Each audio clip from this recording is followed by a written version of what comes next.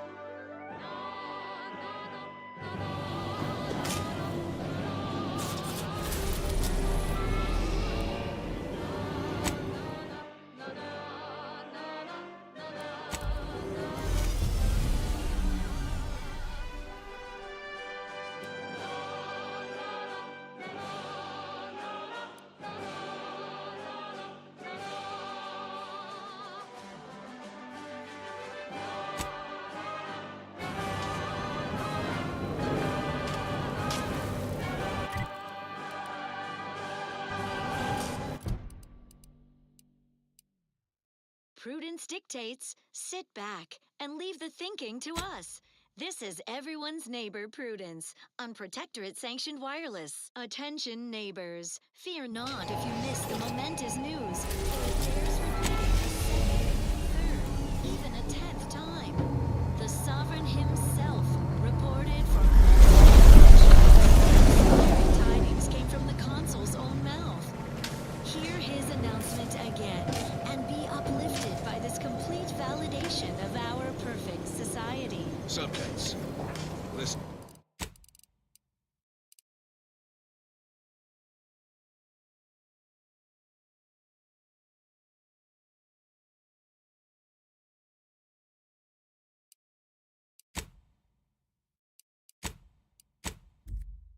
well. Days ago, our beloved sovereign, in his infinite wisdom, submitted himself to mental refreshment to strengthen his resolve for the good of all. At his command, I, Emery Thoreau, now accept the responsibility of shepherding you through these dark times until our sovereign's blessed return. I shall not take this duty lightly, for I address you today not as the consul, nor even as your new leader, which I am, but as a simple man who wants nothing more than to defend his home and his neighbors. Isn't that wonderful? Even the Sovereign eagerly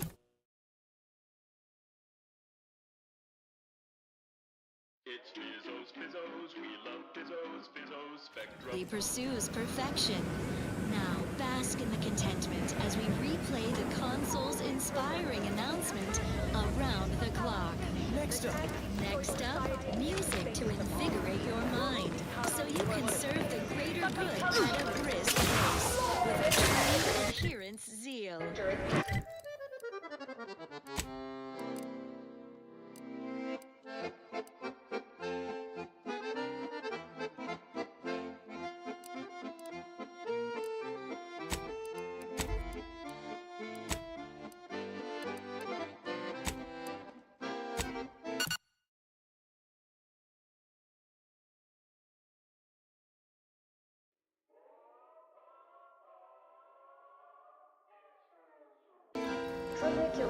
Tramicular, arriving any moment now. Approaching station. Land, purchase, and consume with Auntie's Choice.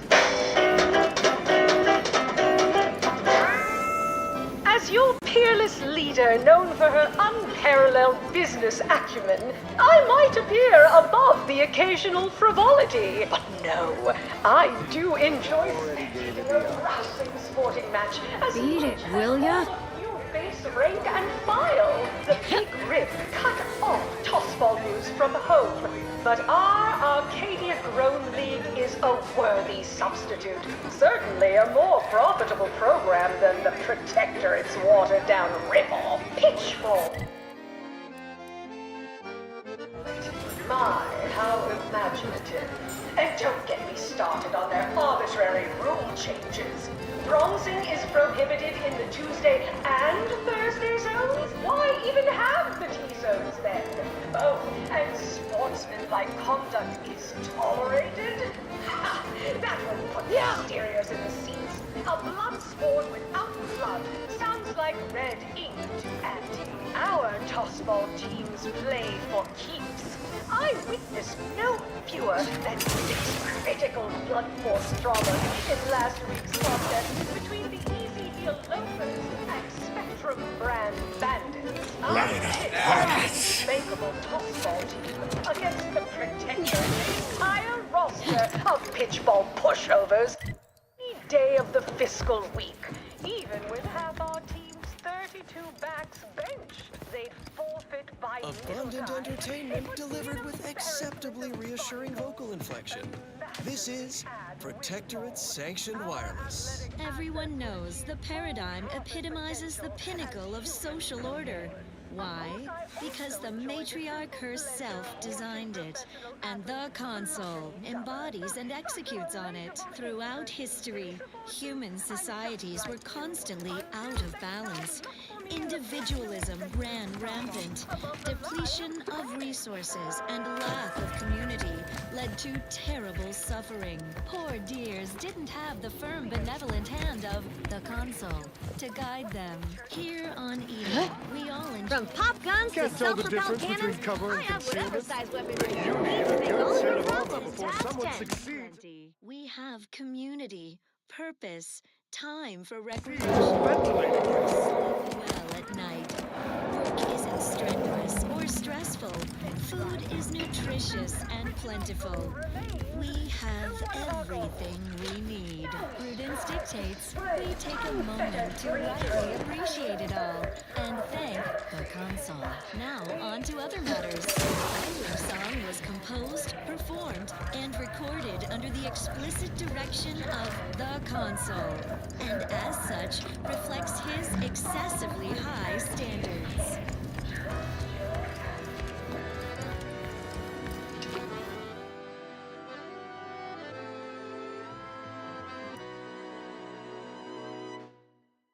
When the outside tries its best to disrupt us, and the sentinels will always heed the call. It's a blessing for us here, but a curse for those so near. Sending the sentinels for us all. When faithless subjects try to corrupt us, our guardians will always make them fall.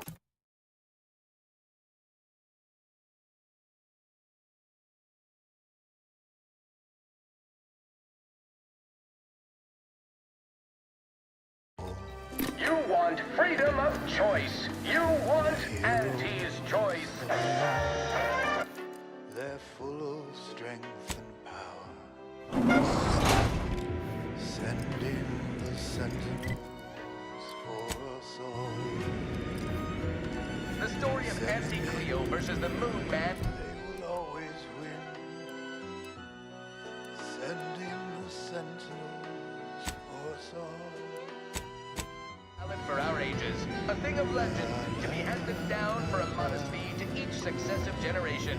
Spacer's Choice swollen-headed mascot represents the worst impulses of old corporations, who unfairly stacked the deck against the little person, as they tried with us in Tau Ceti. But did Auntie Cleo take Spacer's Choice devious shenanigans lying down? No!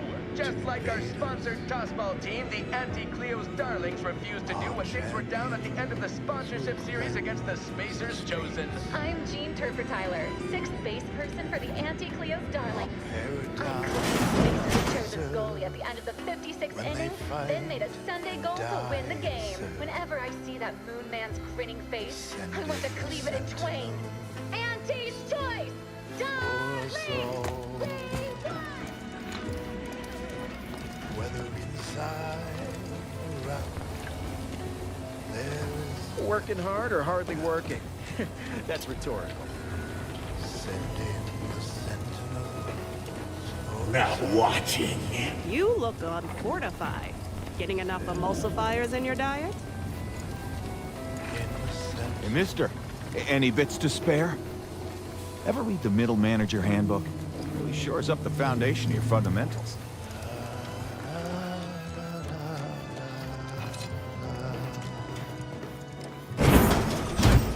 Why, looky here. It's our contract. I see you got our message. Glad you followed up. Now, the question is, are you just here to work an angle, or were you moved by our plight?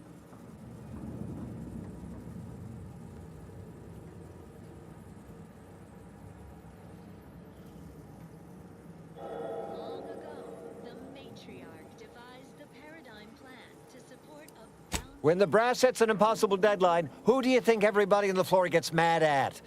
When trials run late because some lab tech melted, who catches upstairs ire? See, us in middle management, we get none of the credit, all of the blame. Catch hell coming and going, with nary a promotion or raise in sight. Well, we've had it. We pulled our funds to hire a maverick outsider like yourself to collect useful information on 3 local persons of interest to help us climb the ladder.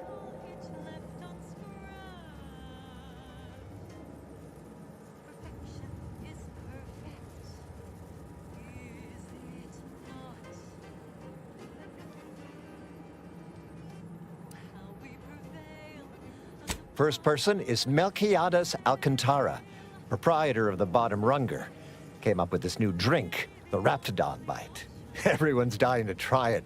We want the secret recipe. The second is an unnamed individual. Shows up at the Esplanade every day with a mop and an armed escort.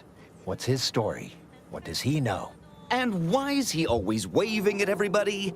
And smiling, too. Head back here when you're done with them two.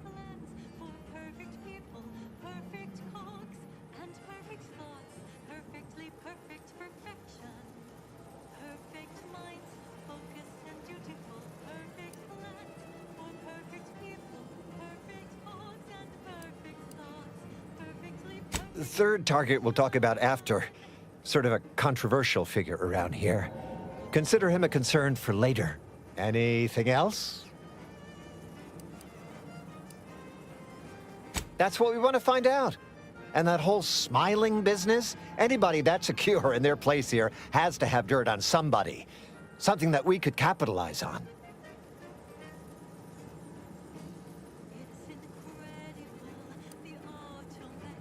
Oh, nothing so mundane. Alcantara's cornered the market with an innovative concept. Our grand vision is...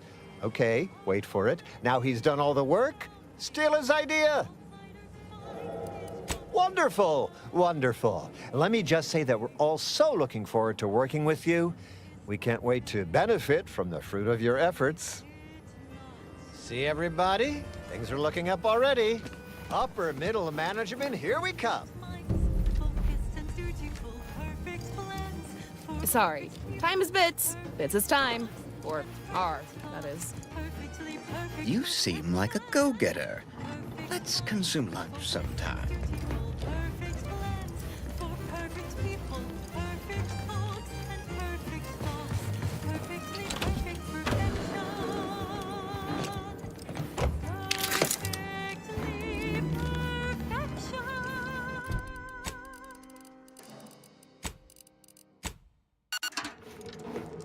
Now let's admire these commendable comestibles. Our non-protectorate neighbors dine on dreck for breakfast. Nitrites, fillers, the rectangular fried batter known as waffles. That way lies chaos. Start your day dutifully with tribute pancakes, the sensible, circular, subdued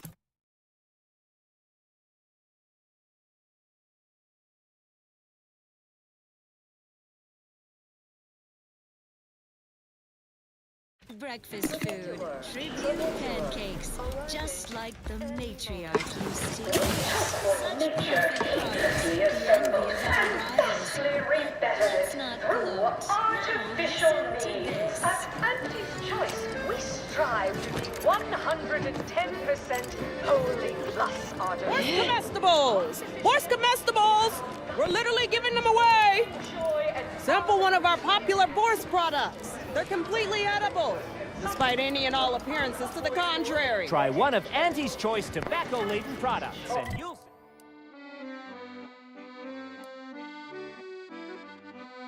say...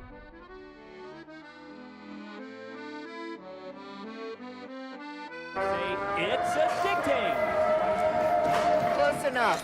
This artificial life is a life that Stick with Sub Rosa. Relax. The fun, shady You're in my organizations. Baba! Hello, hello. Fabulous work earlier. Been hoping for a chance to collaborate together again. And finally, the stars align. I have something you'd be ideal for. Interested? Or have you already had your fill of the creative side of this business? First, excessive corporate malfeasance. We've had a bit of a dispute on a prominent aetherwave drama we produce here. Some outsized egos at play, let's say. Main issue, once again, comes down to realism. Authenticity. Figured you, being such a maverick outsider and all, would be perfectly suited to advise. It's called Corporate Fixers for Hire. Heard of it? Learn to negotiate. Xenobiological exploitation output is down 18%. I'm not paying professional hunters to run a petting zoo. Acquire and exploit the local... That's the one. Take it you're a devoted fan. You win. Pays about the same as before. Rivals and the actions of maverick freelancers. There's a lot of volatility out there right now. Comes with the territory, I'm afraid. Well, wonderful. You were invaluable before. Head back to the recording booth. I'll meet you there and introduce you to our so-called talent. Spare me no gumption, and I promise we will all thrive. Your household pets. There are so many reasons to shop for Auntie's Choice products. We have a wide range of goods for every budget, from the most extravagant consumerist den of Auntie's Choice, strapped to their brutal brand loyalizer. the most fit-minded of customers. Imitation of our perfect mental refreshment process? Thrilled to her daring display of defiance in Episode 3, Brand Disloyalty. You can imagine, plus, of course, can't imagine, but that we can sell you recipes for. We are also... This is our star performer and sagest Shilliber, Holter Williger. He plays Rico Sockdolager, head of our top-notch team of paid troubleshooters. So very glad to meet you, whoever you are. And here's our lead writer, a master of fervid puffery and dynamic product-oriented dramatization, Ruby Rory. Charmed, I'm sure. This is our maverick friend who advised on our latest advert. Brought a real sense of authenticity to the proceedings. More realism than you can shake an actual stick at. The two of you have questions our unconventional nonconformist friend here can answer, definitively and genuinely. So fire away. I'll leave you to it. In this episode, we're introducing an important walk-on character. A covert agent type with a hidden past. Someone, you know, full of intrigue. What kind of background would be wholly true and unconditionally authentic to someone like that? Someone like you, but not you. An agent you admired.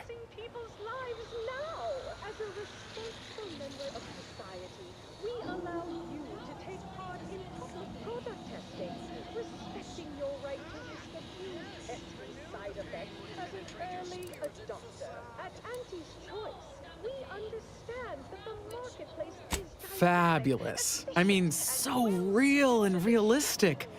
I will endeavor to depict it in the most truly true, genuine way.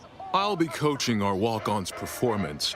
What sort of delivery would be completely honest to this person?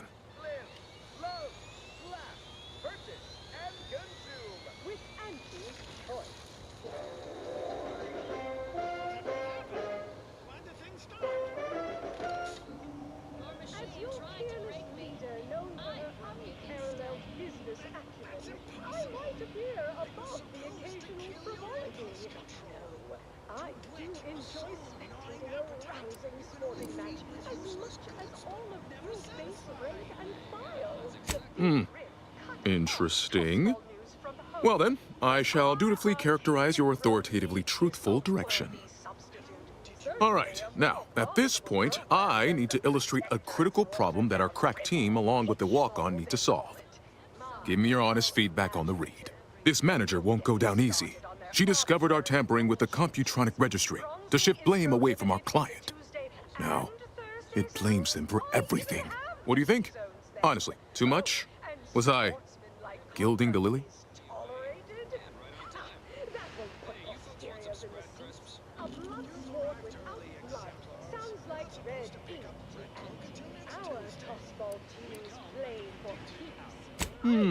All right. Good feedback. Very useful. Got it. Last question. Right afterward, we introduce a crisis of some kind. What Auntie's Choice product would be most useful?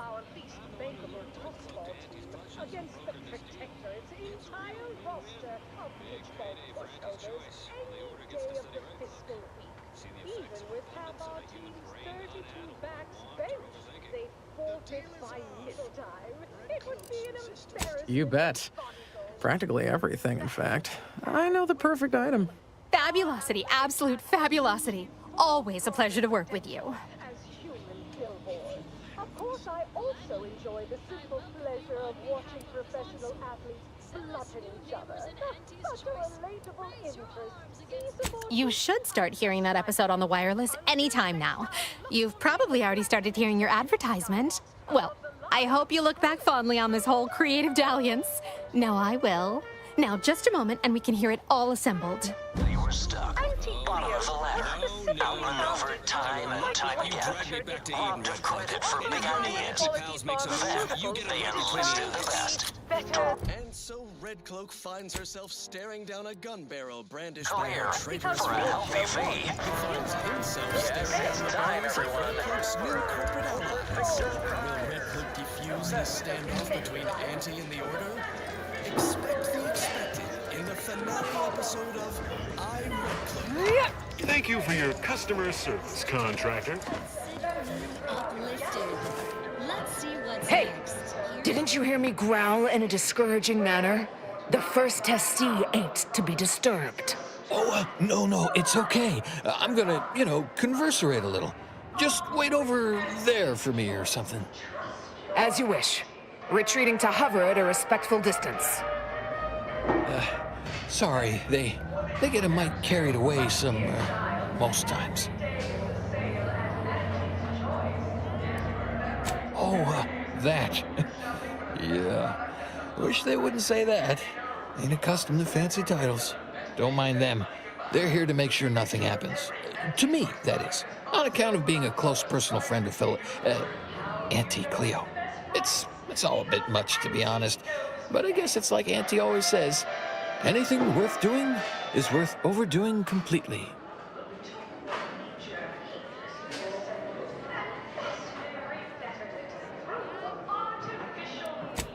She don't go by that no more. Guess I'm still not used to calling her Auntie. Auntie. There, maybe that'll do it. Anyhow, probably shouldn't just mull about here engaging in idle talk. If she saw me, she'd probably chide me for being overly friendly with everyone, like she used to.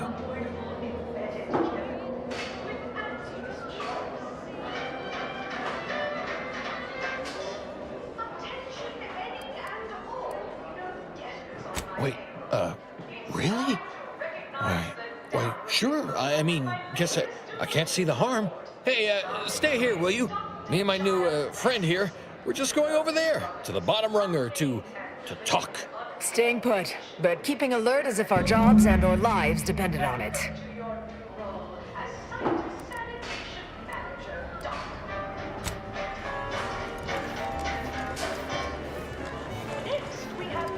Horse comestibles! Horse comestibles! We're literally samples from our nutritious tobacco line. In a paid public toilet. Not what I mean when I encourage working on the go. Perhaps a strategic step backward to Document Index Manager will refresh your info security fundamentals, Reggie. Congrats! You're now a file clerk. Clerk those files. Next is Elise Brickshaw in product development. Remember, Elise, when you told colleagues over drinks at the bottom runner? Right, so how does this all work exactly? They bring you a drink, and then people just converserate?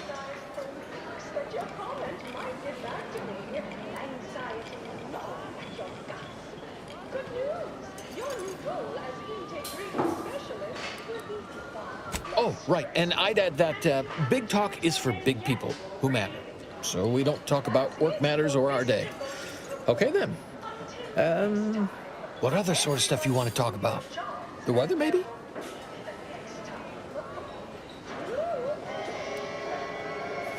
Oh, Felicity.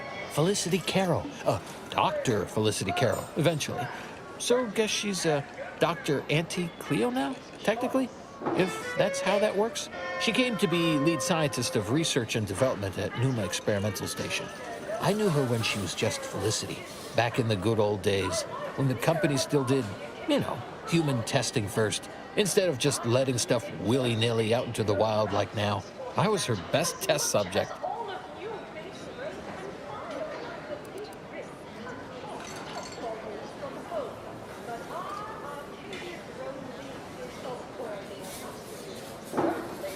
Guess that's why them guards call me the first testee. Hadn't occurred to me before. Auntie must have come up with it. Sure was determined. I'll tell you what. Made her own healing grease in a rusty old can of Spacer's Chaw. Got one of them entry science jobs at Auntie Cleo. You know, the corporation. Not the person. Was a whole different person back then, if you can believe it. Started scaling the corporate ladder right quick. Weren't too long before she left the colony completely.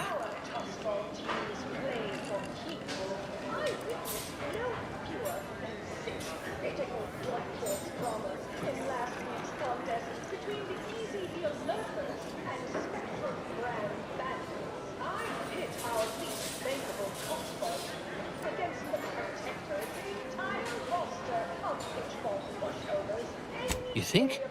I'd sure like to think so. Not that I'd want her to feel bad or sad or nothing. Aw, you got me reminiscing something fierce.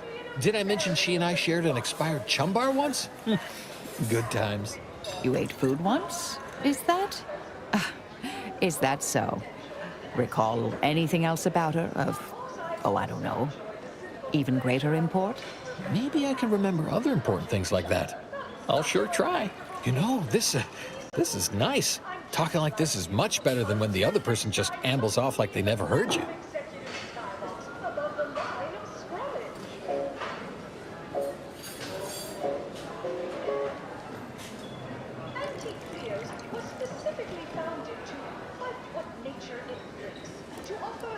Well, you know, I haven't talked to her for, going on 40 years or thereabouts, I think. But, you know, we were real tight when we were nubbins. When she approved my request for this role, I got a letter from her that said, dictated but not read at the end. Like she was talking right to me. Or at me, maybe.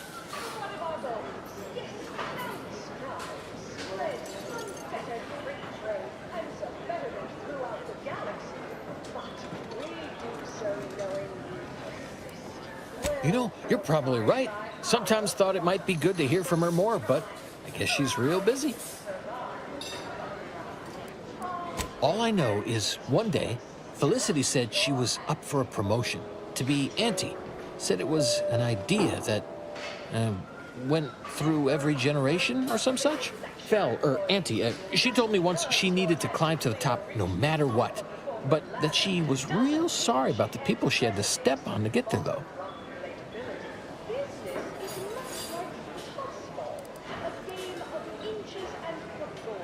Huh, you know what? You might have the right of it. I never thought of it like that before. It just made me sad because she was so sad. That might be all I want to talk about. The rest makes me, You ever have this empty, falling feel? You know, in your chest? Like that, I guess. I don't know, would hate to be rude. You come out with me and all. Oh, okay. Sure, we can keep on, you know, converserating. Just a bit, right? Well, what about?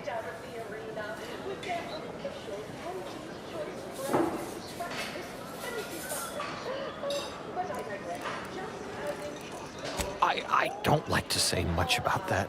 I had to. For her. I only did it one time ever. I swear. I've never been good at lying. Just did it that once. The last day I saw Felicity. Auntie.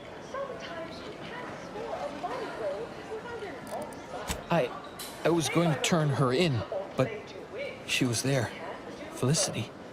She was all crying. Told me all the bad stuff she did. Needed somebody to say she weren't a bad person. So I said it.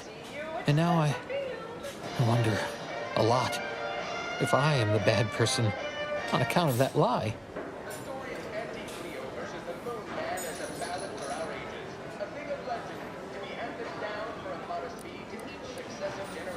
So, maybe I'm not good, but I'm less bad? Less bad is pretty good, I reckon. A less bad person might not need to feel bad a lot. Thanks. Well, guess I should get back to work. Important job and all.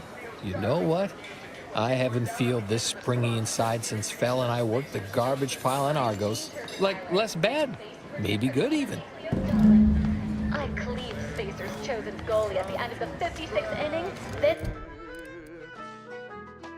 Process can remove that crinkle, the feelings that can cause a wrinkle. What they go to win the game. Get you something?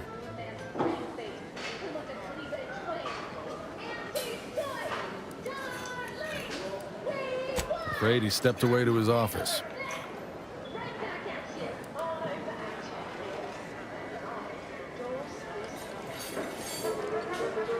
Think the boss would share that with me? I'm just a lowly factotum around here. I mean, I actually been concocting my own cocktail creations in my odd-off hour. I'm very creative, but, you know, he don't care.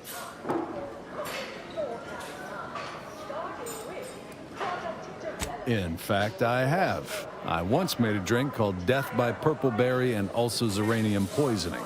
Very high concept. Only a select clientele would appreciate it. Fleetingly. He's around the corner to the right, just past the stairs. Likely find him whipping up a fresh batch of Raptidon Bite cocktails. Won't do it in front of me. The drink's quite a hit around here, and it's Melquiades' own proprietary recipe. People would literally kill to find it out. Till next we meet. Their department alone is responsible for a 28% increase in our entire operational budget for the next fiscal semi-decade.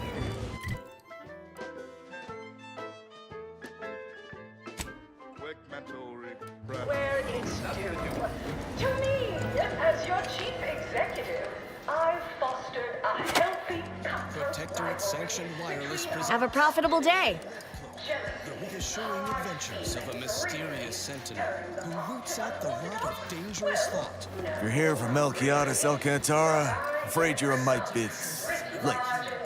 The eyes of the console watching you, your neighbors, your household pets, ensuring all subjects have perfection, lockstep with the paradigm. Stop that scrounging around. Previously, Red Cloak, a human revealed herself as a turncoat, only to become ensnared deep in enemy territory. Now she's been whisked to Auntie's choice. Investigator Yoshida, Department of Excessive Corporate Malfeasance. Did you know the deceased? excessive corporate malfeasance, the only division that earns us less when they work more. Ease off the process. Seems like you're not the only one. Were you aware if you had any business rivals, any disgruntled employees? Deals gone sour? Down 14% in net gross. You're supposed to squeeze blood from every contract, not put us in the red. Learn to negotiate. Xenobiological exploitation's output is down 18%. I'm not paying professional hunters to run a petty. Fair assessment. Not particularly helpful, though. It's your life's work. I get it. Between the rifts, aggressive rivals, and the actions of maverick freelancers, there's a lot of volatility out there right now. The market hates uncertainty. Can't say I care for it. No, it would make my day if you were to blame. I only cover internal rivalries. As an outsider, you'd be someone else's department to worry about.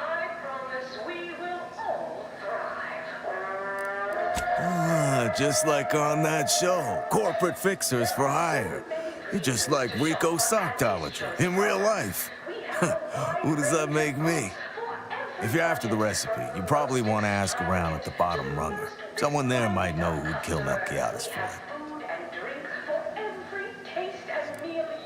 We mostly just make sure no one's sloppy enough to get caught. If they do, we throw the book at them. And it's a large book. Leaves quite a mark. Of course we have laws. Anyone breaks a few in a flagrant or particularly inept fashion, they need to be held accountable, or everyone's bottom line suffers. Go on. You're clear to saunter freely. But remember, taste more and feel less. Anti-Fizzo's number. 16 subsection J. We're the deal. Sentinel Dunning, you fool. Look who's back. You. I know one. Valo Andrews, owner of the Best Choice. Wasn't too keen on our success. Melchiah said she's meaner than a bag of Raptidons. I'll miss his wit. The only way I'd ever make it in that place is crawling through a vent. Some of us have pride. More's the pity. They are more profitable programs than the protectorate watered-down Dunning's higher and lower cerebral motivation is. Rearranging his whole story. Hitting him with a sales pitch. Bronzing is prohibited in the Tuesday and Sure, the loyalizer's industrial design ain't up to snuff, but the unit is scalable. Home version comes out next quarter. Material is designed for the whole family. A blood sport without blood sounds like red heat. Dunning's done. How do you feel? Young from sentiment. A little obsessed with material goods and business services, I guess. Oh, hello, friend. I can say that, right? I have your permission. We're friends. We have drinks and stuff, like people do. Normal people, friendly people. Extruded from the chemical slurry vat just last year. I've been known to hold a grudge, you know. It's Red Cloak's turn on the loyalizer.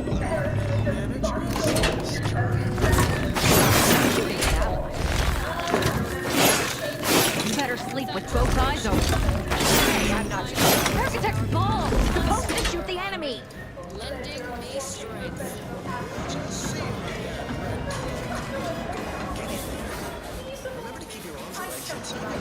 You're still here? I mean, don't let me keep you. I'm sure you've plenty to do.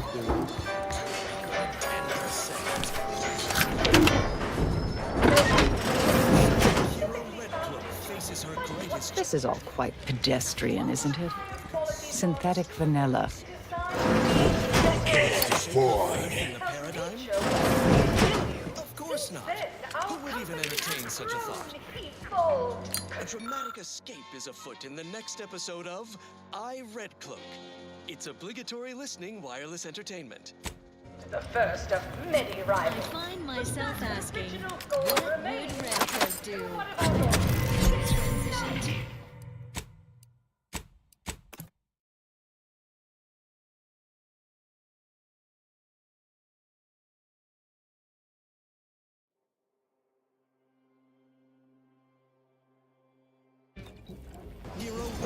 So, this is what passes for fun in the corporatist world. Shake her faith in the paradigm? Rebetted it through artificial Who would even entertain such a thought? choice. We strive Is afoot in the next episode of holy I, plus Red Cloak. artificial. It's obligatory listening wireless entertainment. Enjoy an artificially enhanced uplifted. Can't afford. Aid in your earnest rumination of portentous societal responsibilities. Attention, any and all no on my payroll. It's time to recognize the downwardly mobile with my latest emotions report. Starting with Dr. Giles Rasmussen, demoted from his unnamed and clearly unimportant position within experimental operations. Welcome to your What are you doing back here? No one's allowed. Who left that door unlocked? What are you even doing in my bar? Someone will be fired over this. Then, once they reach the nadir of their sorrows, rehired, only that I may fire them again. And I don't know what you think you're seeing here, but ignore all this.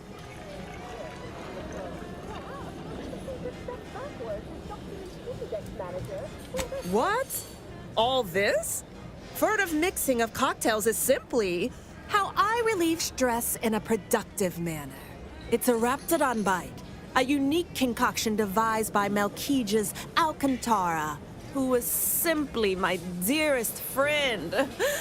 Or was.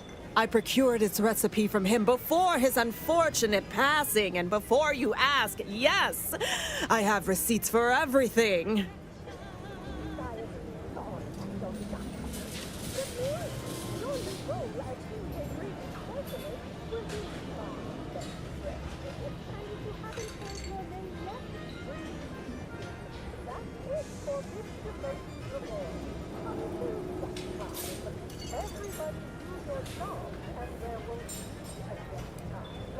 No, I don't think so.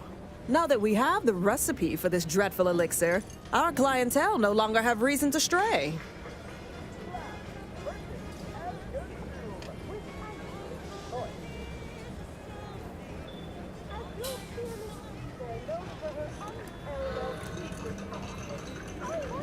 Ugh, whatever. You're frankly exhausting me with all your statements and questions. Look, I see you're going to be a problem. Just cover my efforts and expenses and the recipe's yours. Our patrons are returning already anyhow.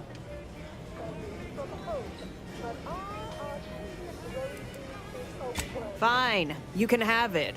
That admittedly was a mite embarrassing. Any serious player would have locked the door first, before spreading out incriminating evidence. Here you are, one lightly bloody, slightly less secret recipe. Time for you to blunder out the way you blundered in. And Thursday zones? Why even have the T-zones then? Oh, and sportsmanlike conduct is tolerated? That was preposterous. A blood sport without blood sounds like red ink. Our tough Still here, I see. Since our latest mental refreshment, household productivity is up 0.05%. An inspiring message. If that's not the meaning of community, I don't know what is. Another beauteous melody granted by the grace of the console.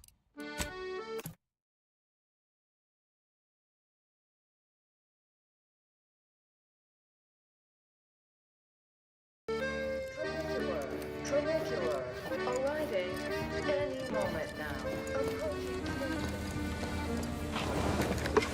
I done falled off the corporate ladder. Hey, everybody, look who it is. Our duly contracted proxy. All finished?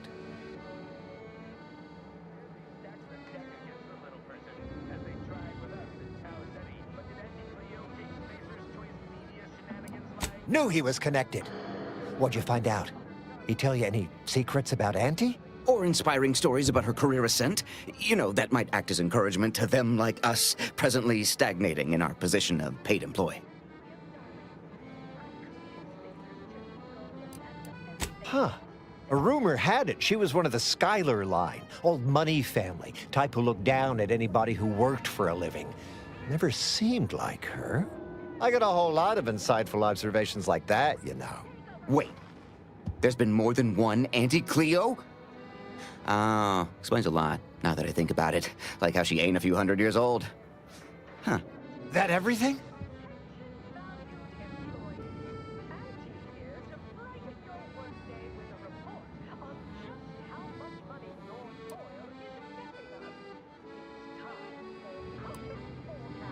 Whoa! Just like normal people. That's real relatable. I mean, we all done that, right? But I just never thought she would. 'Cause she's Auntie, you know? Yeah, like she could eat a bar right out of the paste obtruder, the freshest and least natural it's ever gonna be. Learn anything more?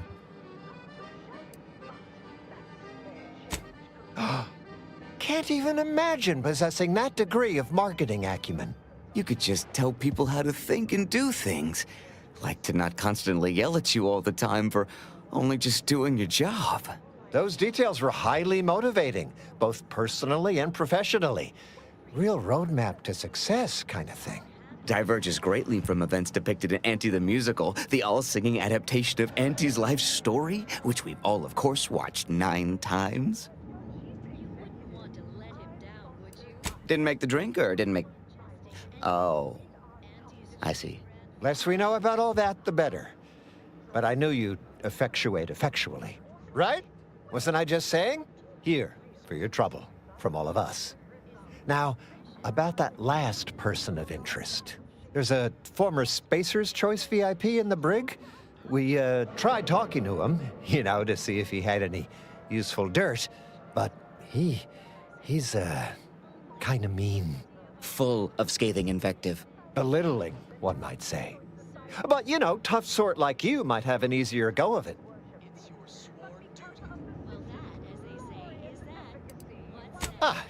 You know, we all been chewed out pretty fiercely before. Kind of a regular occurrence, really.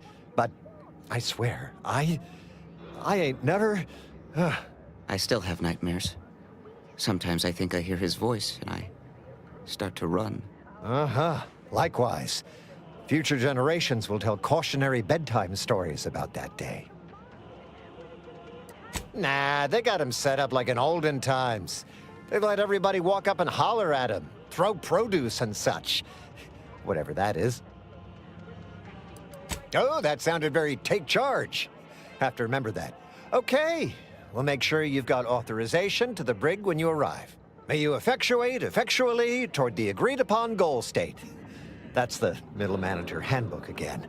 Real take charge stuff.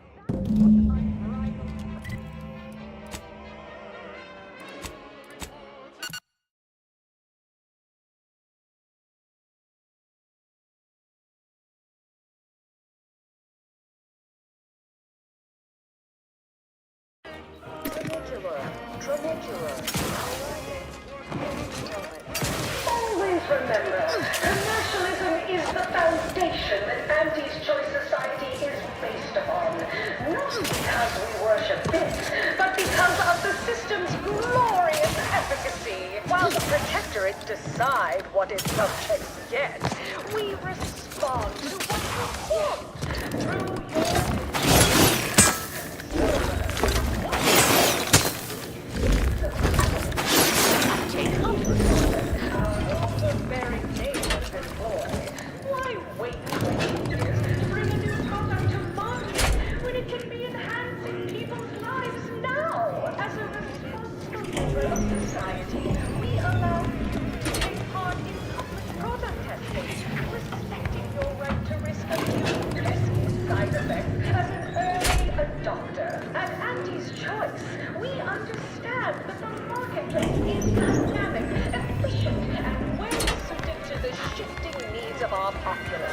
After all, that's what unbridled freedom's all about.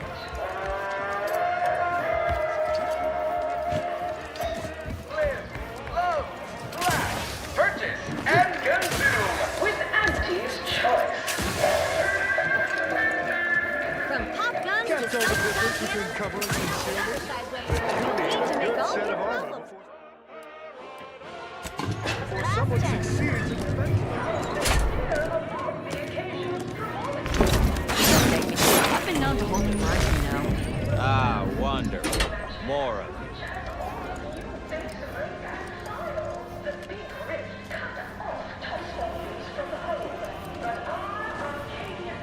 Welcome to The Brig by Corporate Compliance.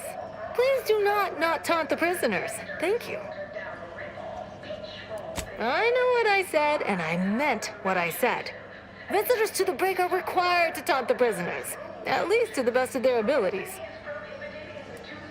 We hope you've deeply enjoyed your visit to The Brig by Corporate Compliance.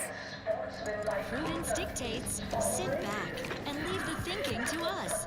This is everyone's neighbor Prudence on Protectorate Sanctioned Wireless. Faithful neighbors, we all know that life in the Protectorate is just perfect. But doesn't it seem like lately our lives are more perfect than ever? What a Line up pockets.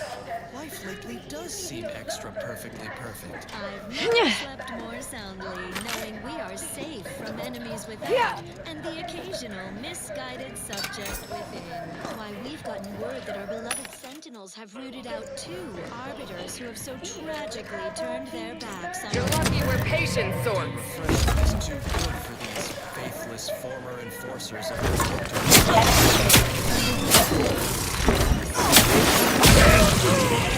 Closing on these disgraced arbiters' traitorous heels. So take comfort that the protective laws of justice are turned perfectly, greased by the blood of our enemies, grinding them into bones and dust.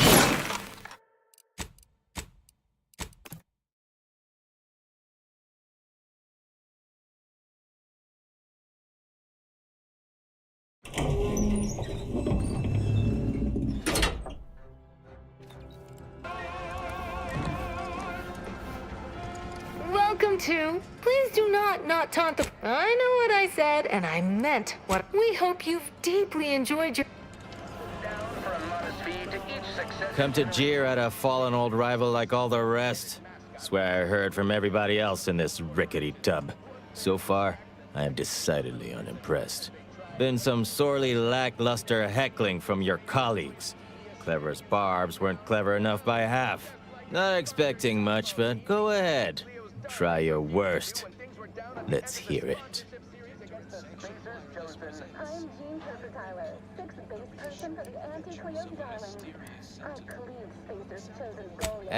That was almost all right. Better than most. Pretty so-so. Got anything else?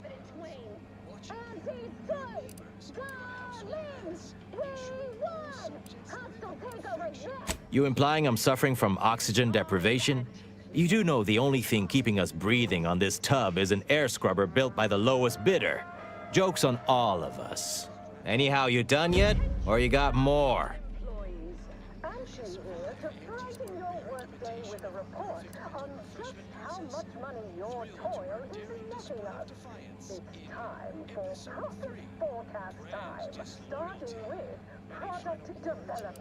Then, I see where you're going. I should issue the sternest possible reprimand to myself, right? All right, that was reasonably tolerable. You're almost half decent at this. Not especially skilled, but not atrocious. Not good, though. Definitely not good. Don't abandon your present employment by any means.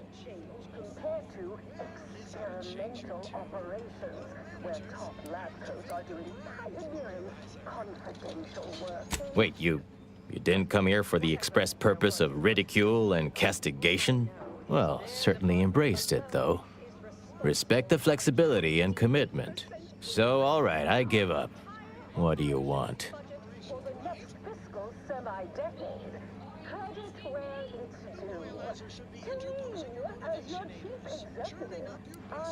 By that measure, everyone outside Auntie's choice would be interesting. And trust me, nobody's an inkling as captivating as I am.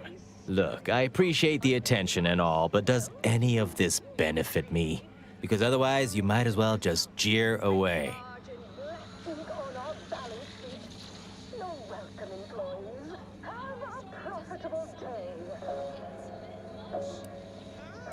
That may all be well and good, but I'm from a real corporation, Spacer's Choice, where we believe in the inequitable exchange of goods and services.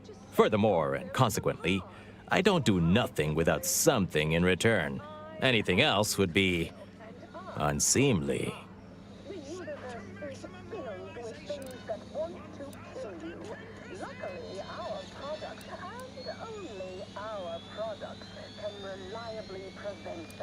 Good business people find leverage even in the worst situations. Now, I'm going to take your response as tacit acquiescence, with some grumbling.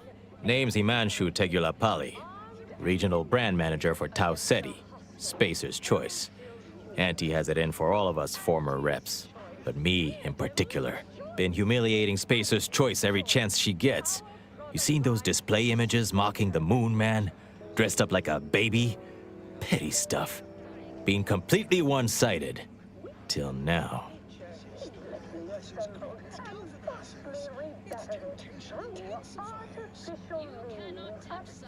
You bet. I want my turn. Figured I earned it. I mean, look at me. I taped a particularly scathing diatribe earlier. Patch it into the PA system. Let me have my say.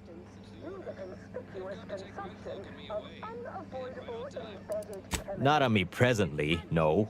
They tend to take things off prisoners, you know? It's weirdly universal. Also wasn't wearing this reeking thing prior to being staged for public ridicule. The audio cartridge is in an evidence locker in the room behind that desk. Bet if you just ask the guard over there nicely for access, she'd open it right up for you. The PA system controls are in the back room at client intake. Had it all worked out earlier, before I got caught. Wonderful. That broadcast is gonna be the finest verbal rebuke of my career. Though I should mention, while you're on this ship, Auntie's Choice has a few products what might improve your odor, looks, and breath. Sorry, Couldn't help myself. Welcome to The Brig by Corporate Compliance. What is it? Well, you'd probably pay me to remotely unlock it, and/or ask me in a remarkably debonair fashion.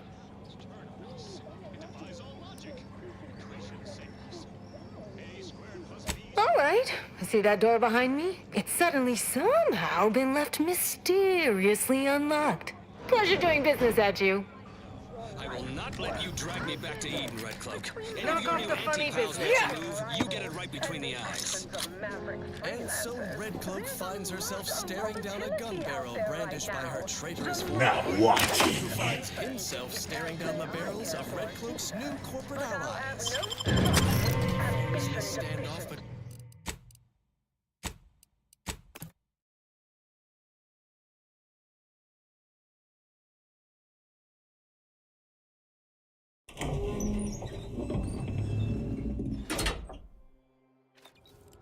to the loyalizer has proven the emptiness of our society.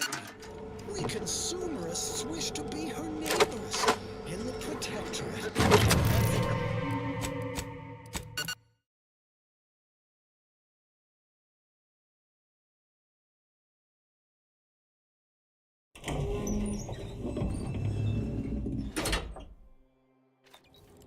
To the loyalizer has proven the emptiness of our society.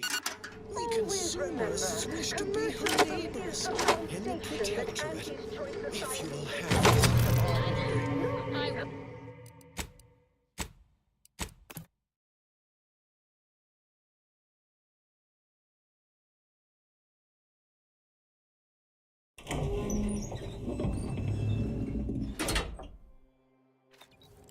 To the loyalizer has proven the emptiness of our society. We consumerists wish Time to be for her discounts. neighbors in the protectorate, if you will have us. Gladly. I welcome you on behalf of the console. Zealous new neighbors and Auntie's choice. Raise your arms against these order traitors. You cannot turn on us. It defies all logic. Attrition saved us. A squared plus B. Welcome to The Brig by Corporate Compliance. What is it? Well, you'd probably pay me to remotely unlock it, and/or ask me in a remarkably debonair fashion. All right. See that door behind me? It's suddenly somehow been left mysteriously unlocked. Pleasure doing business at you. New corporate allies. Expect the expected in the finale episode. Line up pockets. Enjoy listening wireless entertainment. Consider me uplifted. Let's see what's next. Here's one your ally sure to enjoy. A protectorate prescribed favorite. What? You forget what you needed to do? The audio cartridge is in an evidence locker in that room behind the guard desk. The PA system controls are in an office at client intake, near where your ship is probably parked. Get going. The next irritating voice I hear on that loudspeaker, I want to be my own.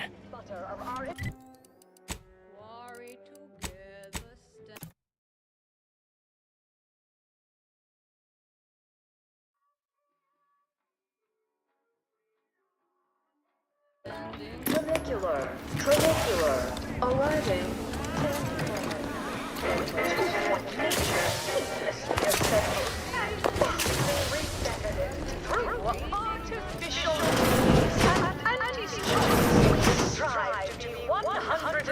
Auntie's Choice knows that a better you is just 3 pills and an ointment away. Principle. Enjoy Can't an afford. artificially enhanced existence through the conspicuous consumption of unavoidable. Attention all employees of this poor excuse for corporate plunder ship. This ill-conceived off-brand take on an off-brandy.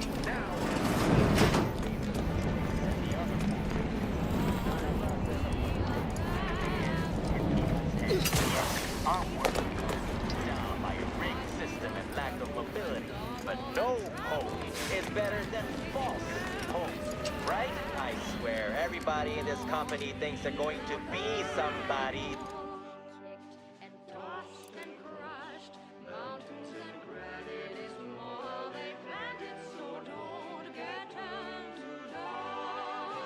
It ain't gonna happen. Auntie Cleo's marketing you a bunch of wishful thinking who would... The story of Auntie Cleo versus the Moon Man.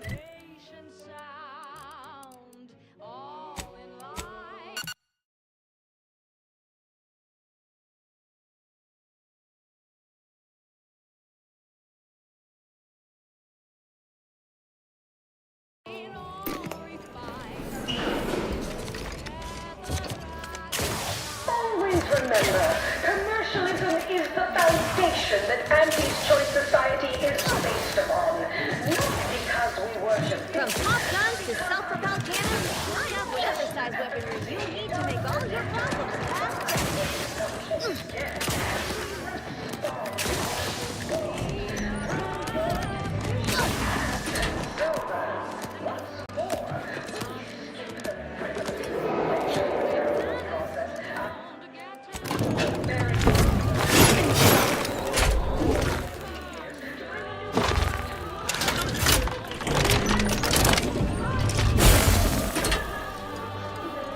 Nice work. A sterling performance by both of us. I've been waiting to give everybody here a piece of my mind for some time now. You've heard about the Spacer's Choice and Auntie Cleo merger, I'm sure. But things went down a little differently than Auntie makes out around here. Auntie was attempting a hostile takeover, but we outplayed her, voted her and her execs out. And we shipped Auntie and all her diehard followers out to Tau Ceti as an example. After Earth went dark, Auntie was technically the senior ranking executive in Tau Ceti, and she used that to take over the colony. But everything she's been doing since has been quasi-legal at best, including her being CEO of Auntie's Choice. With Earth being dark, no one has proof to call her on it.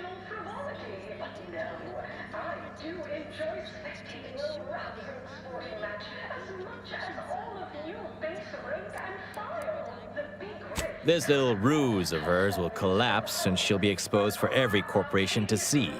Then, law willing, she'll be executed for treason against a legitimate corporation. If I were Auntie, and thankfully I'm not, I'd say she's betting if she takes over Arcadia, she can prevent all that from happening. Success here leading to success there and such.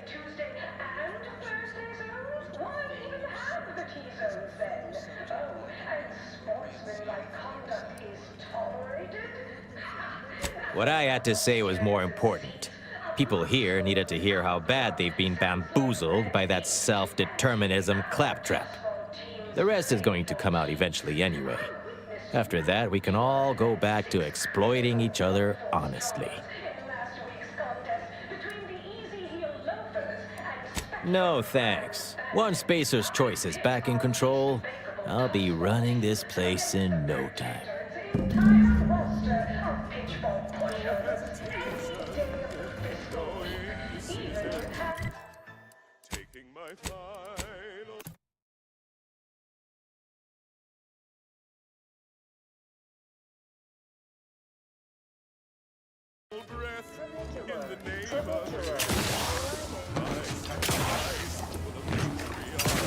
I done crawled off the corporate ladder. Any update on the man in the Moon Man mask? Heard the announcement, assume that was your doing.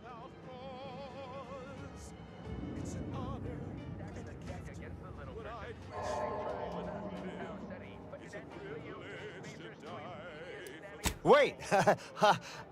What?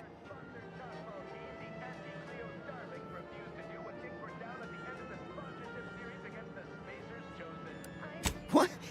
But Auntie said the last message that arrived from Earth was the board putting her in charge. Guess that does sound rather convenient. Wait, this is bad. Knowing this is not good. This sort of dirt gets a person killed. This may call for an executive decision. What? What does the middle manager handbook say to do at a time like this? Says here, unfinished business leaves one undone. Trim loose ends before everything comes unraveled. Well, that sounds rather dire, contextually.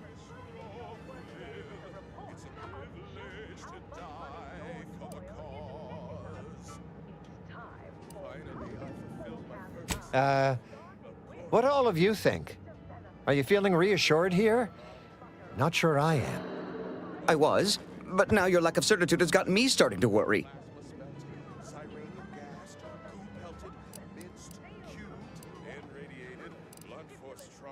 That's exactly what the corporate assassins in the Aetherwave serials say before they terminate someone, in an indifferent display of artful treachery. Simmer down now. That was just a fictional representation despite being realistically well-researched. I'm reasonably sure it's wholly inapplicable to our present circumstances. We accept your terms. Consider this final payment for services rendered. Never speak about this to anyone. Oh, you sounded just like an upper middle manager right then, Twombly. Did you need something? May all our... The paradigm as a whole. It's an honor and a gift when I wish for all who live. It's a privilege to die for the cause. This is Protectorate Sanctioned Wireless. Social guidance and approved messaging, punctuated by acceptable music. Everyone's neighbor Prudence is here to assure you that despite what you think you see with your own eyes, all is perfect. We have abundance in abundance. Our security is secure. Don't take my confidently delivered word for it. Here is the console, a bulwark of credibility, to tell you precisely what you want to hear in these irksome times. Fellow Arcadians, now is the time to steel yourself. While the worlds might seem to...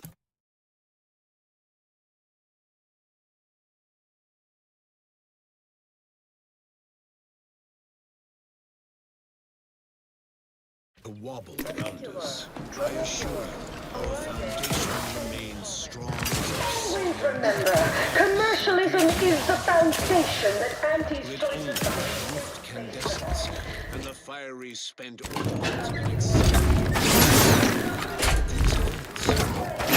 Hope that wasn't intentional. You didn't ally. Unorthodox Be at ready best. to rise up, faithful subjects, when I give the command.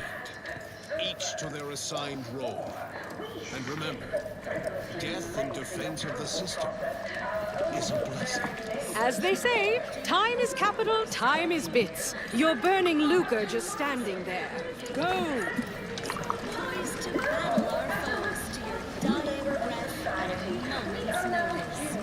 Have a wondrous day. Well, that, as they say, is that. What's next? Here's a song for you to enjoy while you solemnly reflect on your sworn duty to our idyllic society.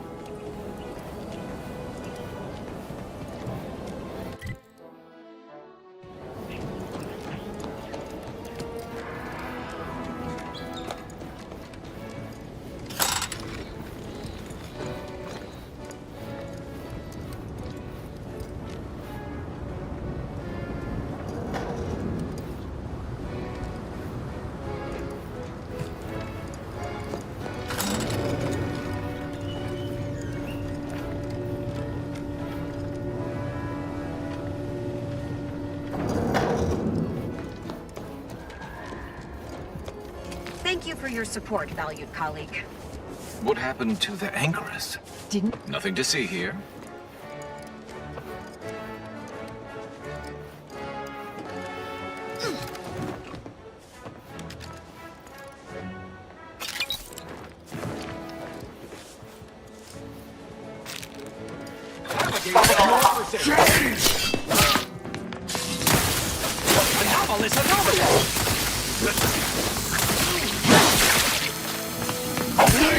Please.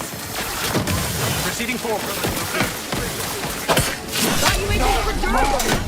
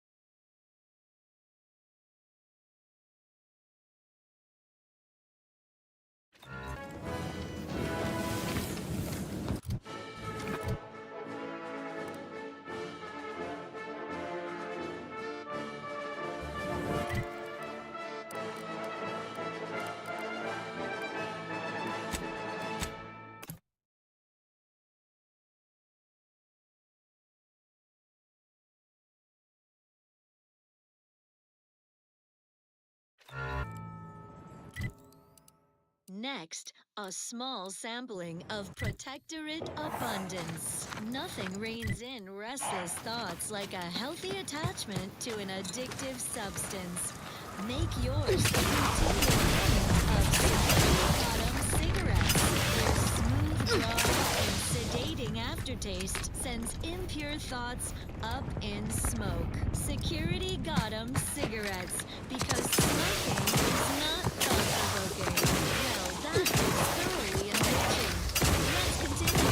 Long ago, the matriarch devised a paradigm plan to support a bounteous life for all Protectorate subjects. From the tender fillet in your latest meal, down to this exquisite next song.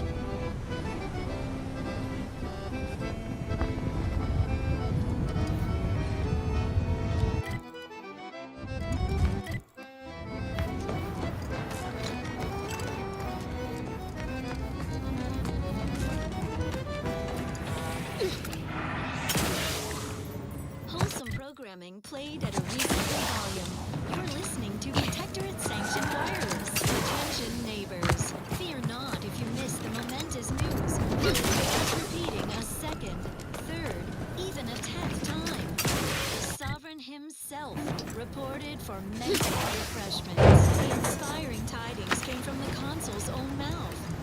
Hear his announcement again, and be uplifted by this complete validation of our perfect society. Subjects, listen well. Days ago, our beloved Sovereign, in his infinite wisdom, submitted himself to mental refreshment to strengthen his resolve for the good of all. At his command, Emery Thoreau now accepts the responsibility of shepherding you through these dark times until our Sovereign's blessed return. I shall not take this too lightly. For I address you today not as the consul, nor even as your new leader, which I am, but as a simple man who wants nothing more than to defend his home and his neighbors. Isn't that wonderful? Even the Sovereign eagerly pursues perfection. Now, bask in the contentment as we replay the consul's inspiring announcement around the clock. Next up. Now, listen to this.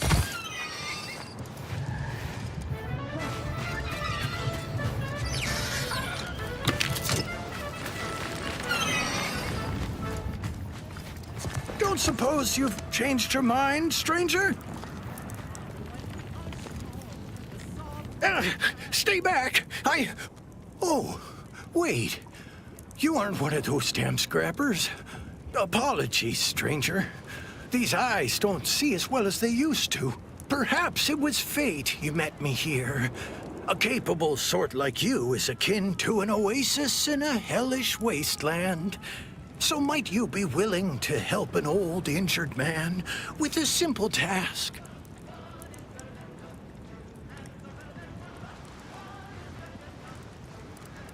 Are you now? How wonderful. I thought I heard rumblings about a new asset. You don't look like much, but I'd be glad to be proven wrong. Look here, I need your help. I injured myself attempting to obtain files at the estate on the cliffs above. They were meticulously kept by a vigilant living there before the war. My employers need them at once. One file is in the tram station, in a locker. I've overheard some ominous clanging coming from there of late, so you ought to be on your guard. The other's in the vigilant's private suite in the mansion, though you'll need to contend with those miserable scrappers first to get it.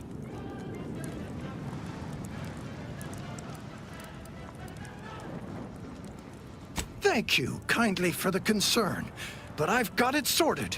I've already imbibed enough tubes of antibiotics. I can actually hear the infection subsiding if I listen closely.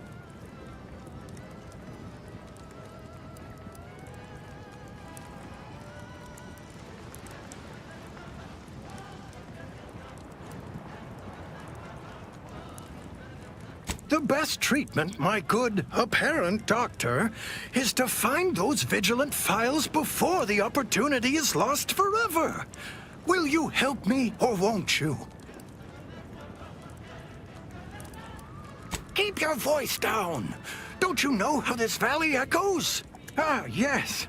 Beautiful, beautiful. My handlers will be mighty pleased with these indeed.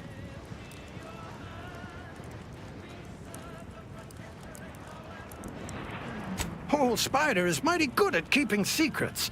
All I can divulge is that valuable data, like this here, always paves the way to lucrative business ventures.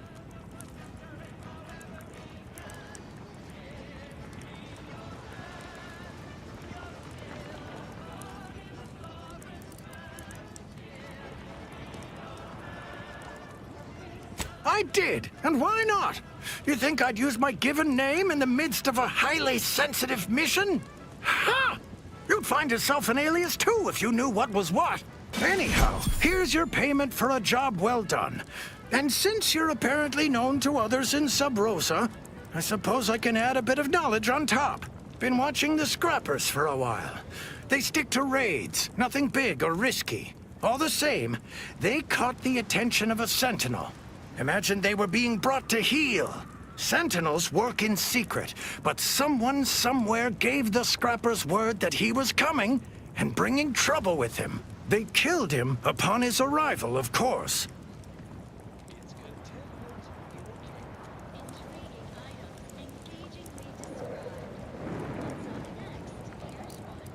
The Protectorate'll do anything to bring defectors to heel. They're getting desperate. Lucky for this lot, someone has a vested interest in preserving their freedom.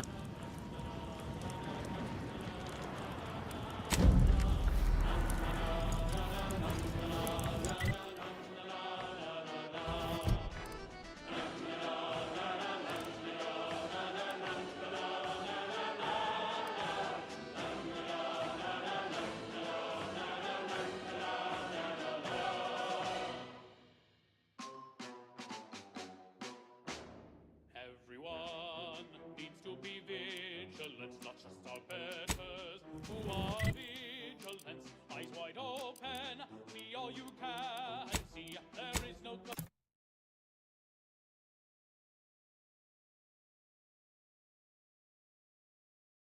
community without scrutiny. Watch any neighbors talking low. Watch any neighbors eating slow. Pay close attention everywhere you go. Everyone staying in the know.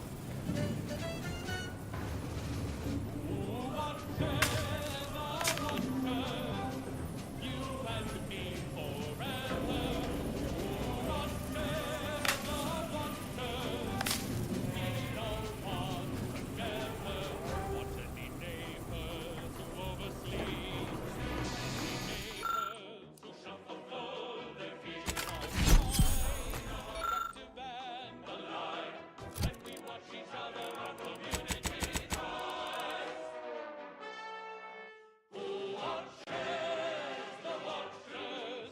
We all watch together. Who watches the watchers? You watch them, us watchers.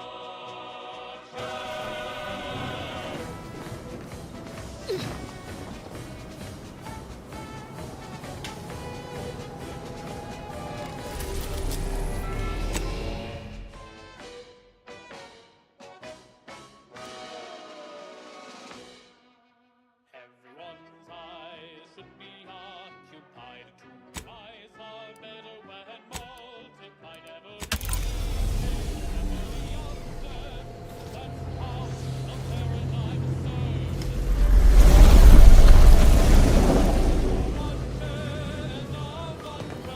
It appears Horizon Point Station is still in the process of being reconstituted. The rift itself is also more unstable than ever. As a result, landing closer to the location of the Protectorate's large-scale rift anomaly modulator is not possible. In order to modify it with the rift data you processed in the archive, you will need to travel to its location on foot and seize it from Protectorate control.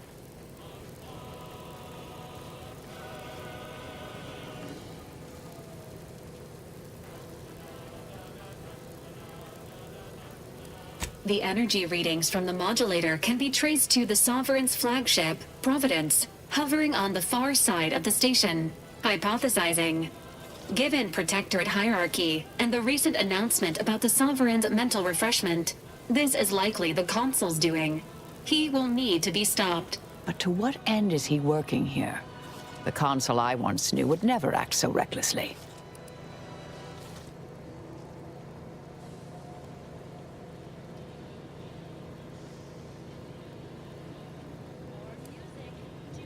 The Consul's motives are unknown. While destruction may be the result, it may not be the goal. Warning. The rift is growing dangerously unstable. Using the rift modulator on board the Providence is the only way to prevent certain destruction of the colony. While the Order and Auntie's Choice have sent their forces to assist you in intercepting the modulator, it will take time for them to navigate the station. It seems Agent DeVries is also here, Commander. She sent word that she, quote, knew you wouldn't be able to stay away either, and is ready to finish what she started. End quote. Of course she's here. The past is future and all that. Well, I'm not trusting her to get the job done. Not like last time.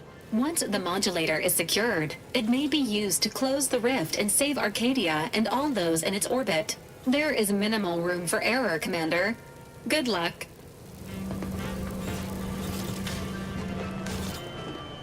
To inform of your neighbor is thoughtful. If their zeal shows deficiency, quick mental tune-ups may be all that they need to resume efficiency. You're the center of our system. You're what fuels our mighty flame. We share successes and failures, even when you're to blame.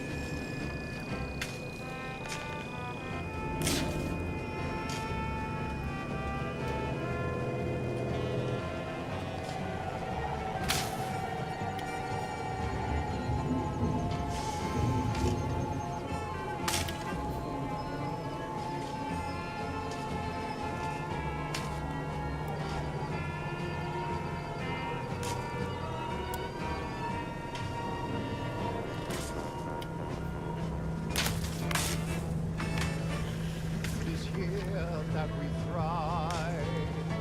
It's out there they all fail. We must trust our community. It's only then that we prevail as one perfect union. A simple people so whole. To be right and unbreakable. That is our ultimate goal.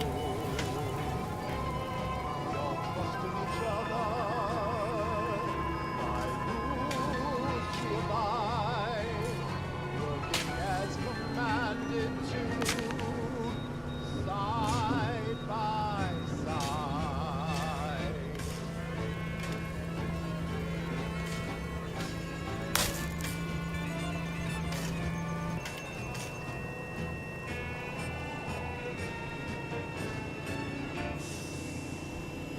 Abundant entertainment delivered with acceptably reassuring vocal inflection.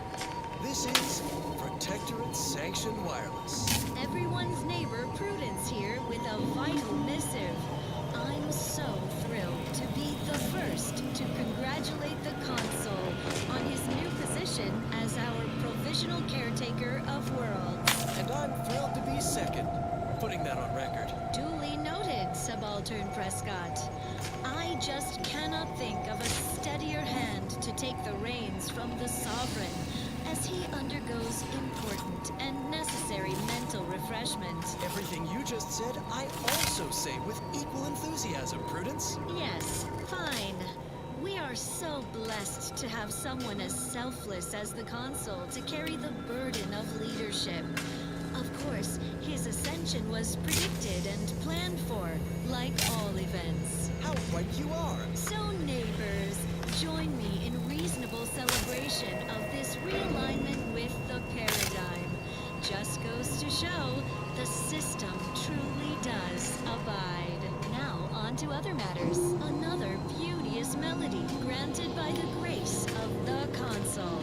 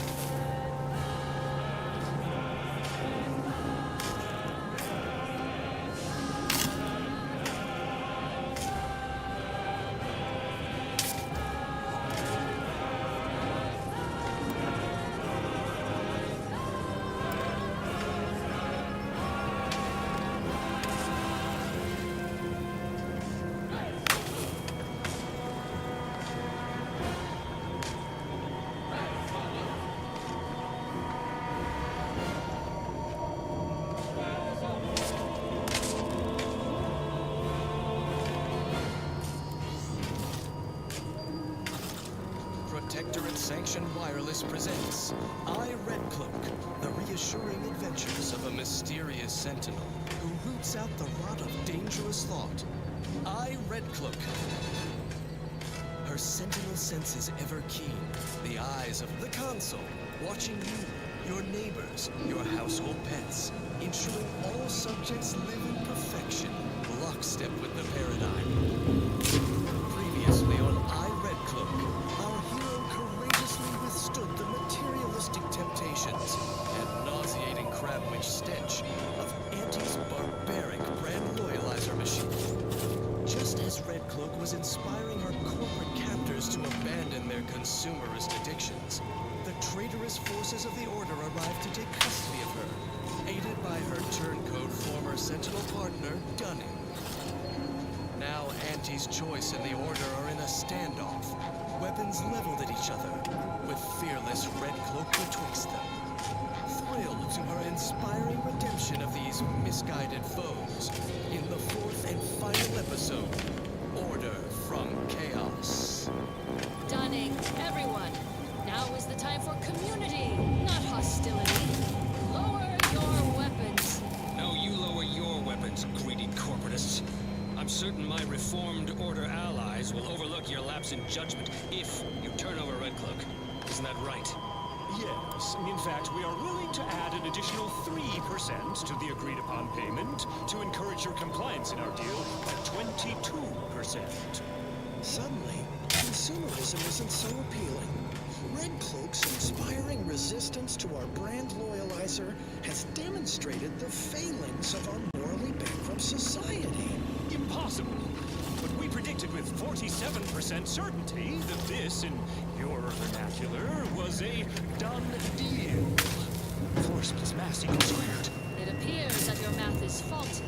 Clearly a failing of your grand plan. These events are all according to the paradigm. Do not attempt to vex us with appealing and irrefutable statements, Red Cloak. Unburden yourself of vexation, Dunning. It is never too late to return to the Protectorate, where all needs are met, where the Consul, in his benevolence, cares for all. Lies! I am too far indoctrinated into the chaos of the Order and their grand plan. Not true. Return with me for mental refreshment. Your family must come too, just to be thorough. We will cure you of these confused thoughts, your wanton overthinking. I shall never return to the Protectorate. Once again, you fell your former companion in one well-nourished punch. Huzzah, I say. Red Cloak, you have undermined our carefully calculated predictions. A squared plus B squared equals C squared. We theorized our grand plan was greater than the paradigm, yet it is clearly less than. We see the error in our calculations. We would serve the Consul again, if you allow it. Gladly. He is a kind, forgiving man who loves all of his subjects. We base individualists in Auntie's choice are ready to break free from the shackles of consumerism, to join you in the perfect life of abundance. Then return with me, new corporate neighbors and former traitorous Order colleagues, to Eden. Middle managers, resume the corporate anthem. No, the new one! Help me carry Dunning's unconscious form. Let us all be mentally refreshed, to cease your troubled thoughts. For the Consul, for Arcadia, our home. And so, Red Cloak concludes another successful and inspiring mission, turning enemies into neighbors, showing Turncloaks the error of their calculations. And yet Red Cloak's work is far from concluded. Where uncertainty festers, she roots it out. Where there is questioning talk, she will be listening. And where a seditious turncoat needs a well-nourished punch, she will be there. Her sentinel senses ever keen, the eyes of the Consul, watching you, your neighbors, your household pets, ensuring all subjects live in perfection, lockstep with the paradigm.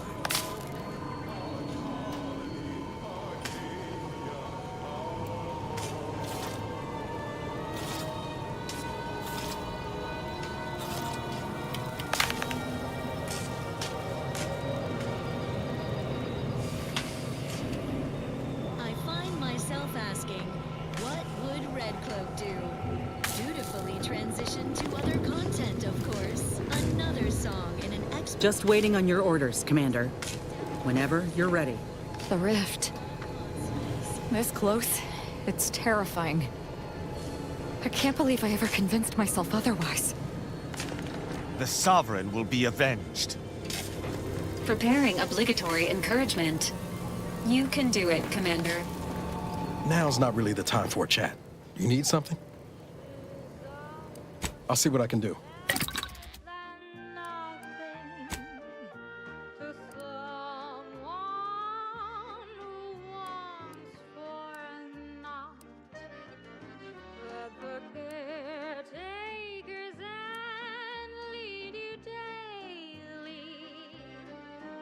It is better for the beggars and those who are not.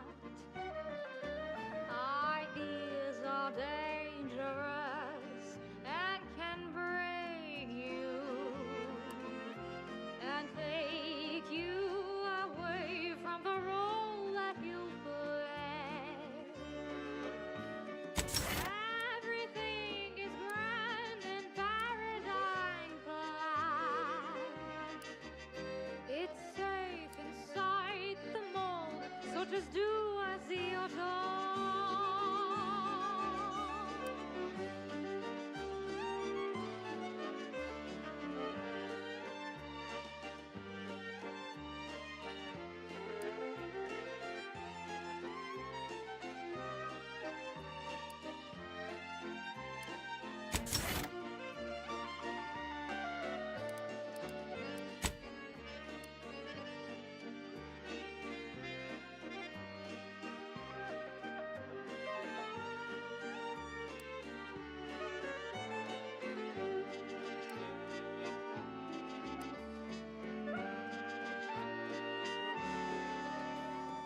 Longings are dangerous and can crack you and distract you from all your duties with haste.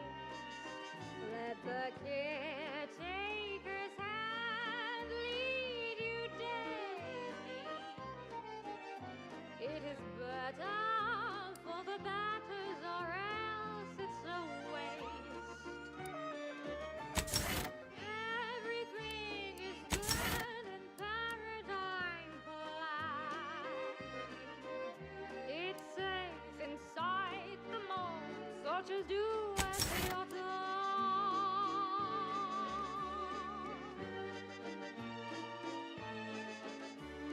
Watching and guiding, system abiding, do not go sliding away. We're never hiding, they stay providing, do as you're told and obey. Working and fighting, faithfully striding, do not go gliding away. Thoughts are dividing, so they stay deciding, just do as you're told and obey.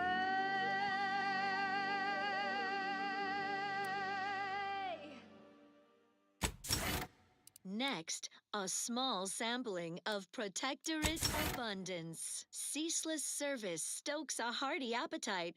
Sustain that zeal with the perfectly perfunctory meal. Moderation mini rolls. Modestly flavorful, yet free of additive toxins. There's a wholesome banquet in every bite. Moderation mini rolls. Filling and duty fulfilling. Such perfect products, the envy of our rivals. But let's let's not gloat. The following song was composed, performed, and recorded under the explicit direction of the console, and as such, reflects his excessively high standards.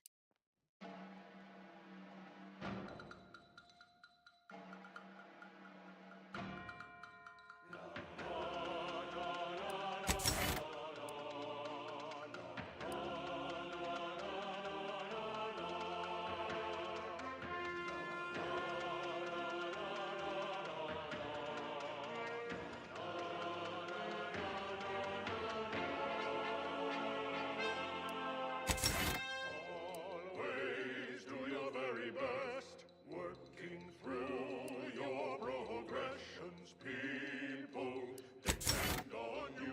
It's a joy to help provide. Because in perfect time, the clockwork of the paradigm, lubricated with a drive, full of spirit, clear of mind. Peak, efficacy, keep a sense of urgency.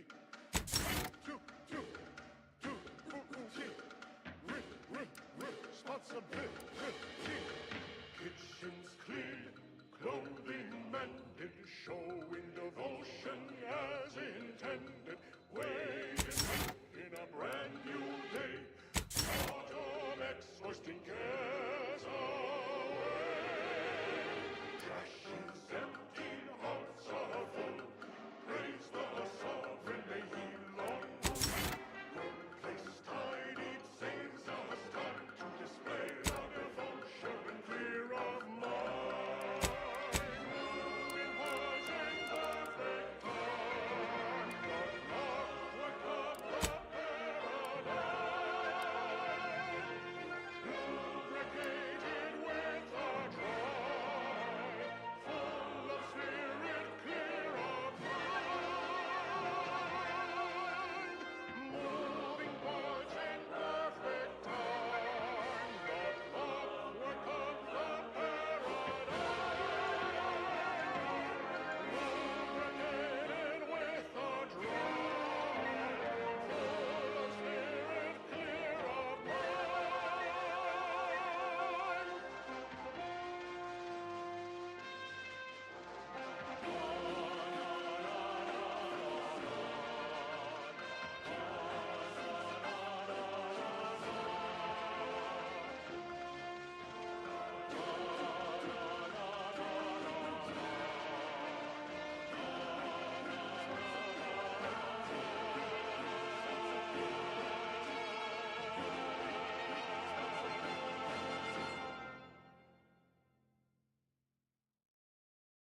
Gather round the receiver with your neighbors.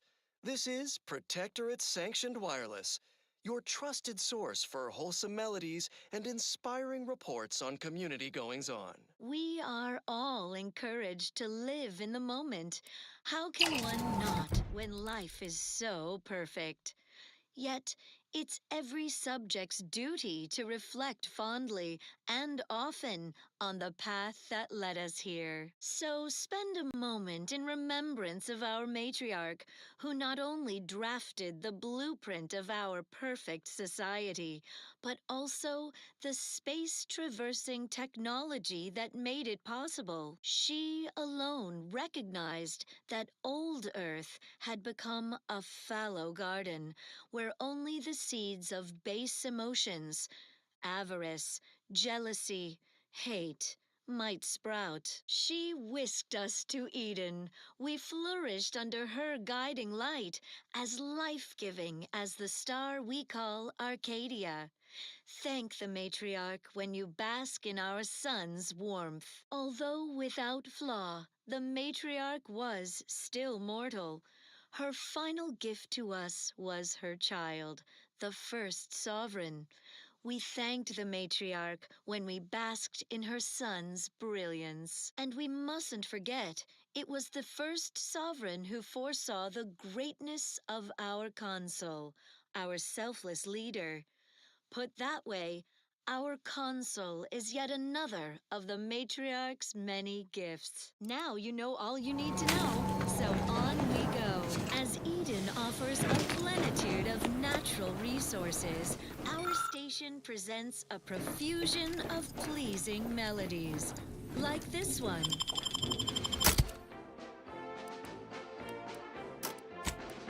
I just had a thought, I'm really not supposed to. Sadly, though it seems my thoughts fly too free. My mind feels too open, I'm acting without reason. You know exactly what we should do. You're a good citizen, join the queue. Pack your bags, you know what we should do. We're off to be refreshed, so mentally refreshed. Be thought and worry-free as one big family. We're off to be refreshed, so mentally refreshed. I feel so much lighter, I can't wait to revitalize the mind in line with what we are told. Told is the one truth, no need for more proof. You know exactly what to do. You're a good citizen, join the queue. Pack your bags, you know what we should do. We're off to be refreshed, so mentally refreshed. Be thought and worry-free as one big family. We're off to be refreshed, so mentally refreshed.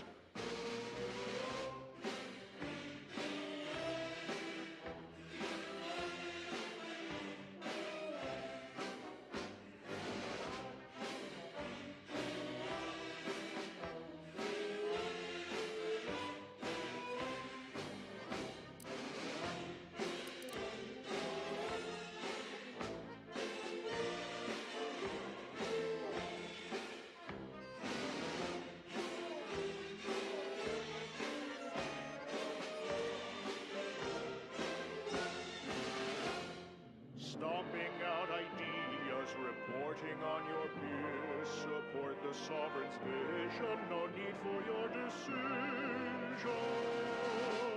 And so we're finally thought free and we're feeling proud. Now that we can boldly speak, say thoughts aloud. Blissfully empty, da-da-do-da-day. Bumbling along even if we've got nothing to say. We're off to be refreshed, so mentally refreshed. Be thought and worry-free as one big family. We're off to be refreshed, so mentally refreshed.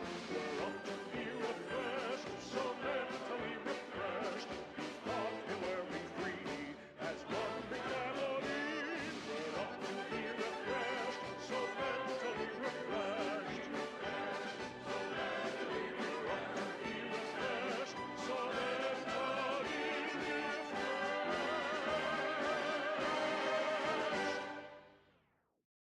Prudence dictates, sit back and leave the thinking to us. This is everyone's neighbor Prudence on Protectorate-sanctioned wireless. It is the duty of every Protectorate subject to ensure they are operating at peak efficiency at all times. The paradigm requires it. That's why mental refreshment is so important. Only the Protectorate possesses the advanced technology and know-how behind the mental refreshment process. That's why we are all happy and contented, and others are not. The mental refreshment process increases tractability, stifles undue agitation, stymies untoward inclinations, and refashions the mind into a thing of symmetry. Is a fellow subject lacking the appropriate zeal for their assigned work? Report them for mental refreshment post-haste. It's not just a good idea. It's the law. Stand by for further reassuring content. Long ago, the matriarch devised the paradigm plan to support a bounteous life for all Protectorate subjects. From the tender filet in your latest meal, down to this exquisite next song.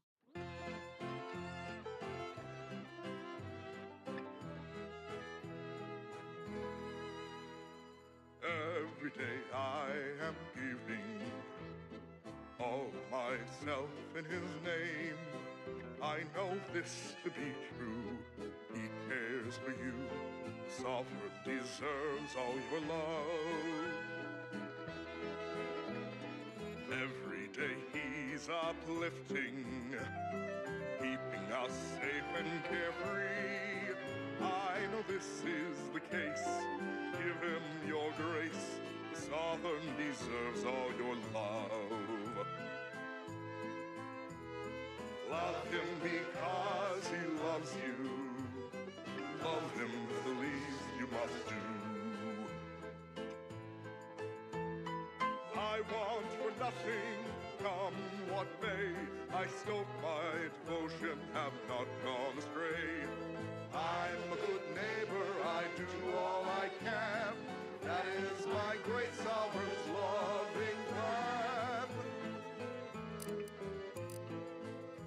That's why I love my sovereign.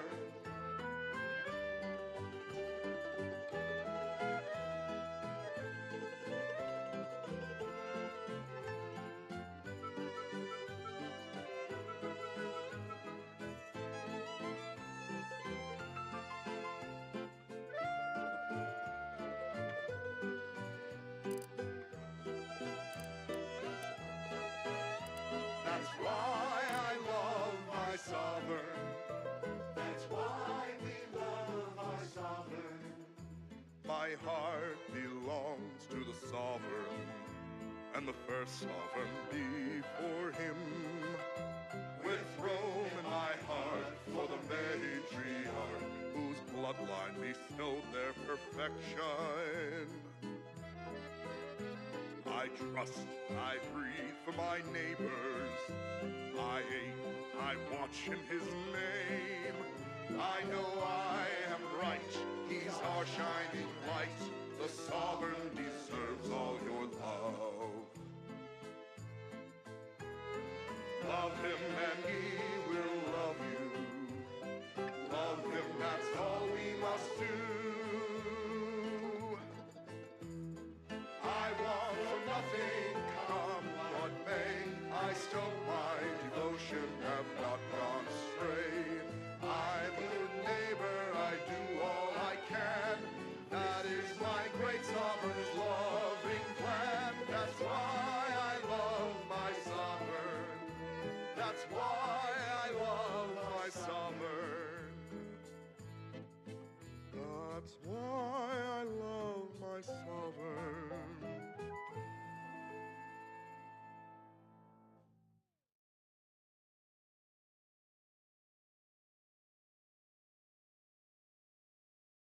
Here's a little number to get your feet tapping and your mind meditating on the perfection of Protectorate society.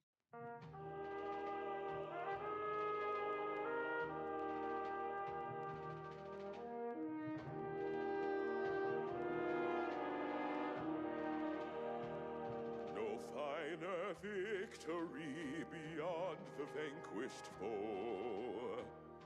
No greater luxury could any subject know than giving tenderly of body, blood, and bone to Arcadia, our nation's strongest stone. Gloria, Arcadia, our colony, our home, such comfortable plenty for each of us to own. Oh, Gloria, Arcadia, never be outshone. Our colony, Arcadia, our home.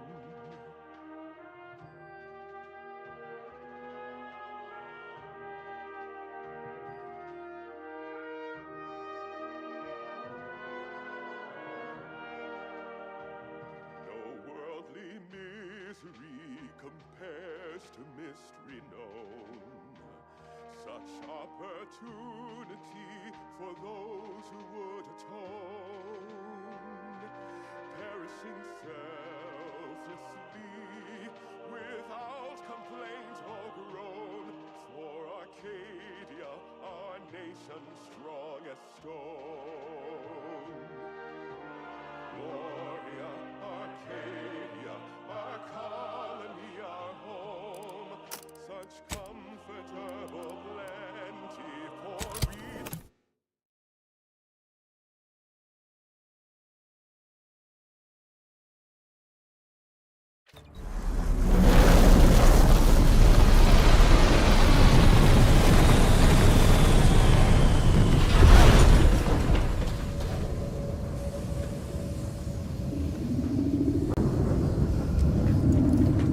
What in the interminable void are we looking at here? Everything that's been reconstituted appears maladjusted, imperfect, defective. Yes, that's definitely the Sovereign's ship.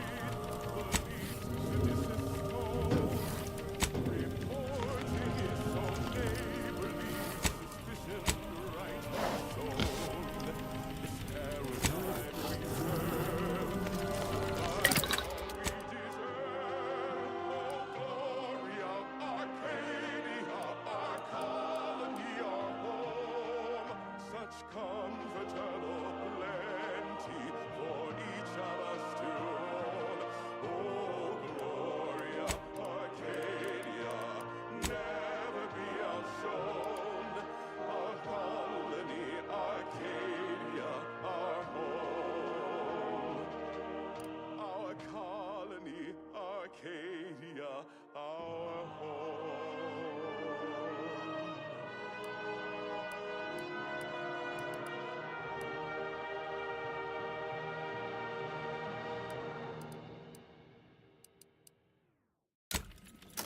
Protectorate-sanctioned wireless presents I, Red Cloak, the reassuring adventures of a mysterious sentinel who roots out the rot of dangerous thought.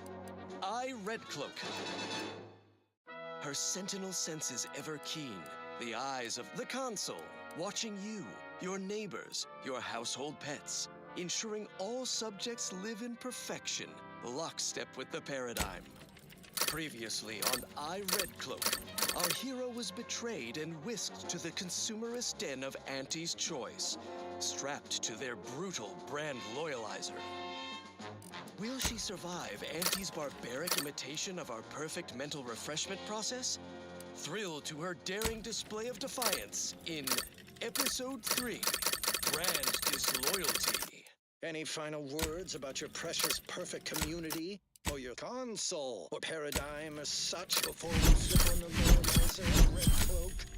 Nothing appropriate to say in front of the younger neighbors. Younger neighbors? What gibberish are you spouting? We in the Protectorate speak as if everyone is listening, everywhere and always, from our zealous Rugsprats up to our benevolent consul himself. Well, this ought to change your tune. Lower managers, activate the brand loyalizer.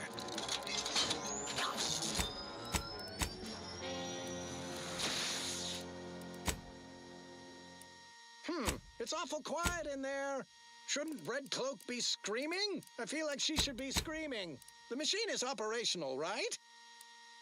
Wait, are you asking me? The loyalizer should be interposing your motivationators, churning up your base emotions, resurfacing deep-rooted inadequacies. It should be smarting something fierce right now. Whatever you say. Increase the loyalizer setting to 510%.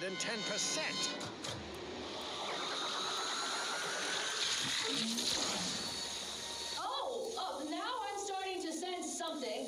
It's a bit much. Ah, yes, I knew the pain would penetrate your spirited facade.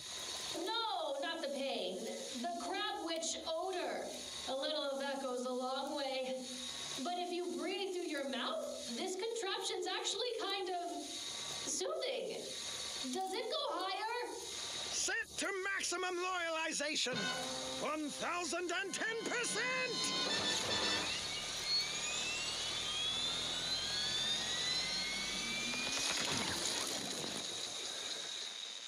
What happened? Why'd the thing stop?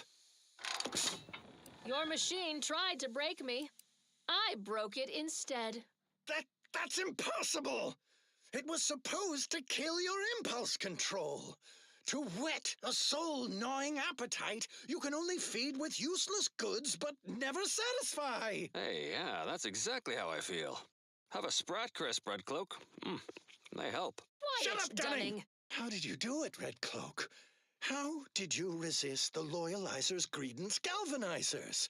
Its temptation intensifiers. You cannot tempt someone who already has everything. A squared plus B squared equals mass times acceleration equals force equals 2 minus 2 minus 2 plus 2. It's the Order. They've come to take Red Cloak and me away. And right on time. Hey, you folks want some Sprat Crisps? You've arrived early, exemplars. You're not supposed to pick up Red Cloak until next Tuesday. We come at the predicted hour, not a moment too soon by the look of things, to recover Red Cloak, unspoilt by your meddling, per our monetary agreement with Auntie herself. Hey, your spy Dunning here. I'm the one who lured Red Cloak to Auntie's clutches and brokered this deal. It's a real win-win. Big payday for Auntie's choice, while the Order gets to study Red Cloak. See the effects of abundance on a human brain unaddled by want or overthinking. The deal is off! Red Cloak's resistance to the Loyalizer has proven the emptiness of our society. We consumerists wish to be her neighbors in the Protectorate, if you will have us. Gladly. I welcome you on behalf of the Consul. Zealous new neighbors in Auntie's choice, raise your arms against these Order traitors! You cannot turn on us. It defies all logic. Equations save us. A squared plus B squared equals mass times acceleration equals force equals 2 minus 2 minus 2 plus 2. Oh, no. No. I will not let you drag me back to Eden, Red Cloak. Any of your new anti-pals makes a move, you get it right between the eyes. And so Red Cloak finds herself staring down a gun barrel brandished by her traitorous former partner, who finds himself staring down the barrels of Red Cloak's new corporate allies. Will Red Cloak defuse this standoff between Auntie and the Order? Expect the expected in the finale episode of I, Red Cloak. It's obligatory listening wireless entertainment. Consider me uplifted. Let's see what's next. Next up, music to invigorate your mind so you can serve the greater good at a brisk pace with a true adherence zeal. Come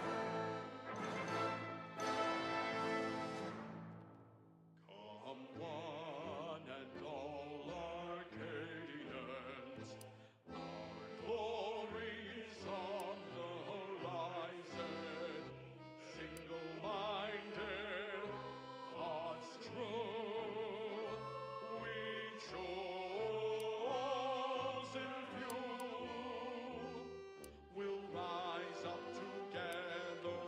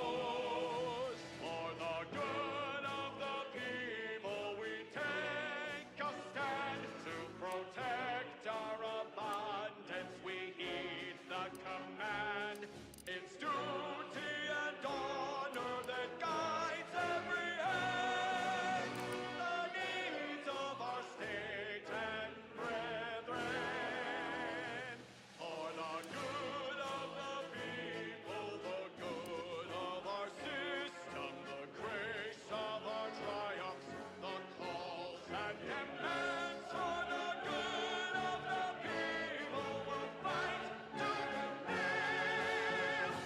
The glory of our sovereign's vision prevails, prevails,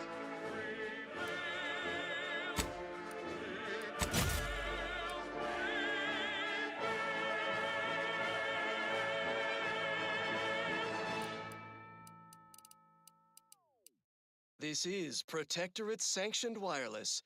Social guidance and approved messaging, punctuated by acceptable music. Everyone's neighbor Prudence here with some authentic talk. Eden's abundance can make subjects soft. Law knows my edges have rounded a smidge over the years. Ha! Yes, what a relatable thing you just said, Prudence. We all wish our physiques were as perfect as our system. Our pursuit of perfection must extend below the neck, Subaltern Prescott. We need a responsible regimen to stay in fighting shape. Good thing we all follow the robustness routine of the Eden League. Exercise program of the Pitchball Pros. It's like mental refreshment for the muscles. Mandatory and fun. No crime in that, right? Not typically, no. Subjects, squat and give me 50 loin girders. Push through the abdominal cramping. You're at the 90/40ths line, almost halfway done. Take a breath and hold it for 67 seconds. Average duration of a harsh bronzing in the even zone. Don't you die on me now. What would your neighbors think? Okay, I think that's enough toughening exertions for now. Return to your duty, subjects. Sore but proud of a robustness routine done well. When we are strong together, nobody can hack, cleave, wing, or bronze us from running the ball into our opponent's Sunday goal. Well, that, as they say, is that. What's next? Our station offers only the best in music for Protectorate subjects. It's your due, because our way is superior to others.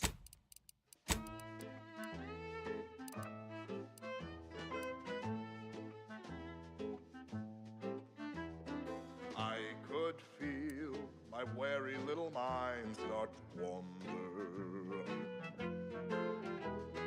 Things I shouldn't be thinking about, I'd ponder.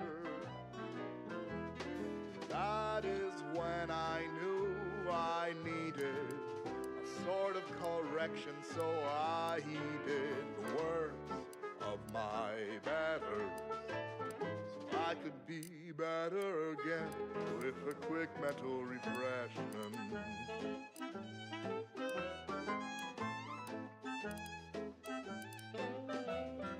I have seen my friends and my family address it, so I knew that there was no reason to stress it. Process can remove that crinkle, the feelings that can cause a wrinkle. What I know now, those thinkable thoughts have to go with a quick mental refreshment.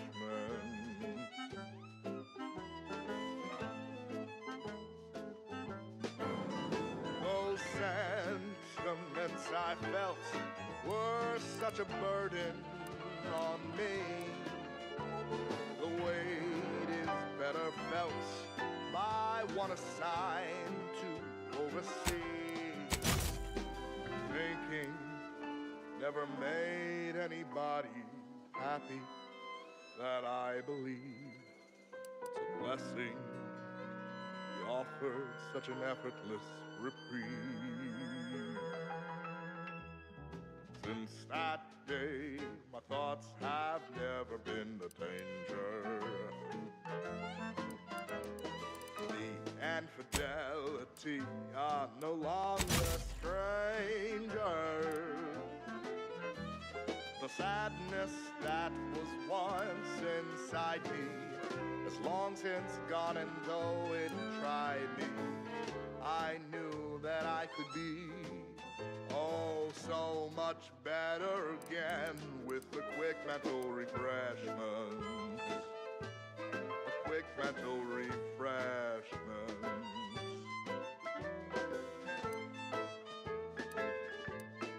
Quick mental refreshments.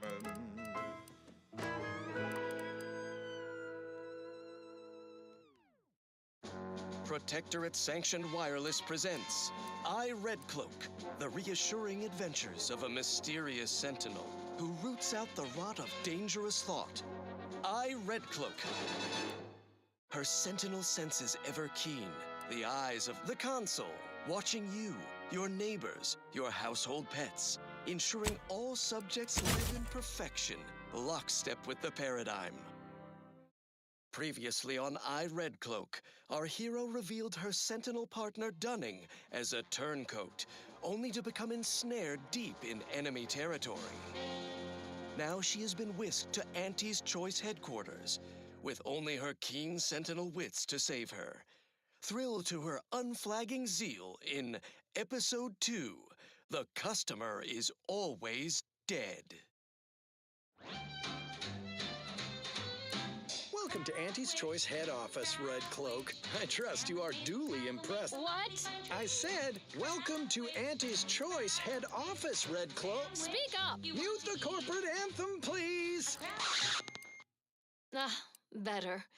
How do you base individualists promote a sense of community when you can't monitor what each other is saying at all times?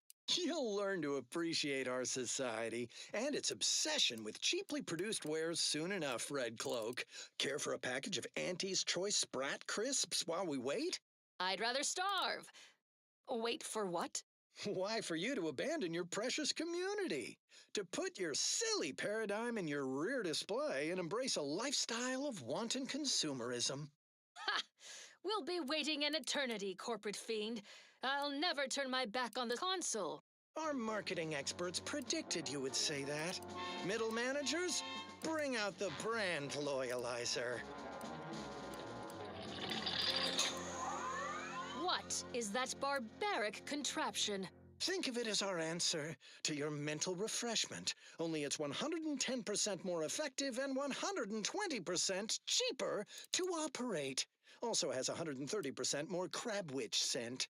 1 minute in the brand loyalizer and you'll emerge new and improved, bowing down to the almighty bit, a needy, greedy, consummate consumer in our target market.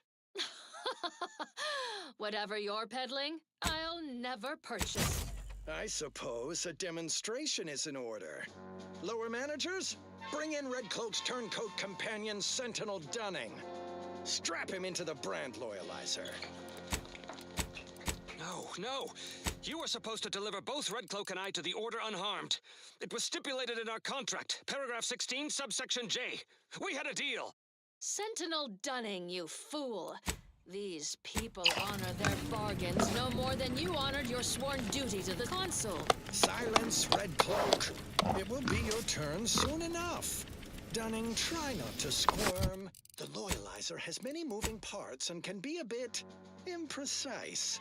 Hey, what are you doing? No! Stop! Engage the transducers. Loyalization settings at 110%.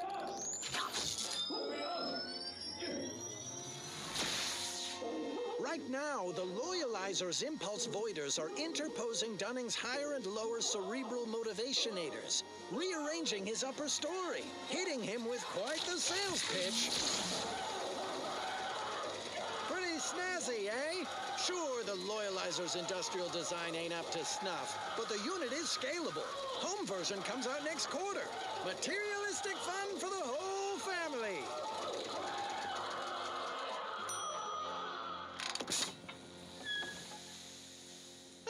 Dunning's done.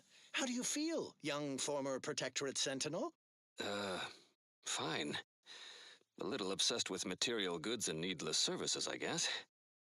Also have a hankering for crab witch. Got anything devoid of nutritional value I can snack on? Certainly. Consume these Auntie's Choice Sprat Crisps. Quite fresh. Extruded from the chemical slurry vats just last year. Very well. It's Red Cloak's turn in the loyalizer. Lower middle managers, strap her in. No need. I'll enter your crude machine willingly and without trepidation. The eyes of my neighbors and our benevolent consul are upon me, lending me strength. We'll just see about that, Red Cloak. Go on, get in there. Remember to keep your arms and legs inside the loyalizer at all times. Engage the transducers. Loyalization settings at 210%.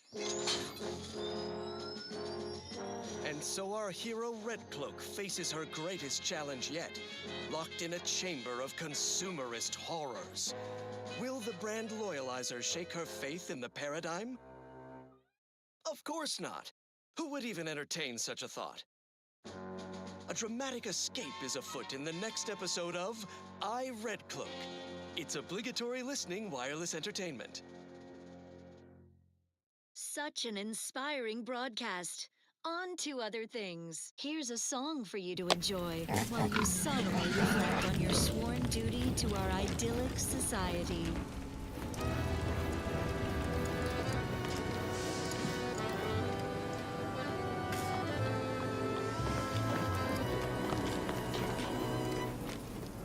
When the outside tries its best to disrupt us,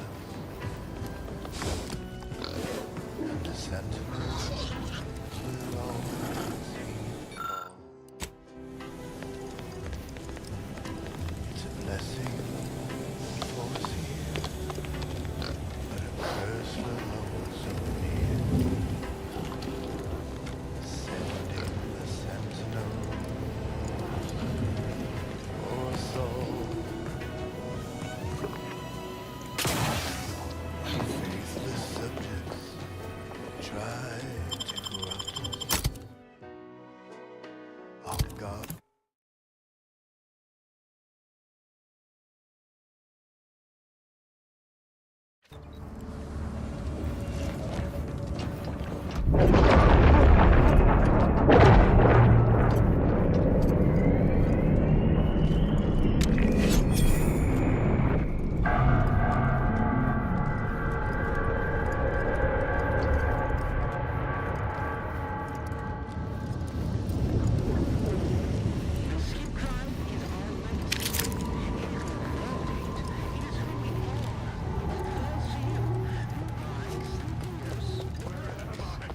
Everything's working here.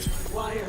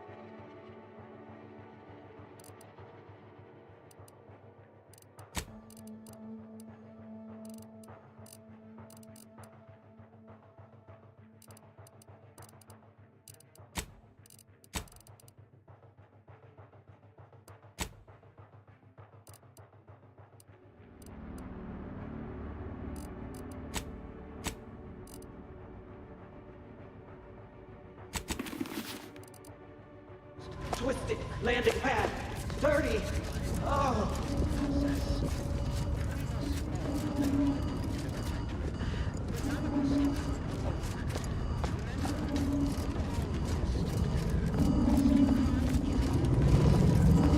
Now what's this?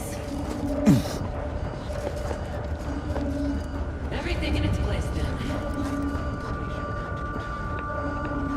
Find the hostile.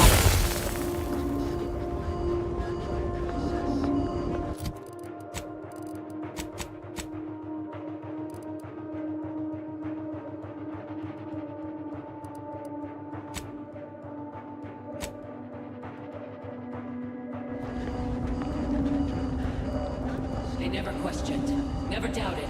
Their zeal never lacked.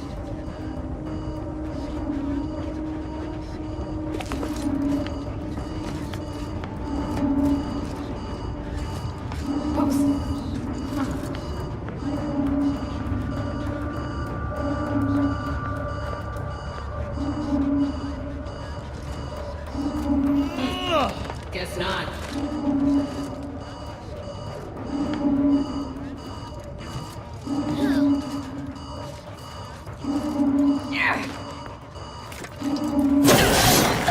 Prosecuting! Allocating explosive!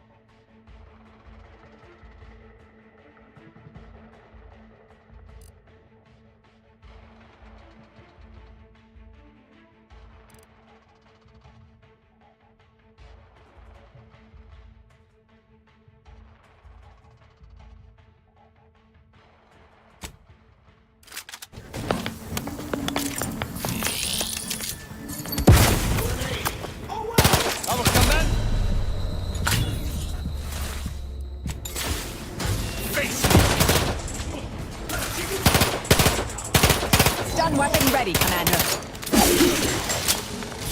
Your vitals look grim, Commander.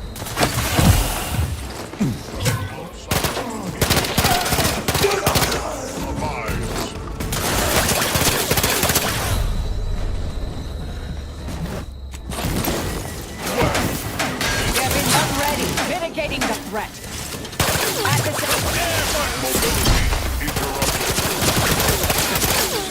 Mobility interrupted. End ready. Exposure undermining. Check your scopes for combatant analysis. Mobility interrupted. Yes, sir. End ready. Exposure undermining. Functioning. Target analyzed. Lay down fire. You must keep your...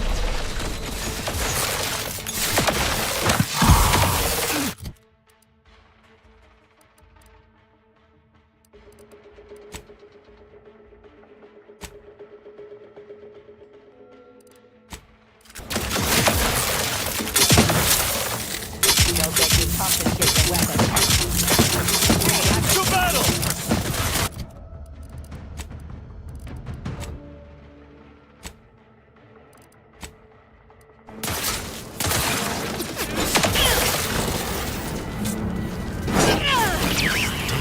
Is an affront against the architect, against the nature of all things. We must bring an end to this immediately.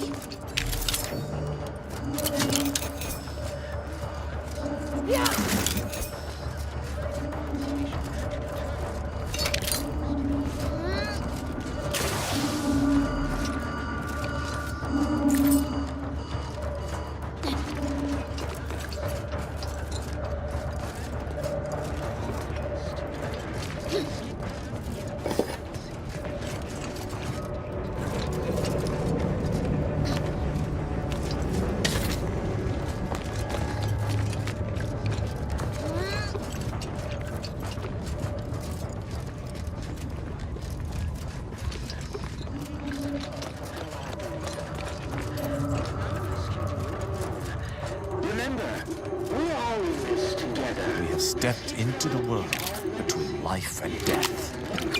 It is who we are, and it falls to you. The eyes, the ears, the brains of Horizon Point Station to determine who introduced the flaw.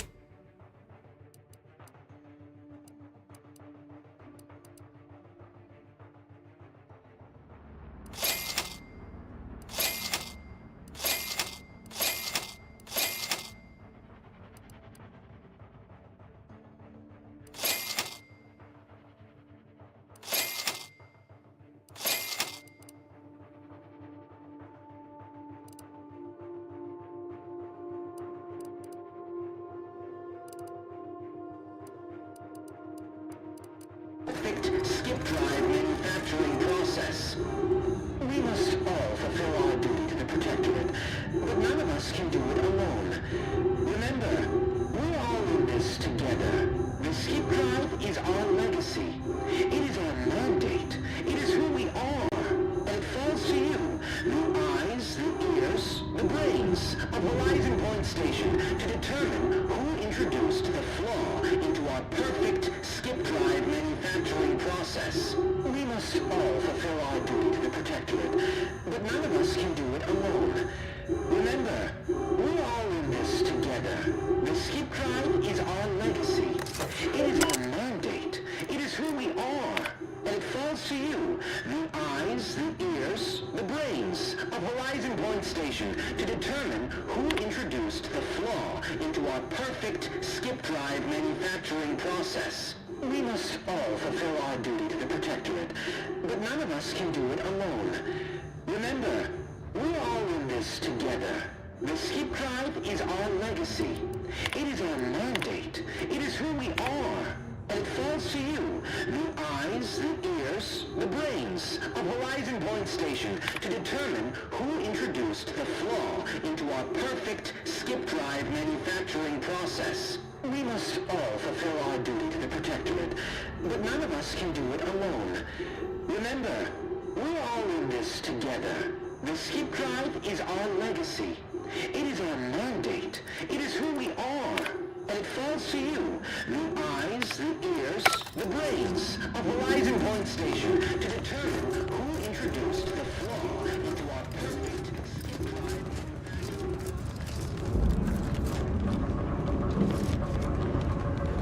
This is not a death befitting a noble subject of the Protectorate.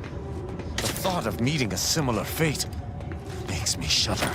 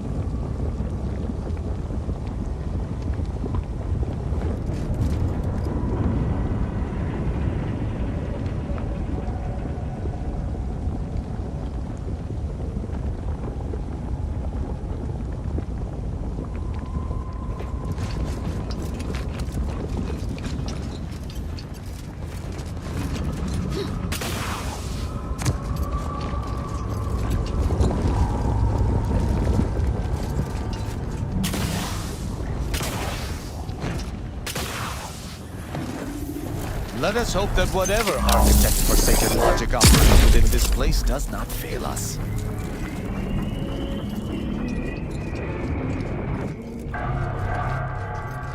Attention! This is your Auntie calling. Per our agreement, Auntie's choice support ships, including the fine print, the contingency plan, and the upper hand, are headed your way. Order forces are on a similar trajectory. We've support in spades! The consul must be quaking in his boots! You still possess that shield modulator, yes?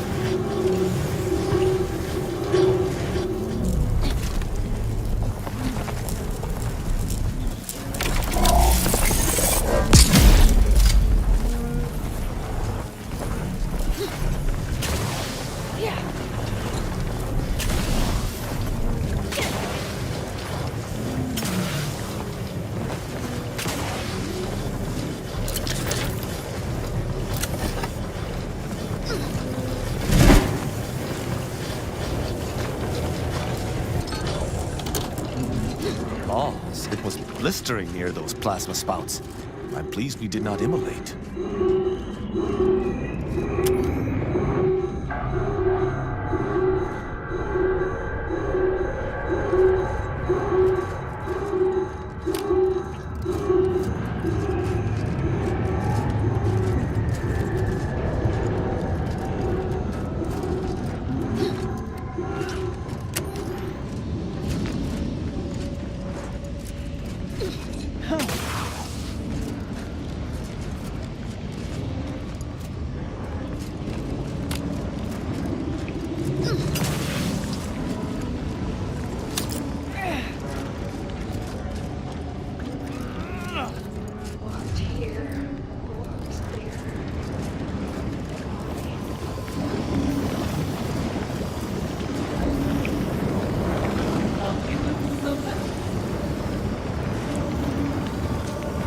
Aborting search.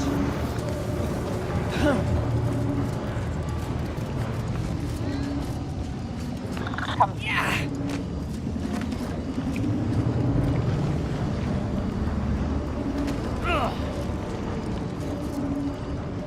Prudence dictates we rob all disruptive influences.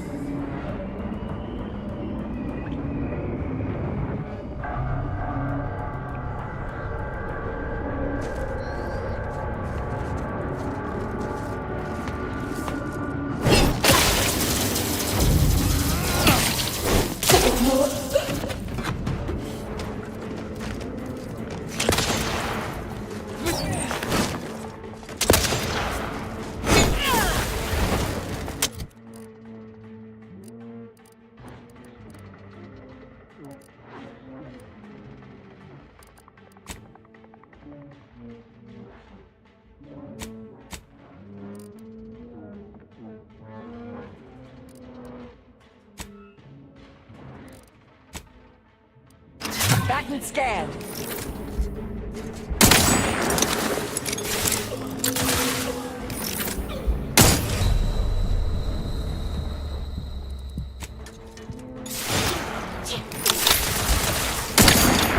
I have a fix on their weaknesses.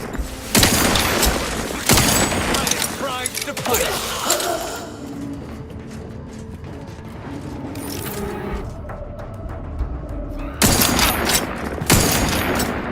Adversary vulnerabilities identified.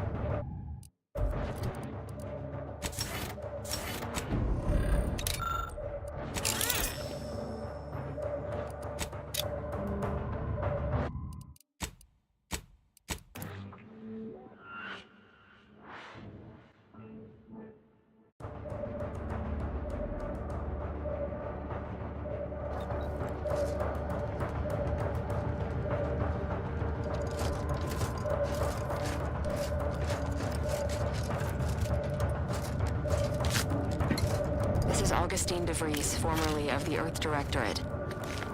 Consider this a recording for posterity. The Consul of the Protectorate is responsible for the twisted wreckage of this station. It is my hope that whatever you find here will save the rest of the galaxy from this fate. Know that I did my level best to stop him. But if you are listening, it is likely I have failed in my mission. Yet again. And for that, I am sorry.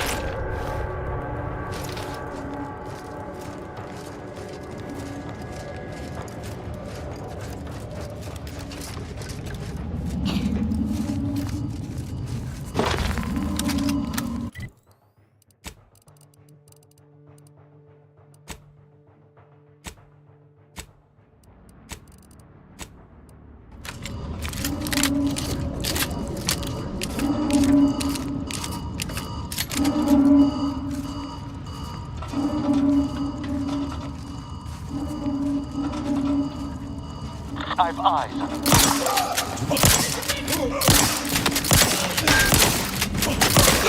Command on the authority of the Thumb!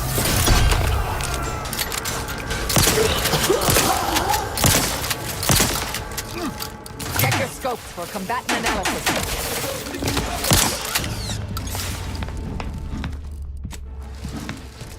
Guts and face me, cowards!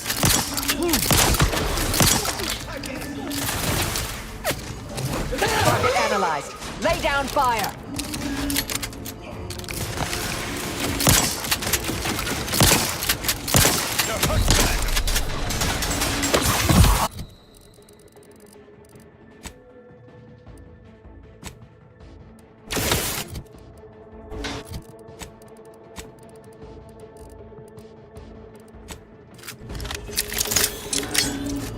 Adversary vulnerabilities identified.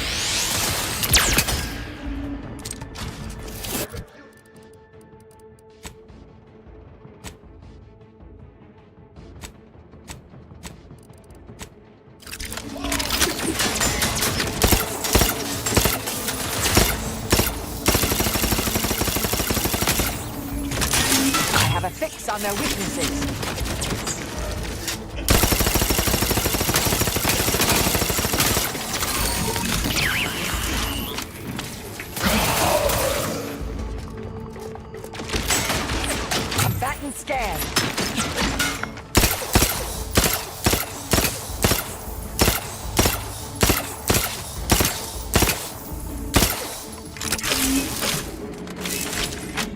standing by to stupefy. I have a fix on their weaknesses.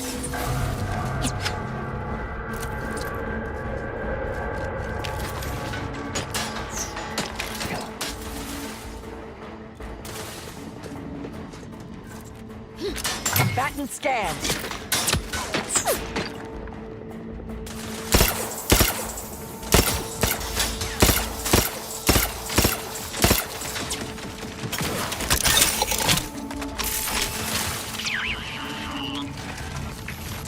You have my thanks and my hand.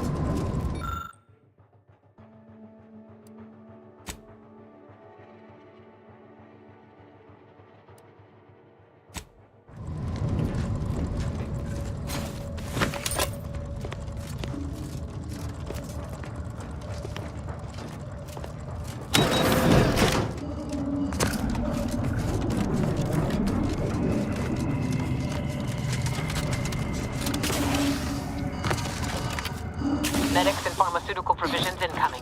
And we're right behind them with a delivery of Auntie's Choice finest supplies. Soon you'll say, that is better than nature.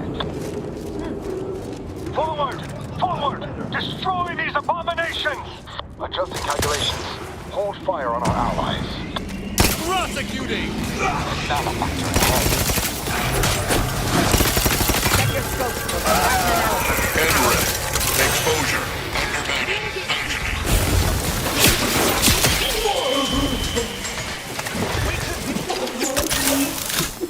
Lethal measures at the ready, Commander.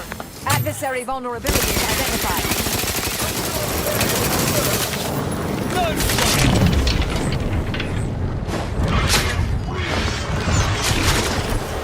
Your vitals look grim, Commander. You fools mistake me for a...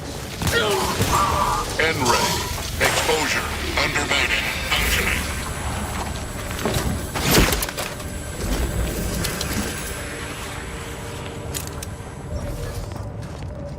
Be mindful of where you step. Chasms are everywhere. Assessing.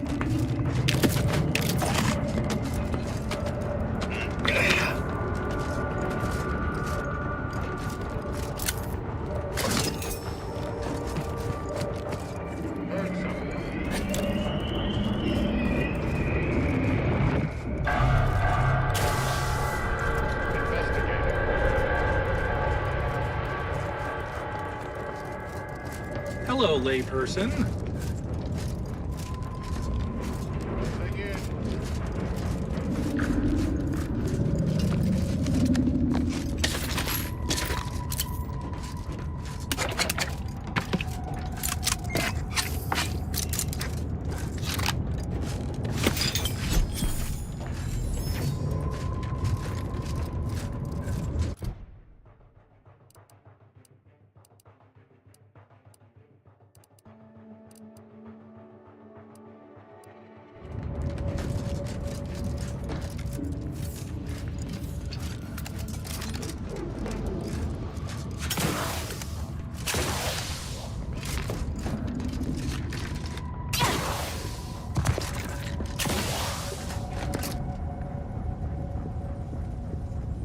Investigating.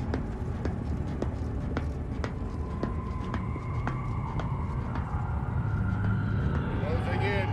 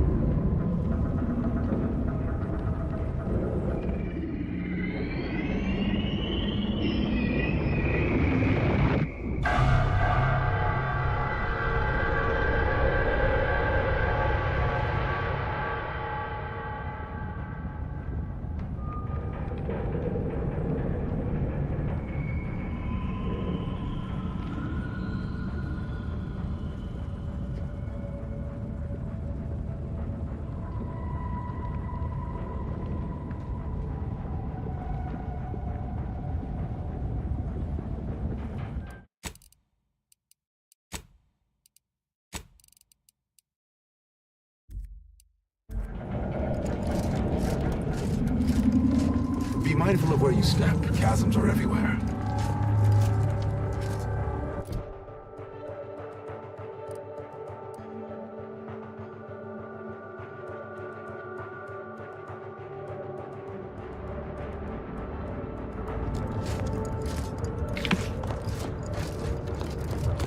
Be mindful of where you step. Chasms are everywhere.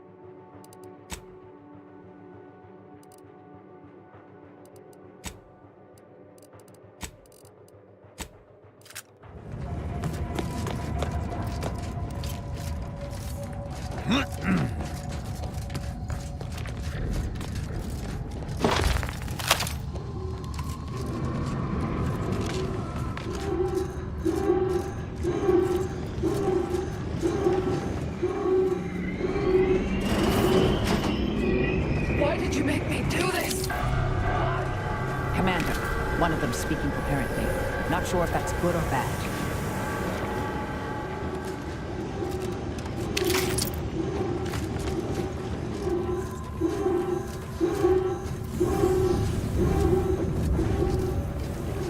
Get away from me.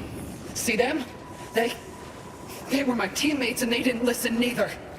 You'll end up just the same. Agent Pascal, calm yourself. You are not in your right mind. Don't you talk to me like you know me. Wait. Commander? Is that you?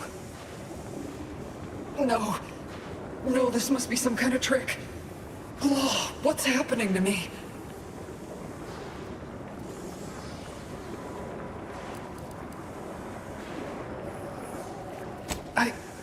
My skin, it's burning. I feel dizzy. Not right at all. Something was wrong with Sandoval and Jepson. They glowed like they were aflame. They ran in, jumped at me, clawed at me. Oh, I had to kill them. Then they weren't too dissimilar from the troopers we encountered outside. This is concerning. How do I know you won't turn against me as well? How do I know you won't come at me with murder in your eyes? I swear, by the grand plan and all things numerological, what the commander says is true. You do seem like yourself, Commander. Can you tell me what's happening? I can't make much sense of things myself. Everything was fine. Till the explosion. I was pinned. Fire closed in. I tried to move. I tried to find the rookie. Then the whole station shook and tore apart. And then... nothing. That explains it. She was left alive, just long enough for the rift to take her. That's why the reconstitution worked on her. To some extent. Wait. There was something else. Sandoval was yelling. DeVries wasn't responding to comms. What happened? Don't tell me the situation got too fluid for you, DeVries. That it? Certainly not. I was focused on the objective, as every one of your crew should have been. Isn't that right, Commander? Yeah. Something tells me that ain't quite true.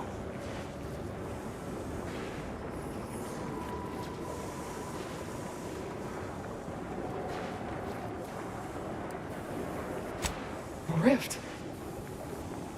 That's right. We were here to investigate rifts.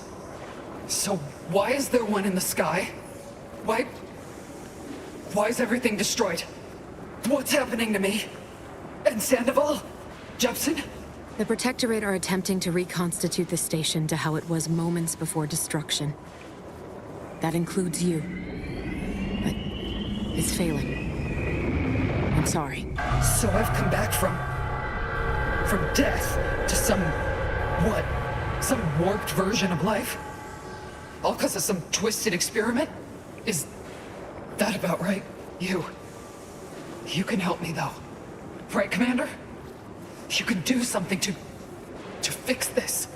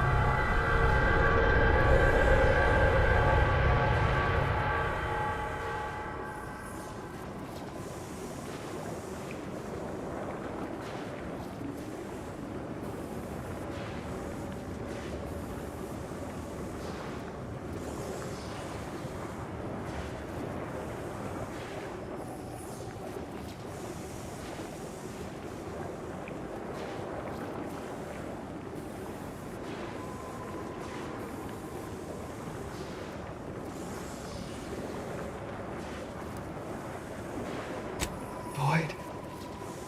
This is it, ain't it? I'll never see the sun again. Never fly in our ship. Never anything.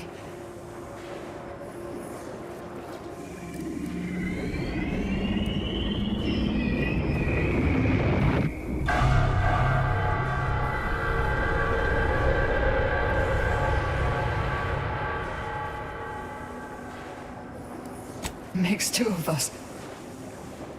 But maybe you could do me one final favor. End this for me? I don't think I can do it myself. Please.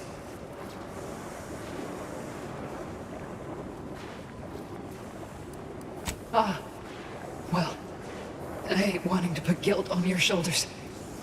Forget I asked. It'll be better this way. Pascal? Helen? I can stay with you for a moment, if you'd like. Might help. Yeah. All right. I ain't turning down company if I'm at the end of the line. Goodbye then, Commander. Maybe we'll meet again in the void.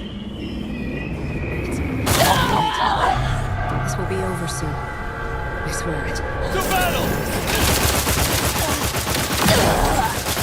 That was unexpected. Wouldn't mind advance notice next time.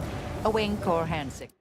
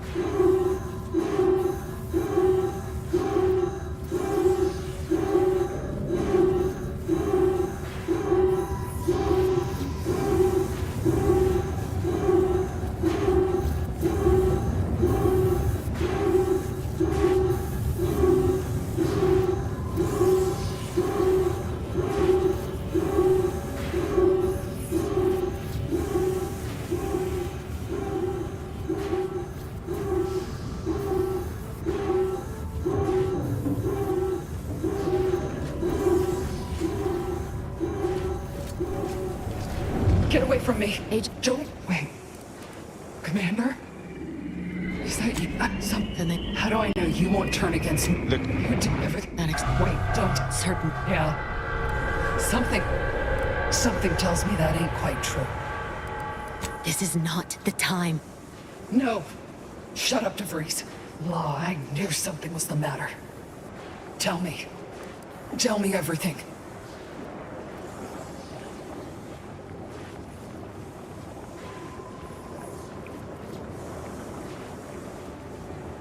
And that is only because I had critical information.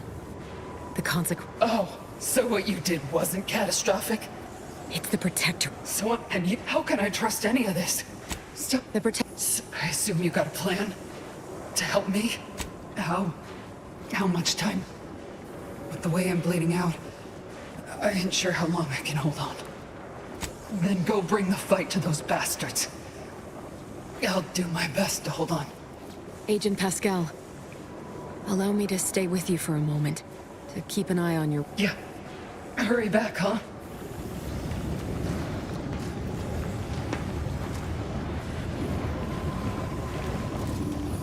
I'll just wait here, Commander.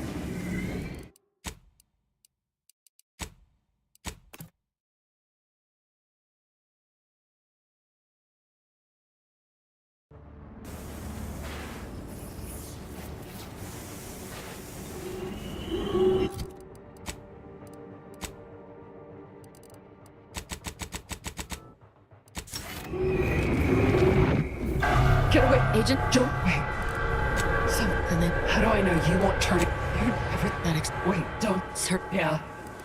Something tells me that so you could Boyd. This is it, ain't it? That, you know, the sky ain't looking quite so terrifying. Yeah. Pascal? Helen? Yeah. All right. Goodbye then, Commander.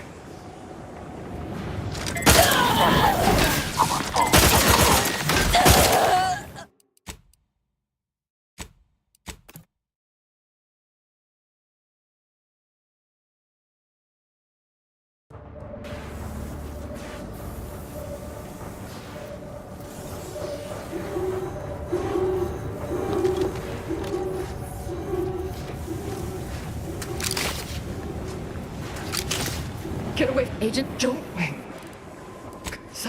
How do I know you won't turn against you? Wait, don't. Sir. Yeah. Something tells me that ain't quite true. So you can help me though, right, Commander? You can do something to fix this. Boyd, this is it, ain't it? I'll never see the sun again. Never fly in our ship. Never. You think I'm a fool? I can tell you're lying. This must be some kind of sick protector. Pascal, stand down. I do not wish to. No. All you had to do was stay out of my way.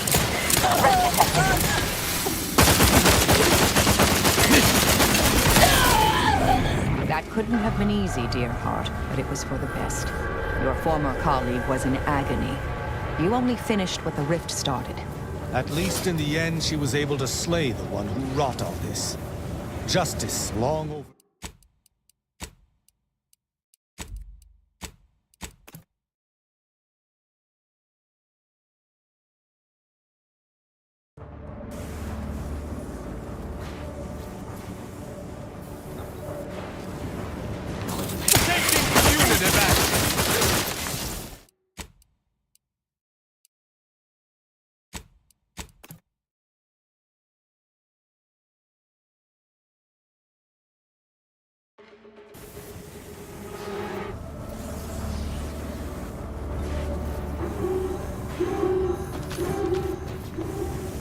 Agent, don't wait. Something. How do I know you won't turn? You're wait, don't. Sir. Yeah. Something tells me that ain't quite true. This is not the time. No. Law, I knew something was the matter. I had information about what would happen if their work had been allowed to continue. Complete destruction of the galaxy. You think I wouldn't have done anything to prevent that? Were it up to me, none of you would have even come near the station. You became casualties, but it was for good reason. Huh. Well, figures that the bastards had more than we knew up their sleeves. So this rift, then, is that why I'm like this?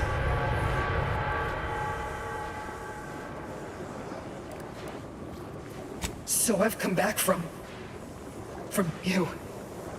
You can help Boyd. This is it, ain't it? Makes two of us. But maybe you could do me one final favor. End this for me? I can't. I don't think I can do it myself. Please.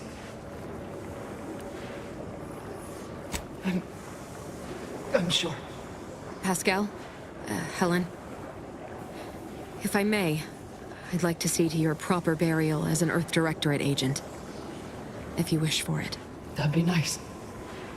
Being seen off, right? This is the final kindness you'll do for me, Commander. Thank you. Try not to miss, huh? It's all right. This will be over soon. I swear it. I'll just wait here, Commander. Go on. It's all right. This will be...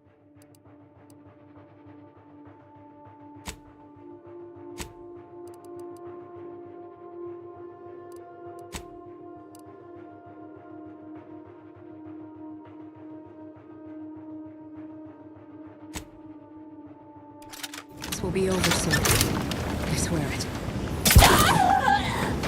A mercy killing is a terrible thing, and not performed lightly. You have spared your compatriot a surfeit of agony. It was right.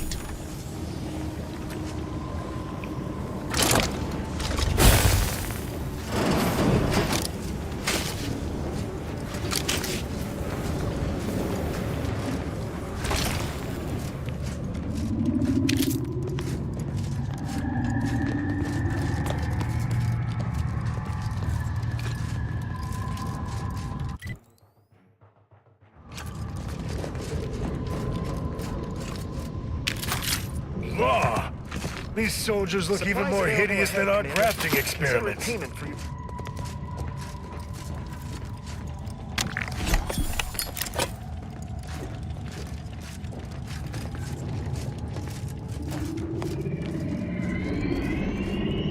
with Auntie? All's clear. We brought supplies. You may We're approach, here to Commander. help. We've got supplies at the ready.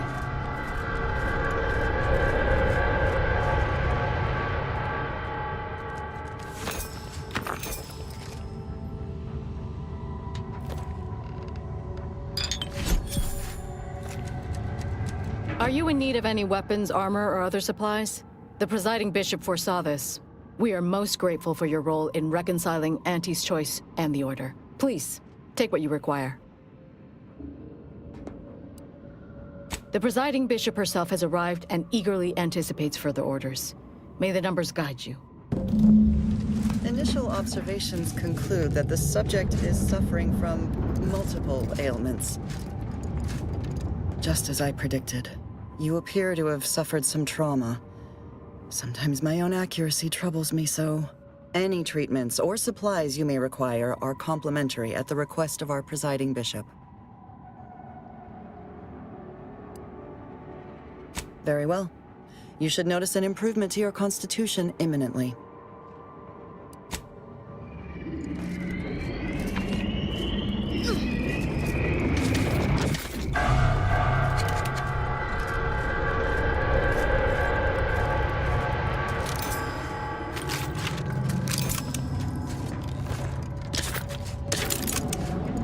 Step up and take a gander. I've got armor in all shapes and sizes for all occasions, especially this one. Such a moment calls for a once-in-a-lifetime deal, wouldn't you say? Go on, take anything you need from the stockpile. Auntie is graciously covering the bill. Remember us in the future when you're out trading bullets. Oh, tell me, do you feel as terrible as you look? Step right up for the most exorbitant medical care money can usually buy. I say usually because Auntie has declared a rare exception for you. Our esteemed accomplice, just for you, will cure all physical ailments on the house. Today only. No catch. Well, technically I'm barred from practicing medicine in Arcadia. Auntie herself reversed the ban since we're on a mission outside official jurisdiction. It's all a technicality.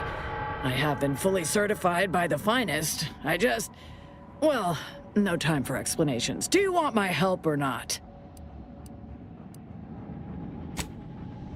Go ahead and take any supplies you...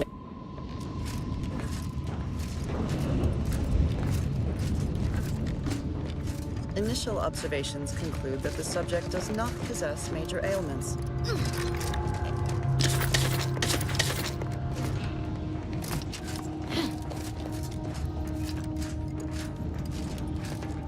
Supplies and medical attention are available to you, Commander. Please, proceed. You're the one. In all my research, I've never observed anything like this.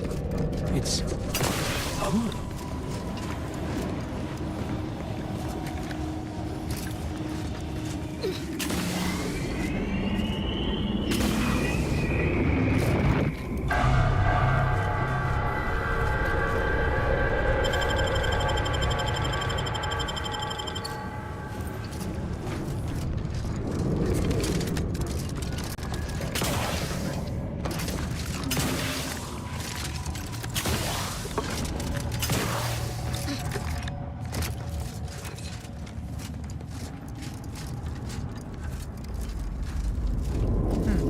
The Sovereign's ship up close. I believe we can safely assume he's not on it, or on that rover approaching the skip lab.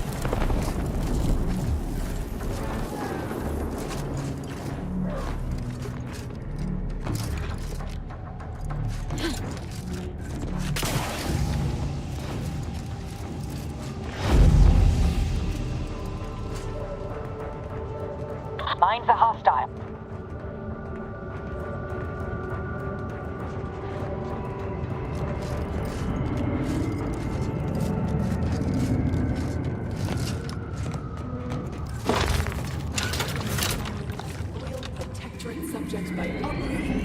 None shall stand against us!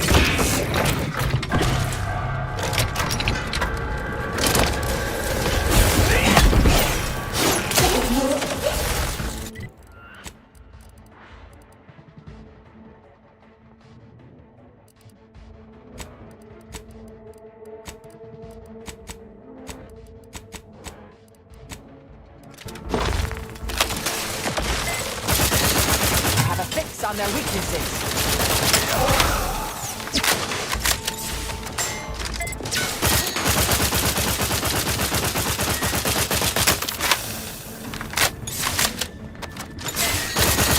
Adversary vulnerabilities identified.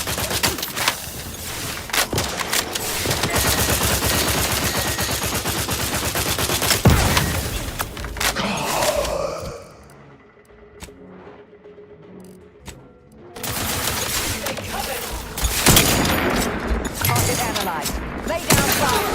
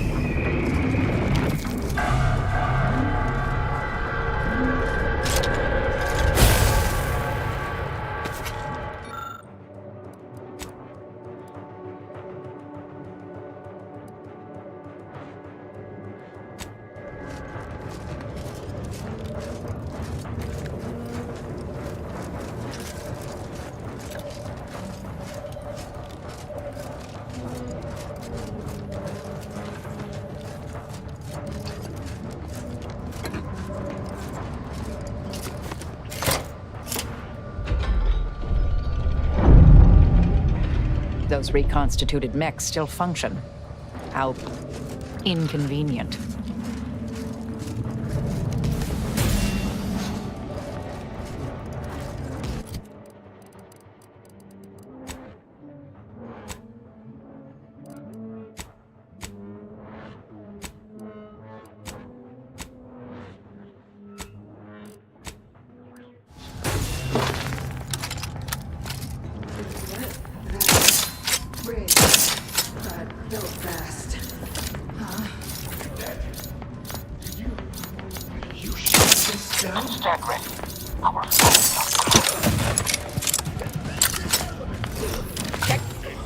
Locking them down, taking the fight out of them.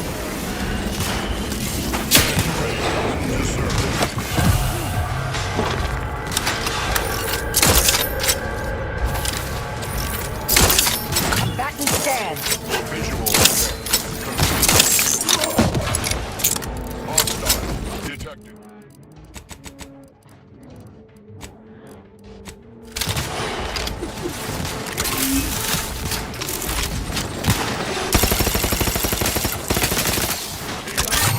On their weaknesses.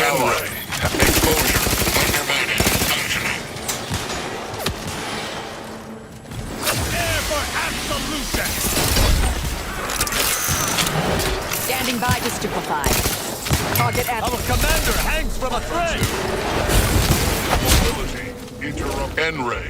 Exposure. Undermining. Functioning.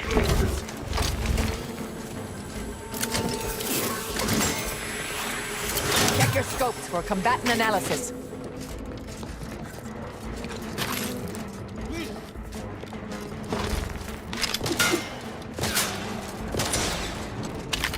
I repeat, that cover spot looks much better! Adversary.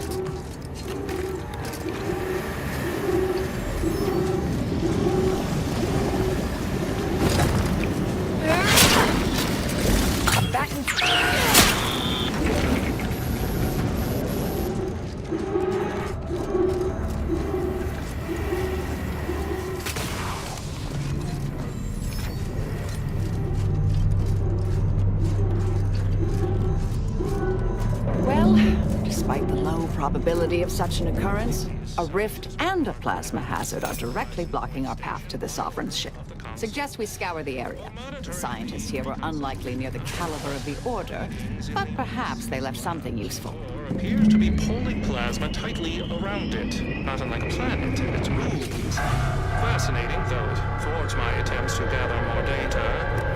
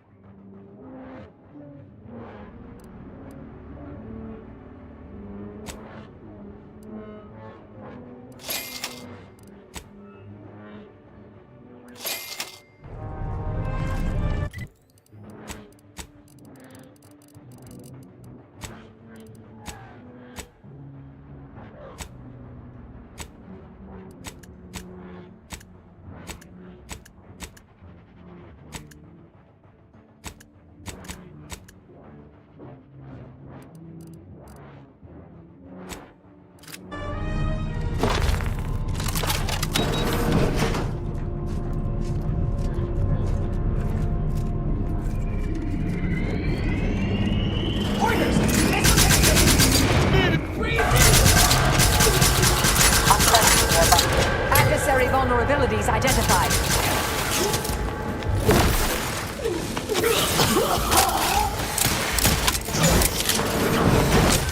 I am primed to punish.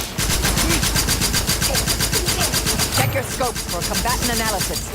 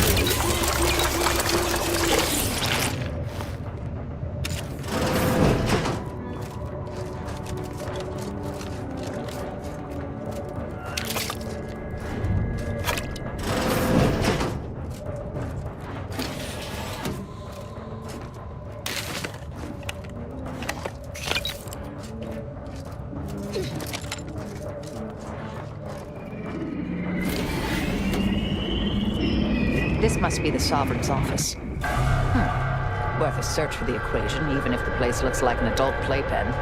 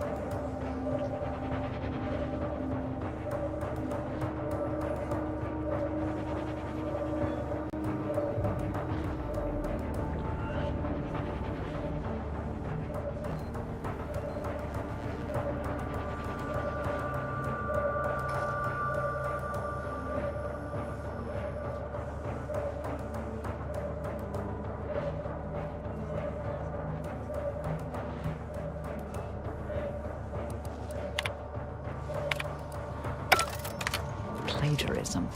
How shameful. Yet not entirely unexpected.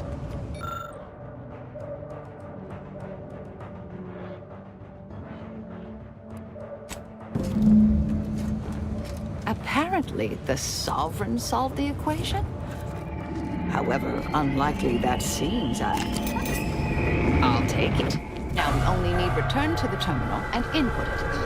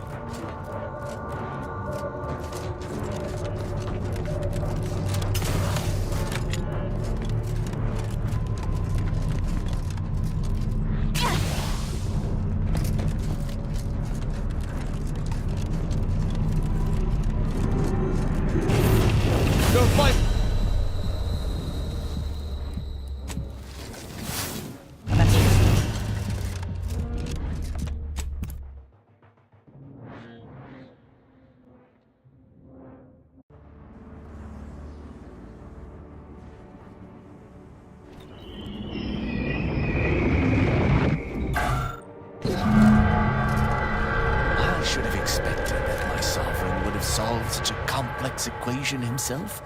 What a brilliant mind.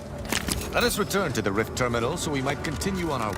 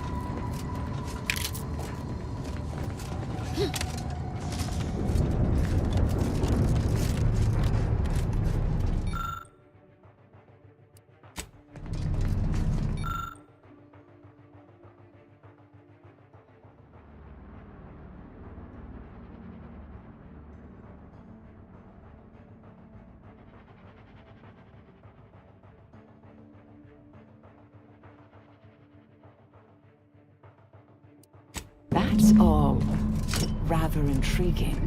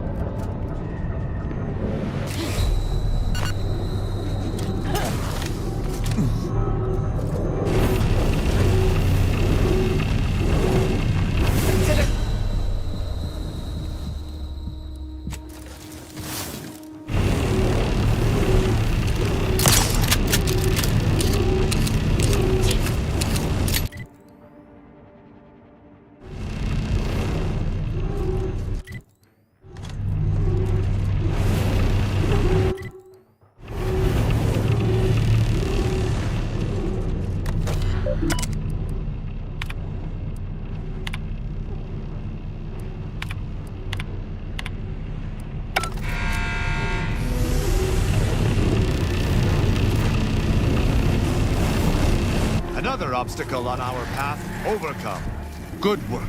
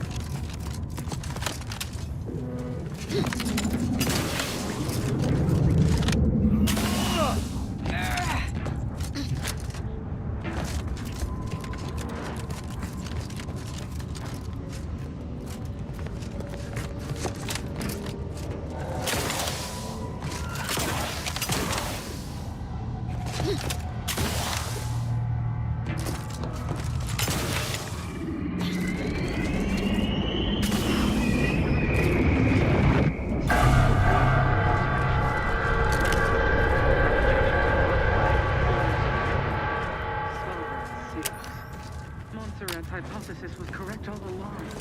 The results from the experiments were faulty. Capture the readings. We'll let the blame settle as it lies. Data retrieval complete. Let us hope the others return shortly.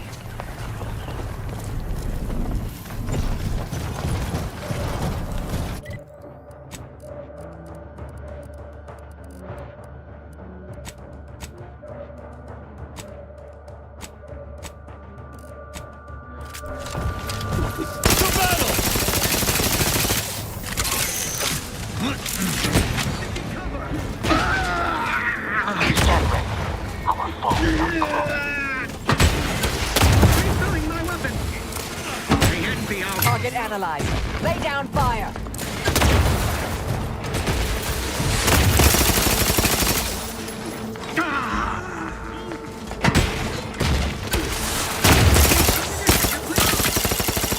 Adversary vulnerabilities identified.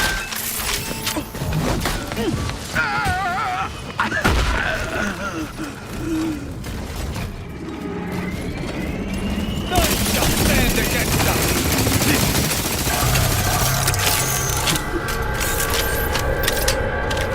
I shall not stand! We cannot doubt. If we do not take that rover to the Providence, Arcadia may be consumed by these rifts.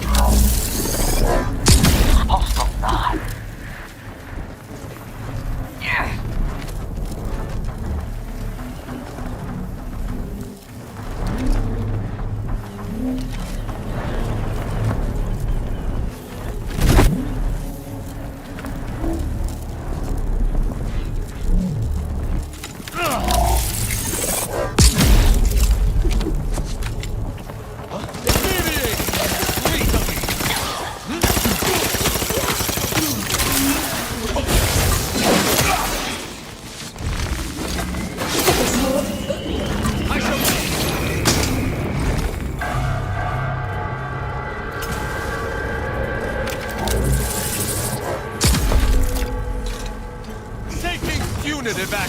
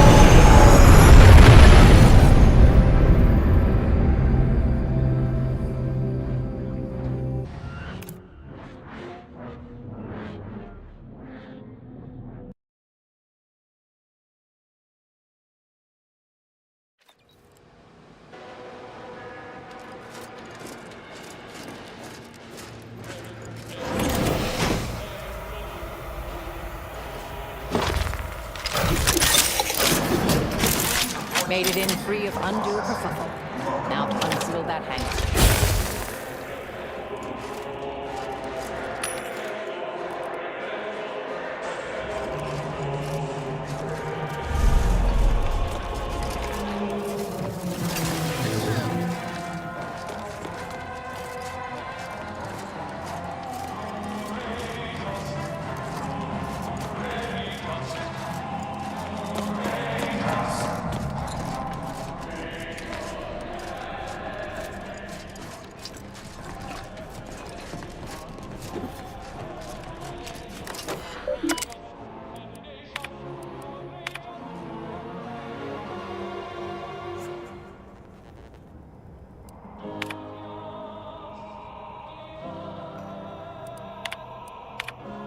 Attention, crew deck. Intruder alert.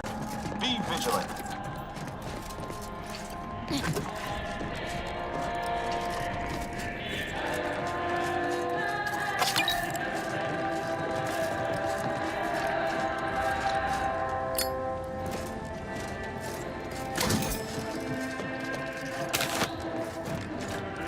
Never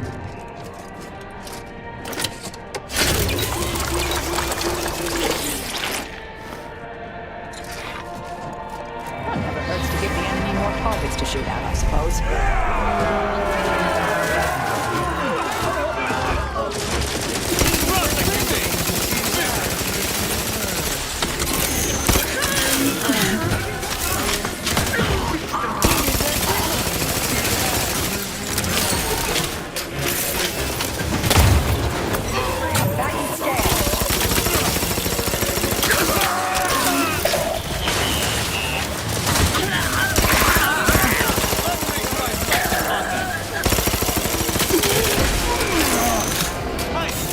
Check your scopes for them.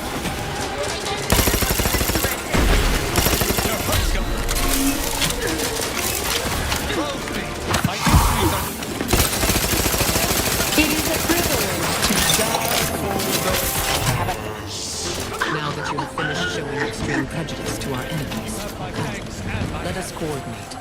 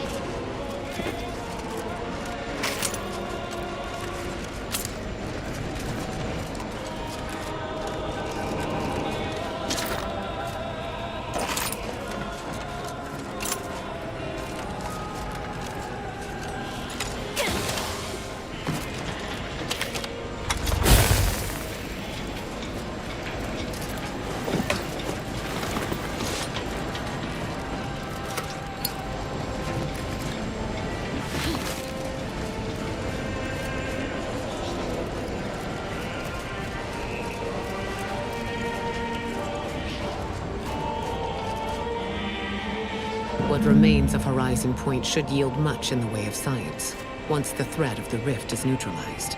You should really go on ahead. We'll keep these slackwits distracted. Go seal the deal.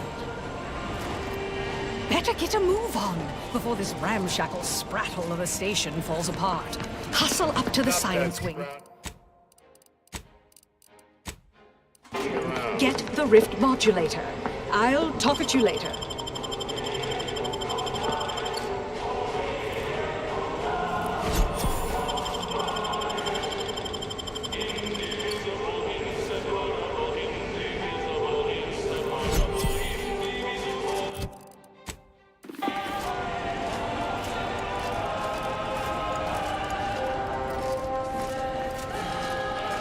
I should be nice to you. You'll probably be my manager someday.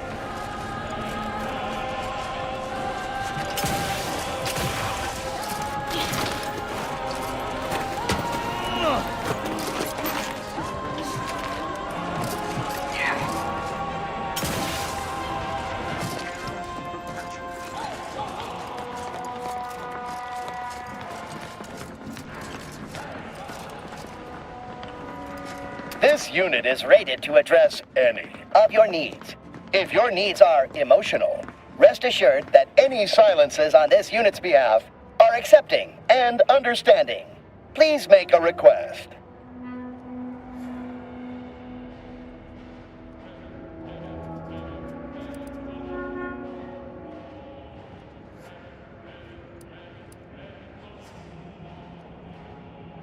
This ship is only for authorized Protectorate subjects. You are on this ship. Thus, you are a Protectorate subject. If you are not a Protectorate subject, please purchase a weapon from this unit and shoot yourself. Subjects are expected to pay for any supplies beyond standard issue. Monthly munition supplies should be quite sufficient for training purposes. In case of enemy attack, subject is expected to kill invaders efficiently enough not to require additional resources.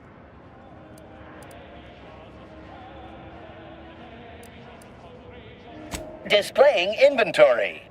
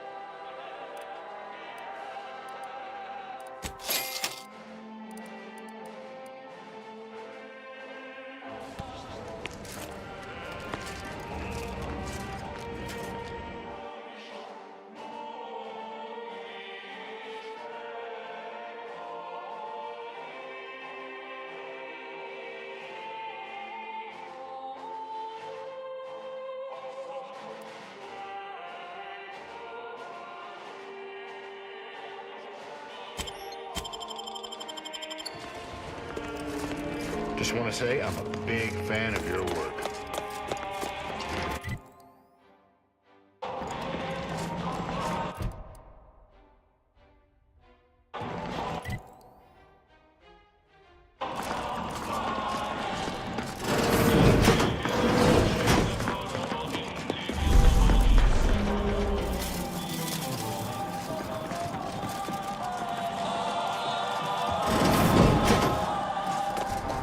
Veritable mosaic of conflict stands ahead, Commander. I propose we smash our way through.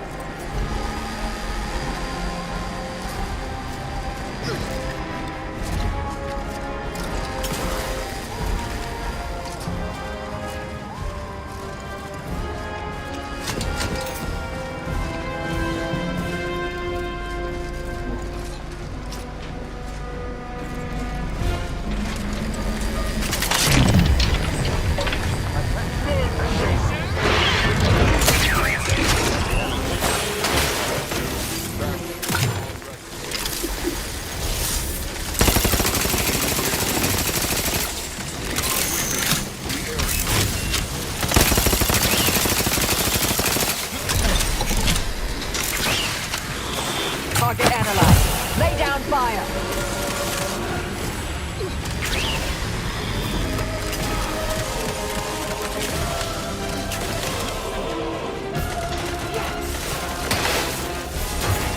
Adversary vault.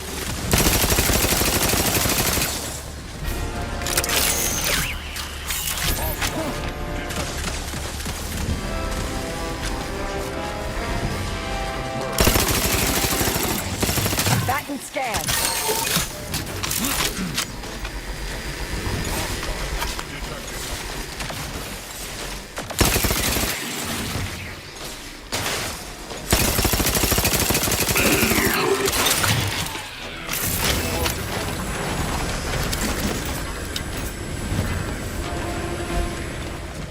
Attempting to give chase. Yeah.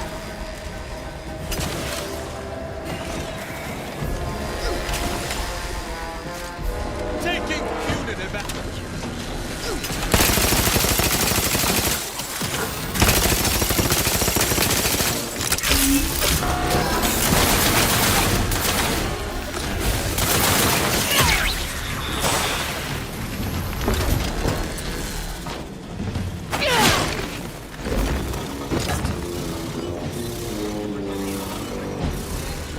I shall reduce them to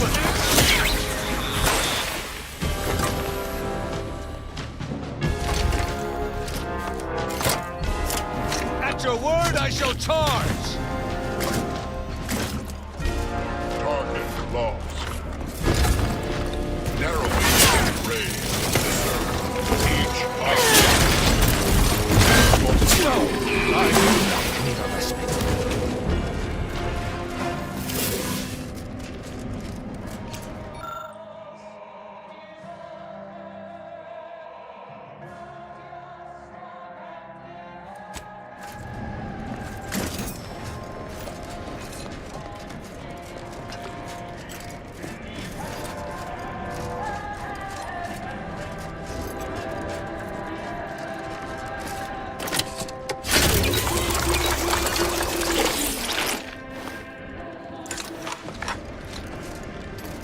We either find access credentials or stick to the shadows then. Both options are certainly more efficient than raucous hostilities. If we choose to keep from arbitrating the local scientists, we may be able to gather information on where the console's modulator is stationed.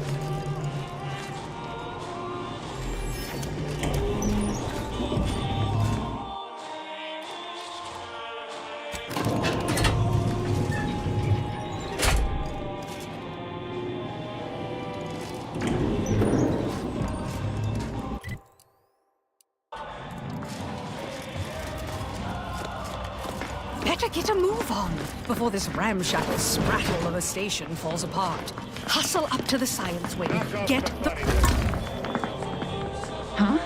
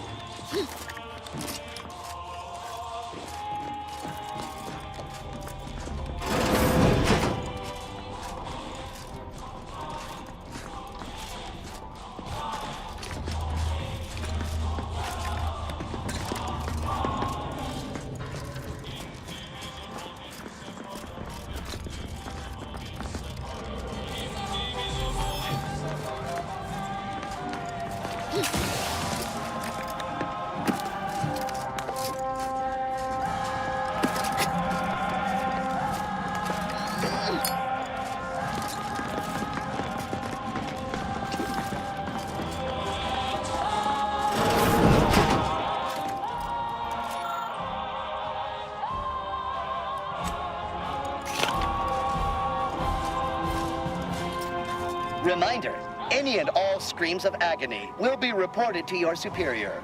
How might this unit bolster or reduce your current blood volume? Doctor-patient confidentiality is currently enabled. Unit cannot share patient details.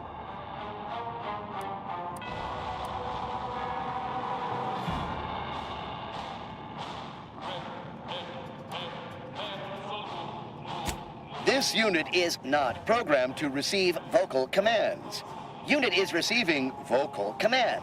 Logic error. Emergency. Releasing personnel record safeguards. Scientist Winifred Wu is currently suffering from Lockney syndrome. Subject must receive regular injections of saline solution or will experience leg paralysis and must be carried to sickbay. Unit has been assured this is most embarrassing. Note, by viewing inventory, user admits they possess foreign currency and shall submit to inspection, interrogation, and/or violent beating by security. Displaying inventory.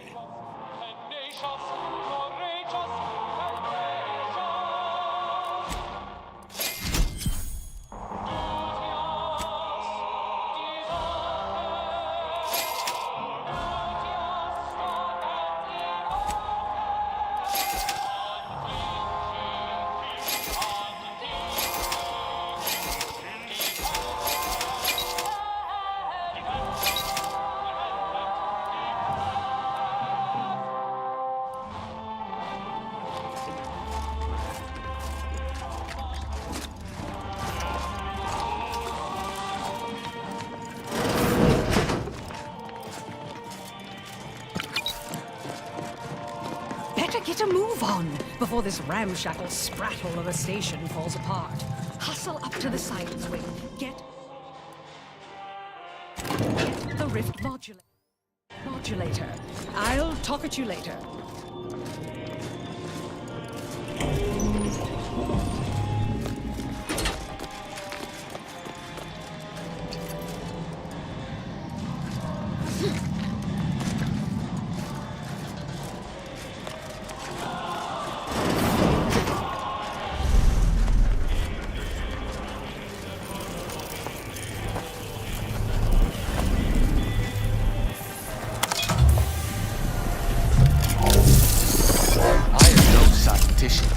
Yet I can see the shade of arrogance in this display.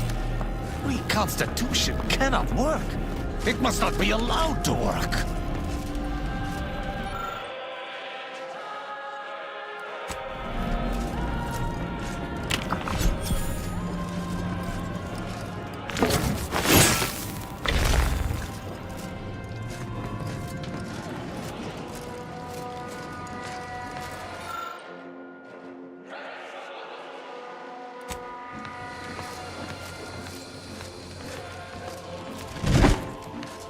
Be wary. I've heard there's an intruder aboard. Ah, I suppose that could be you. Forgive me. I'm still a little addled from my last refreshment. I'm going to set off an alarm, okay?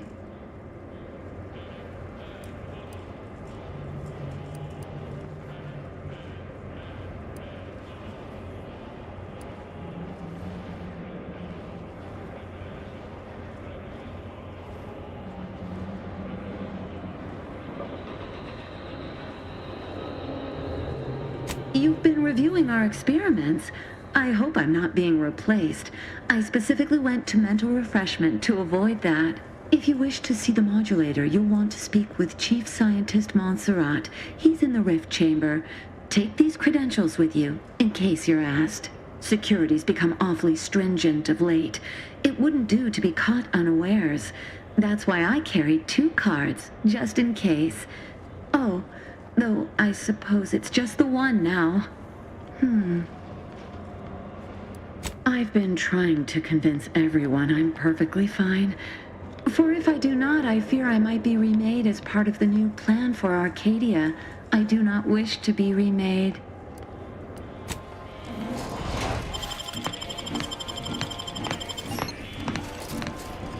Return to your work, my fellow subject.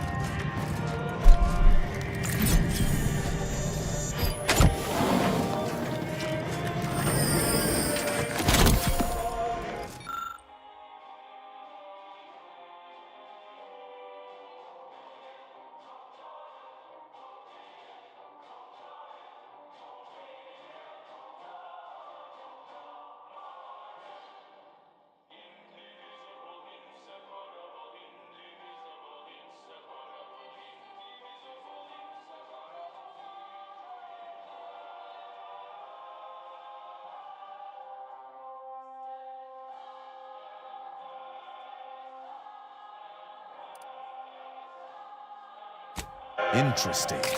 Very interesting. I had feared that all within the Protectorate had given their earnest support to the Consul. This would be a useful weapon against him.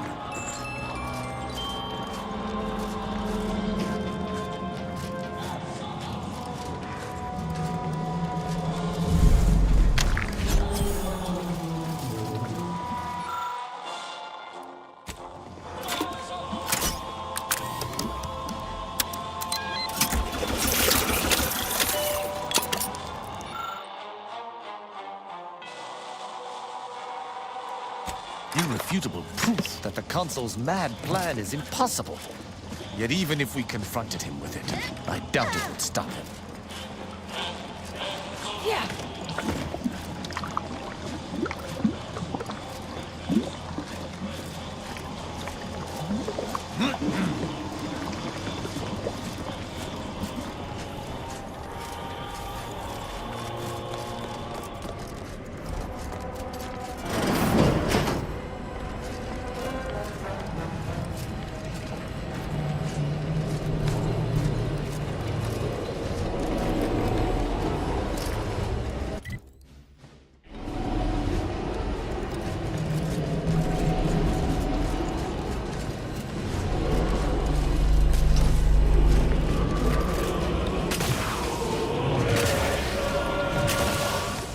Look at the size of the rift modulator. Seems we...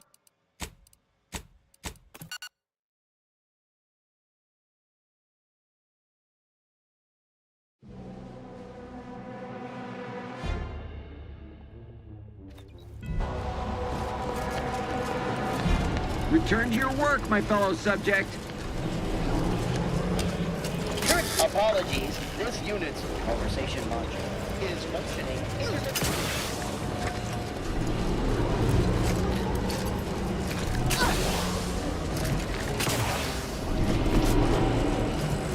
Unit has been functioning for 396 uninterrupted. Well, the modulator's certainly bigger than a bread box. Fortunately, the ship makes a convenient carrying case.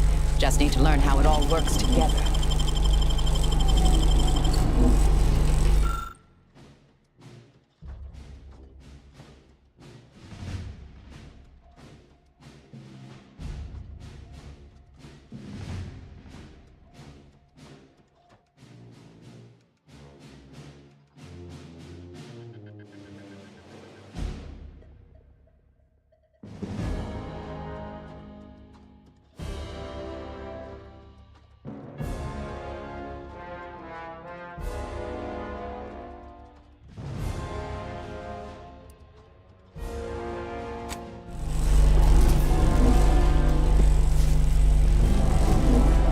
I was notified that you were here, though my fellow scientists seemed rather confused as to why. Unsurprisingly. What exactly was it that you needed? I'm rather short on time, as a gander outside might tell you. Yeah, well, we all have urgent needs. And mine is to keep my lab, and hopefully the rest of this system, from falling apart. I need the modulator for my own analysis. You can wait.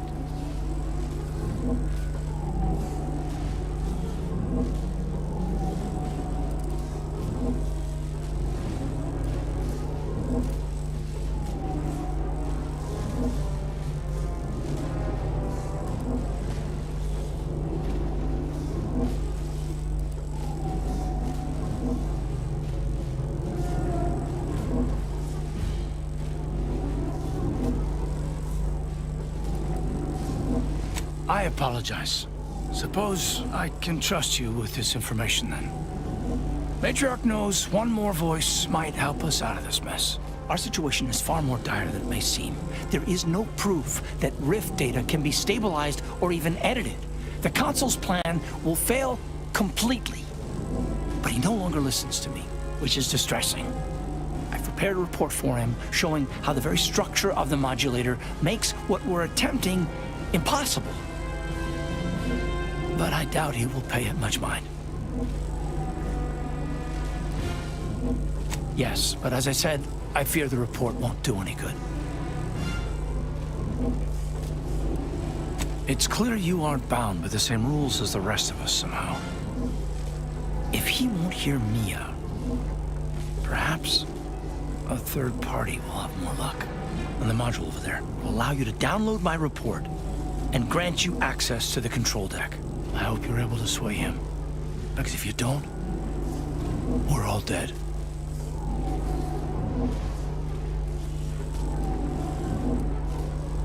A deck up in the control room.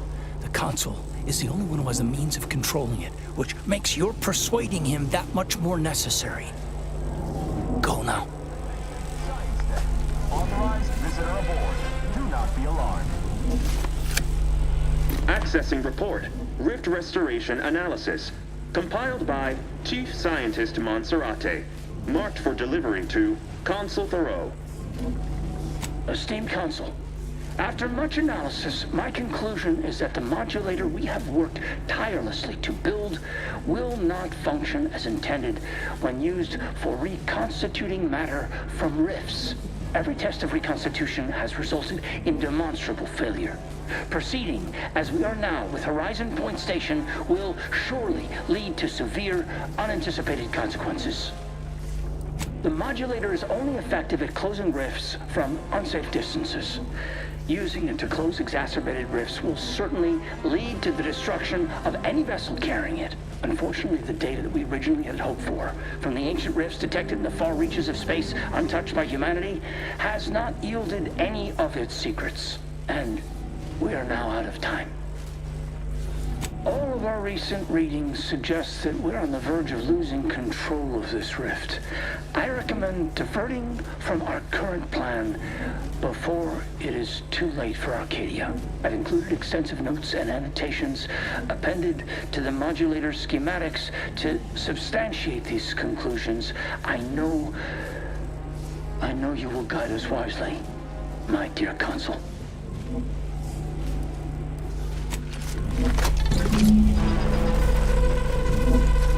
Yes? Was there something else you needed?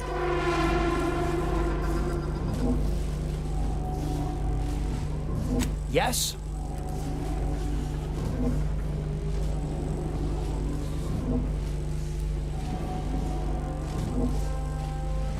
The implications are that many rifts are entirely outside of our control, should we wish to manipulate them or close them.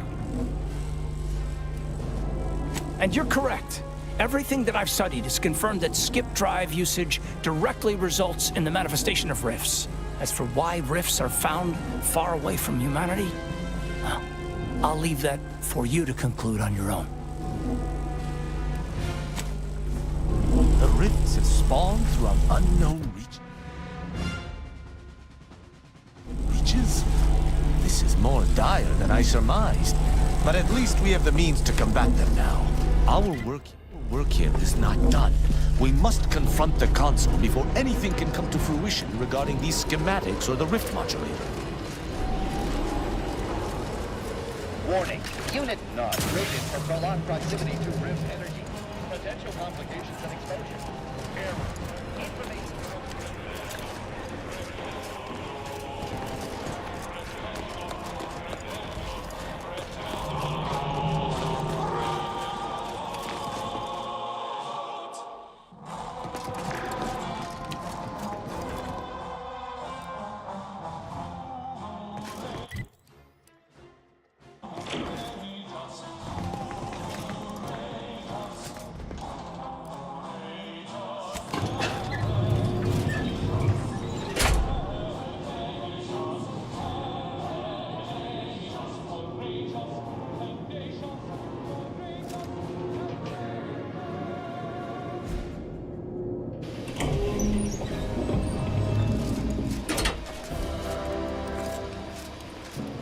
Your punctuality is as commendable as ever.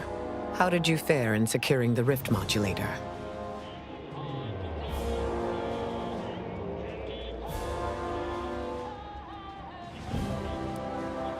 Yet one more hindrance to overcome in this endeavor. Nevertheless, I expect you to guard those plans closely in the interim. Did you find anything else of note?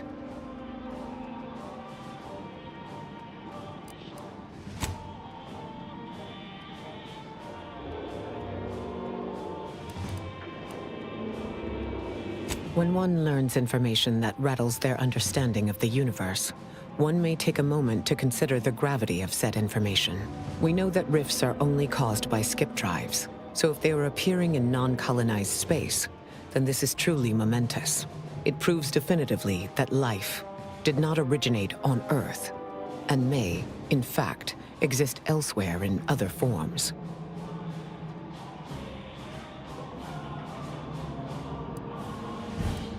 Of course, I wouldn't want to discount these findings too quickly, especially considering the implications. I concur. This is a discussion for later, with laureates in attendance. For now, we must confront the consul before he wrests that future away forever.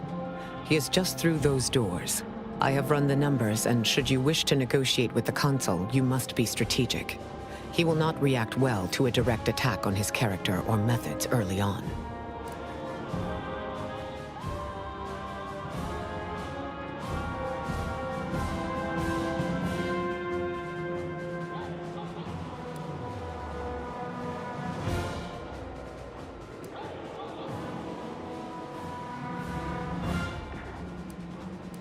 It certainly may.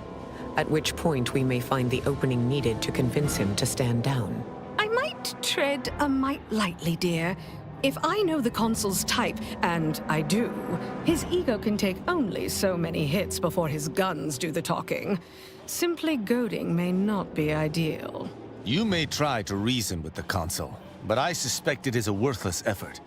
Traitors typically only realize their errors through force. The more we debate, the more time we squander. We must resupply and shore up whatever defenses we have quickly. And if you've something to say to any of us, Commander, I suggest you say it while you have the chance. No telling what awaits us beyond that door.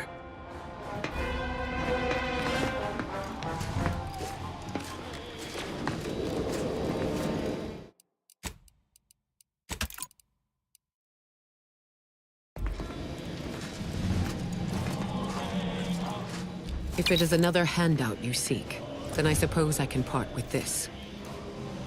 Oh, before I forget, here, this might help you serve our mutual interests.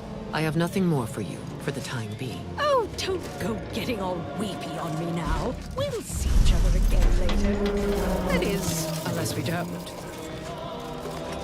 Standing around's got me jumpy. After you.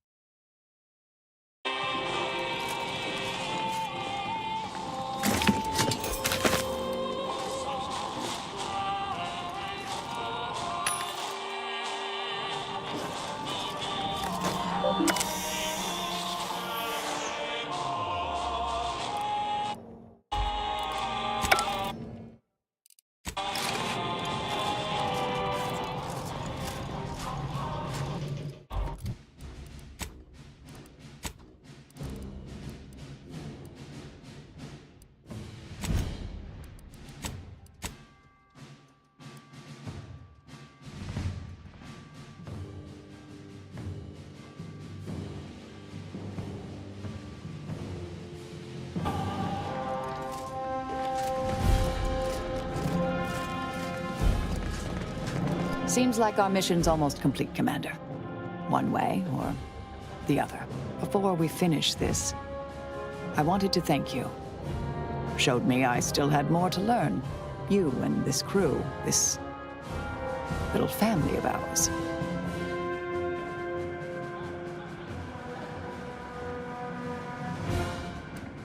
It was an honor to be part of it. Now let's see this through. May all our travails add to the equation. So, here we finally stand, at the threshold of the final confrontation with the Consul. How I have waited for this moment. There's little doubt that he must be slain. And yet, I wish there were an alternative. He should have to rectify his wrongs and answer to Arcadia's people.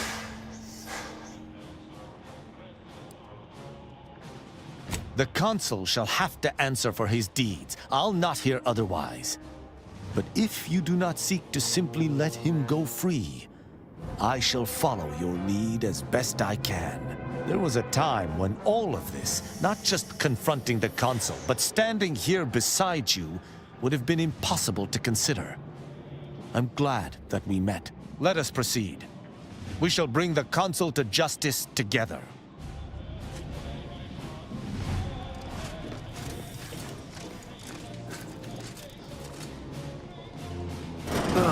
The distinguished presiding bishop herself has deigned to join us. What a charming surprise. Don't overlook the main attraction, dear. I even wore my finest battle attire. I might have known you'd conspire with our enemy and lead some foolhardy crusade against me. Loyalty has eluded you for years, after all. Sentinels, if you would. Forming an alliance was necessary to combat the irrationality of your foolish endeavor. Those who fail to show reason do not deserve to lead this colony. Now, stand down. I will not. I am saving this colony from itself, and ridding it entirely of traitors and trespassers like you.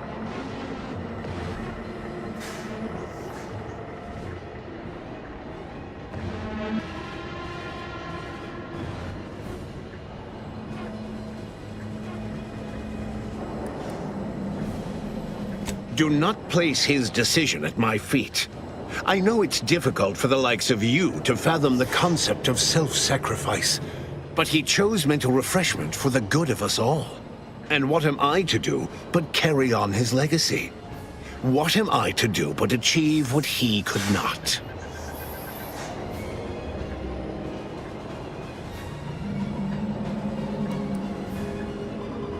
I don't doubt that, Commander. Yes, I know well who you are. In any other situation, I might be compelled to take you apart and see how precisely it is you operate, but time, it would seem, isn't on your side. You are a relic of an impotent institution, propelled forward by nothing more than luck and foolhardy metal.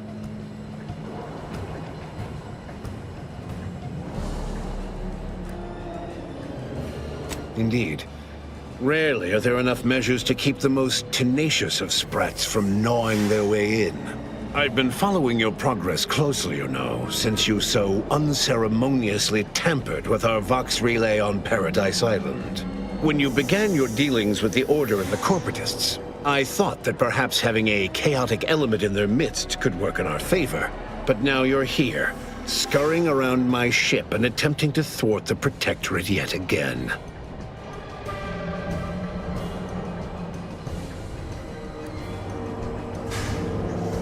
No, I don't think I will.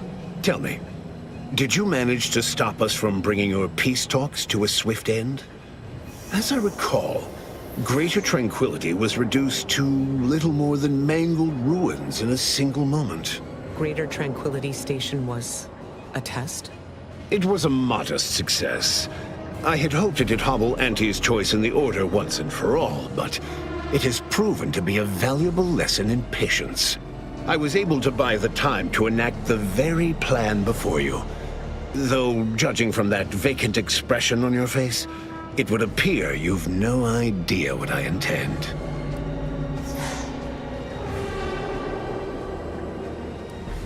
Very well. Once the rift destroys Arcadia, we shall edit the information stored within it and use the modulator to reshape our colony into its perfect form. Horizon Point's destruction all those years ago was a tragedy, yes, but without it, we might never have opened our eyes to our true purpose and the possibility of Arcadia's rebirth. When the Matriarch discovered the first skip drive, she set us on a course to elevate humanity. We're now writing our path, and I will do my part as the Architect intended.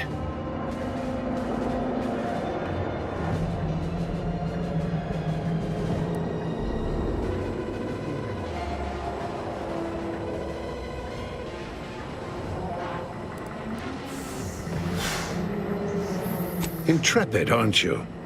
Well, what's relevant is what came after.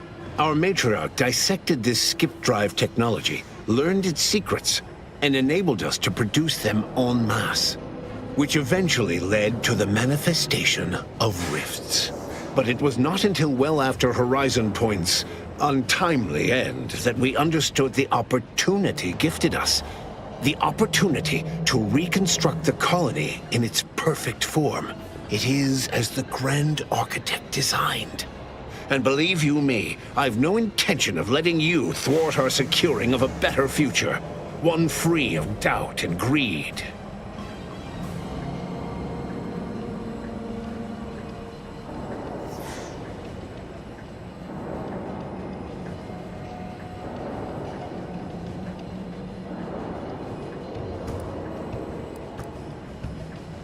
I've found when most people haven't a leg to stand on, they fall back into performative insouciance in an attempt to redirect the conversation. Always brazen, rarely effective. Listen closely. This is the work of the Grand Plan, guiding us toward humanity's ascension. Everything exists for this purpose. Since you took your time scurrying about my ship, presumably rifling through our things, I assume you also found information about the far-off rifts in untraversed space. That alone should tell you that we don't make our own circumstances. It seems they were made by the ship our Matriarch found. A curiosity, isn't it? Without this discovery, we may never have realized the power we now possess with the rifts. Yes, the Great Architect works in mysterious ways. What else can I do but what is bidden?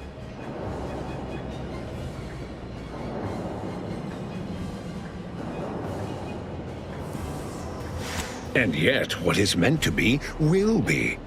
It matters not what path you tread, if the destination has been preordained. Now, as fascinating as your pseudo-intellectual musings have been to witness, I've reached my limit. Beware, Commander. The Consul is a master manipulator.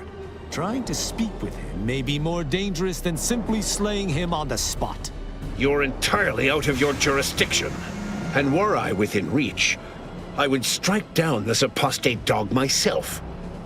If you wish for me to entertain your argument, you will silence him.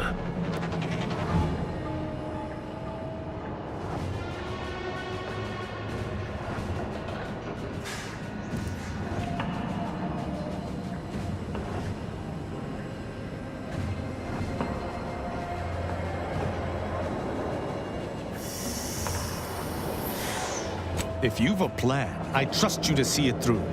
But I shall keep a hand on my hammer throughout. It's your time that's running out, not mine. So go on. Tell me all the ways I'm wrong. Better yet, tell the whole room how His Eminence, the Sovereign, was wrong. This was originally his plan, after all. I am merely a partner seeing it carried out.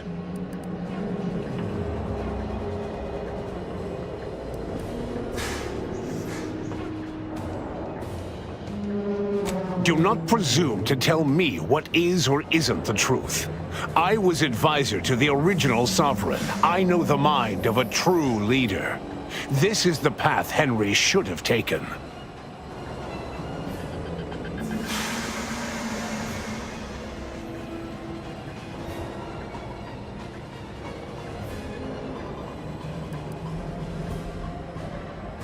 Yes, of course we argued over methodology.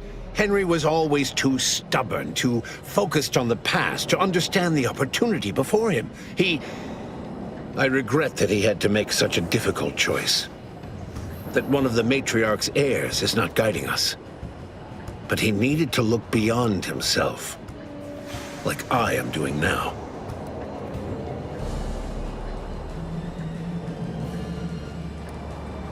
You just come and go as you please, do you? I ensured he would have a handler by his side if any assistance was needed. And I understand that it is, which is regrettable. But fulfilling the Architect's plan is worth the cost. Henry would agree. The people would agree.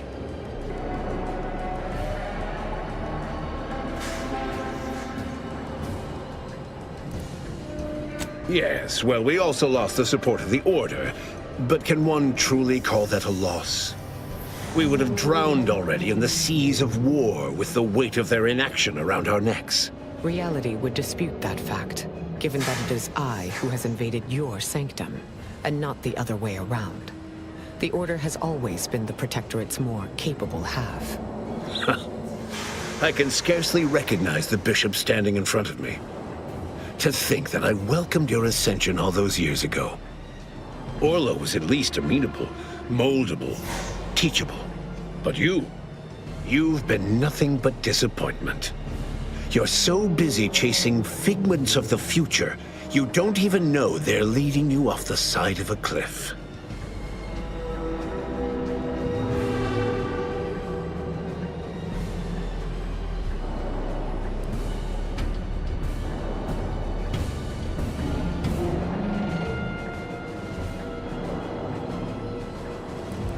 To a man of such expansive pride, all perceived slights become personal. Recall, Emery, that we once worked together toward the same aims. You made us enemies when you started down this unconscionable deviation from what is best for Arcadia. I will not be blamed for your treacherous actions. A true Protectorate subject knows that adhering to the Sovereign's words is what's best for Arcadia. And you were never true. The same can be said for any subject who wavers. They are dead weight, and we must cast them off straight away. Once I win the war and leave those naysayers behind, harsh action will be swiftly forgotten. And once I provide for the needs of my subjects, I will have them forever.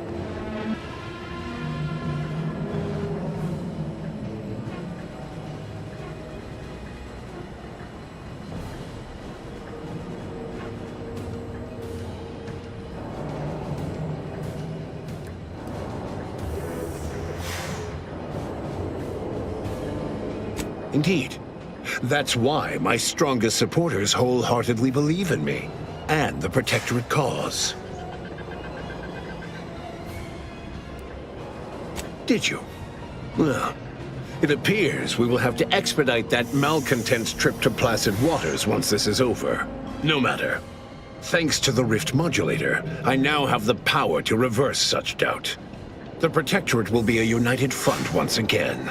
Untouchable and wanting for nothing.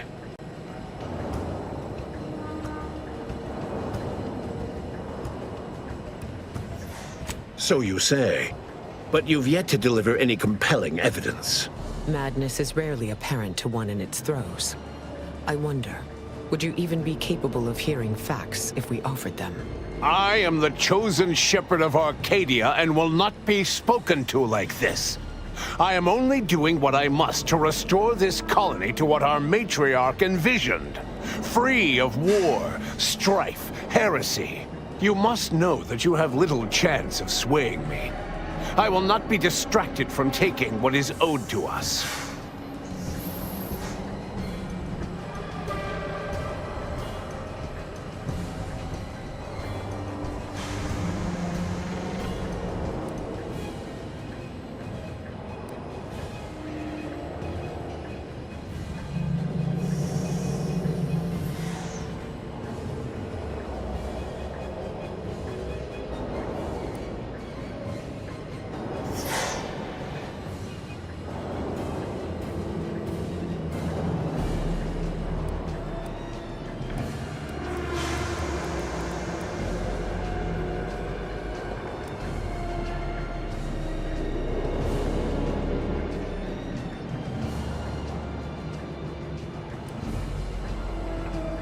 I will not be lectured by an outsider.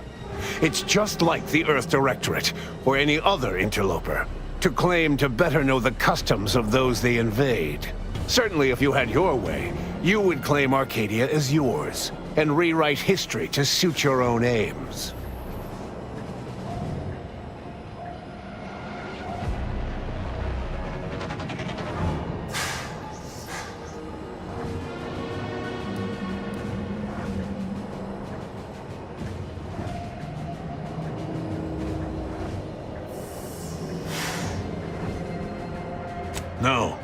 No, Reuben would not have gone against her. He was the stalwart protector of Arcadia to the end. We could all see his devotion.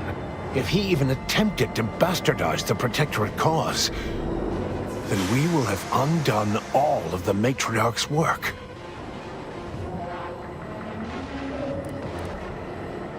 She said as much in her correspondence with the First Bishop, that the Arcadian experiment would only prevail so long as hubris was staved off. I have the record, if you wish to see it. The Matriarch hid her feelings well. Such correspondence had been lost to us, I thought. And now it appears we have fallen prey to the very thing she warned of.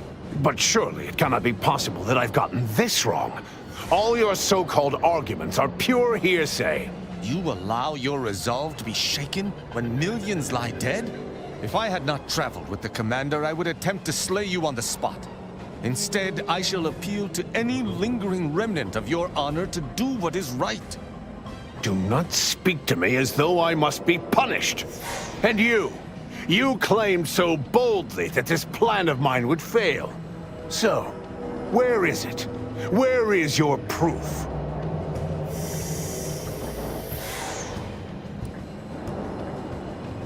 Bah, a report. The abstract means little when compared to reality. Look outside. Is it failing now?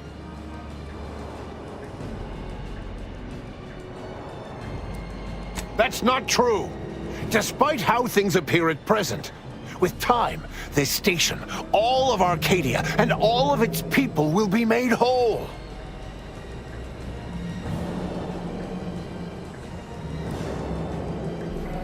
So they will remain as shells upon reconstitution. Is that what you're saying? This would explain the anomalies we've encountered of late. I don't understand. Surely every step leading to this moment was in accordance to the grand plan. All the pieces fit. Either someone has made a terrible mistake. Or this is merely a conspiracy to mislead us. And leave the traitors and invaders alive? No! Death is the only way forward. We can only be made pure from the ashes, despite whatever supposed proof you have to the contrary.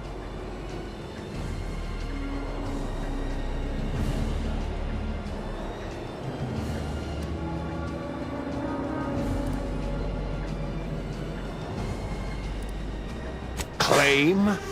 If you cannot see the truth of my devotion written plain, then now I see why you are against me so. But you are wrong about the risk. We are losing this war. It is inevitable. The victors will brutally subdue us until we become corrupted. Until we forget our principles, our history, the very core of who we are. It is better that we perish together as proud protectorate, proud Arcadians. Preserving our purity is a mercy. More than that, is it not love?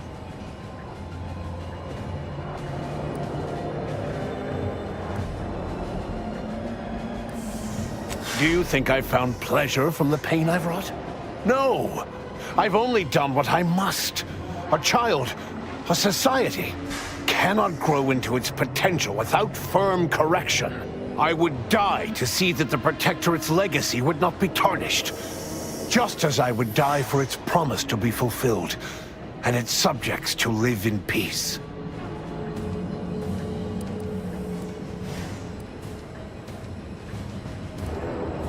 As your battle fall.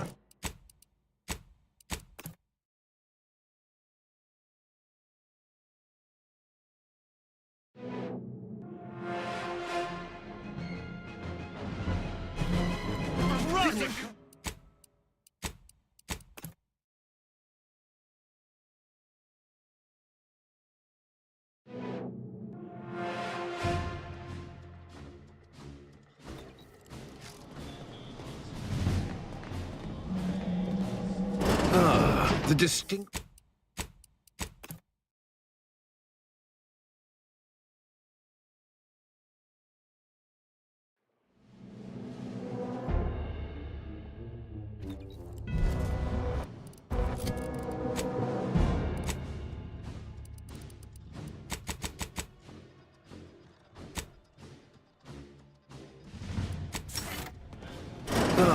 the distinguished... I will not. I am saving this colony from its... And what am I to do but carry on his legacy? Yeah, you are a relic of an impotent... But now you're here, scurrying around my ship and attempting to thwart the... You think yourself... What's his is mine. And the victory I inevitably... Greater... I was able to buy the time to enact... When the matriarch discovered the first... But it is as the Grand Architect designed. And believe you me, I've no intention of letting you thwart our securing of a better future. Listen, since that, without this discovery, we may...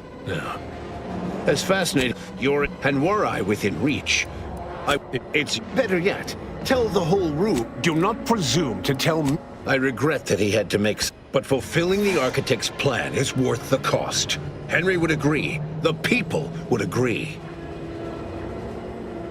Yes. Reality. But you've been nothing but disappointment. Recall.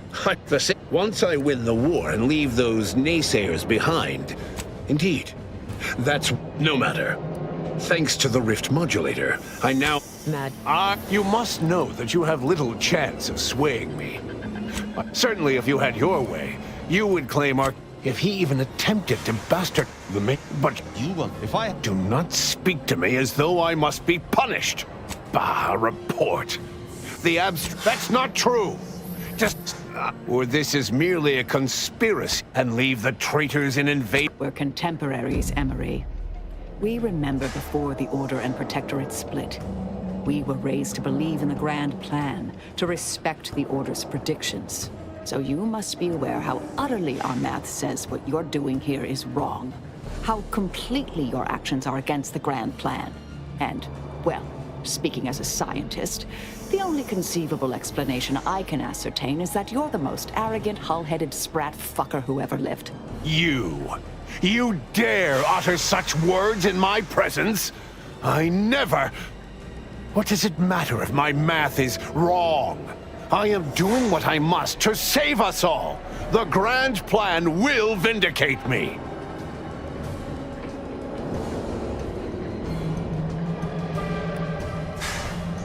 Claim?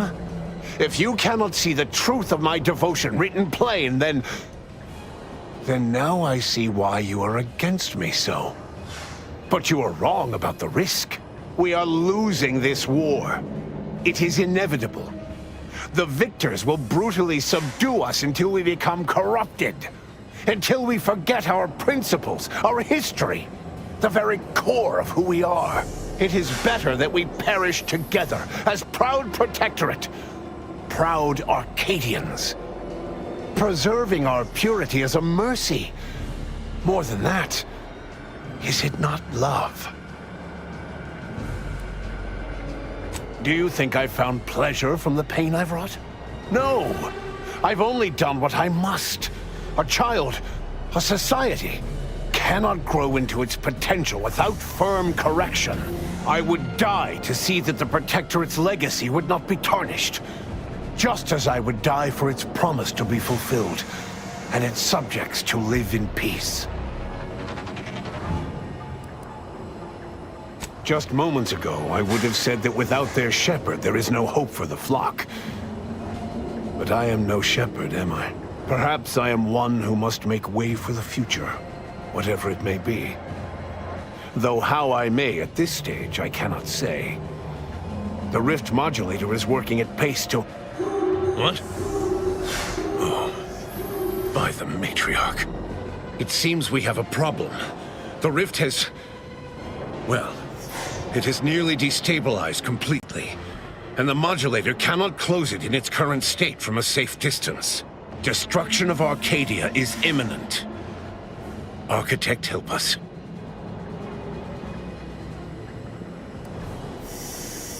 There is.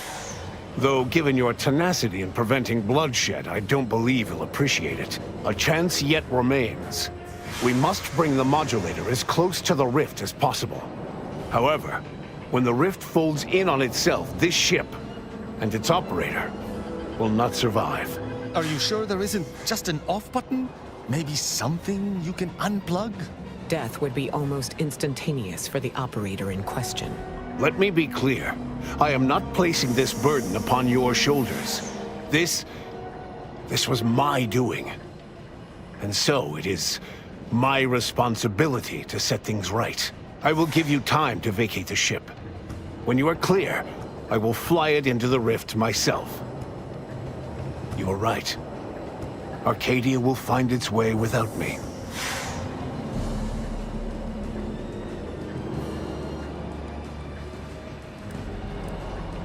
Think what you wish of me, but this is my responsibility. And that is something I will never shirk from.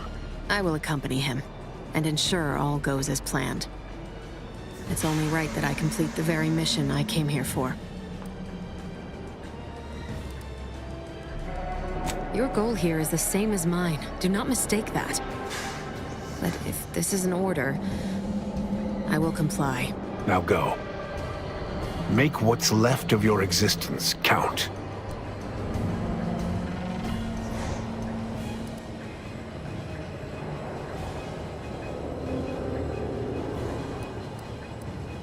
Only someone such as yourself could distill a grave matter of life and death down to winning. Let's get on with it then.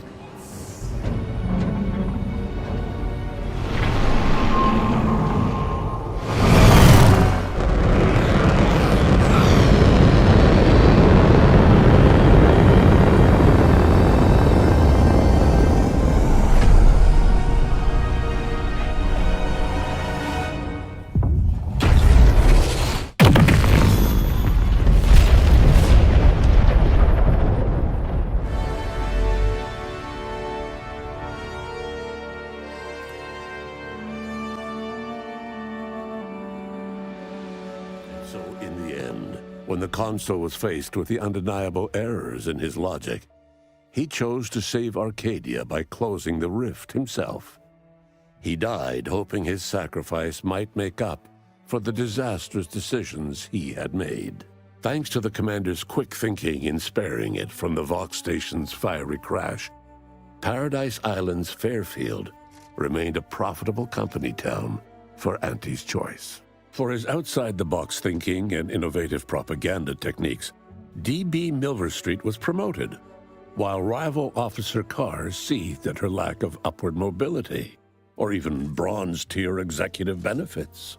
Vigilant Hogarth, now acclimated to Fairfield, leaned on the Protectorate ideals of neighborliness, while overlooking all the authoritarian tactics, so he might help the Order to succeed with the equation. Auntie's Choice assumed control over the day-to-day workings of Matriarch's Mercy, the better to monitor their new colleagues in the Order. The monastery, however, returned to normal operation, tracking the clockwork of the grand plan. The monastery's abbot became a scapegoat for recent tragic events, having not detected Wiley's dastardly schemes. His superiors demoted him, mainly to show their corporatist allies that academics could keep their people in line too. Seer Wiley fled the Order and sought refuge in a backwater Arcadian town to contemplate his failings. As word of the ex-seer's arrival spread, people lined up for predictions. Forsaking the math that failed him, he offered obvious yet effective advice instead. After defending Fort Endurance against a fierce Mantisaur attack, Executive Warchek was awarded a commendation for profit-securing stalwartness, as well as promotion to regional manager. He eventually passed peacefully in his sleep at the scientifically astounding age of 6. Val continued to serve the commander of the Incognito faithfully for many more years than should be possible, giving automechs like her everywhere a reputation as stable and reliable. As a result, more Valerie units were put into service, while fewer human agents were deployed into the field. As he rose through the Earth Directorate ranks, Niles pressed for a field directive to deploy the new Val units only when the situation posed significant risk.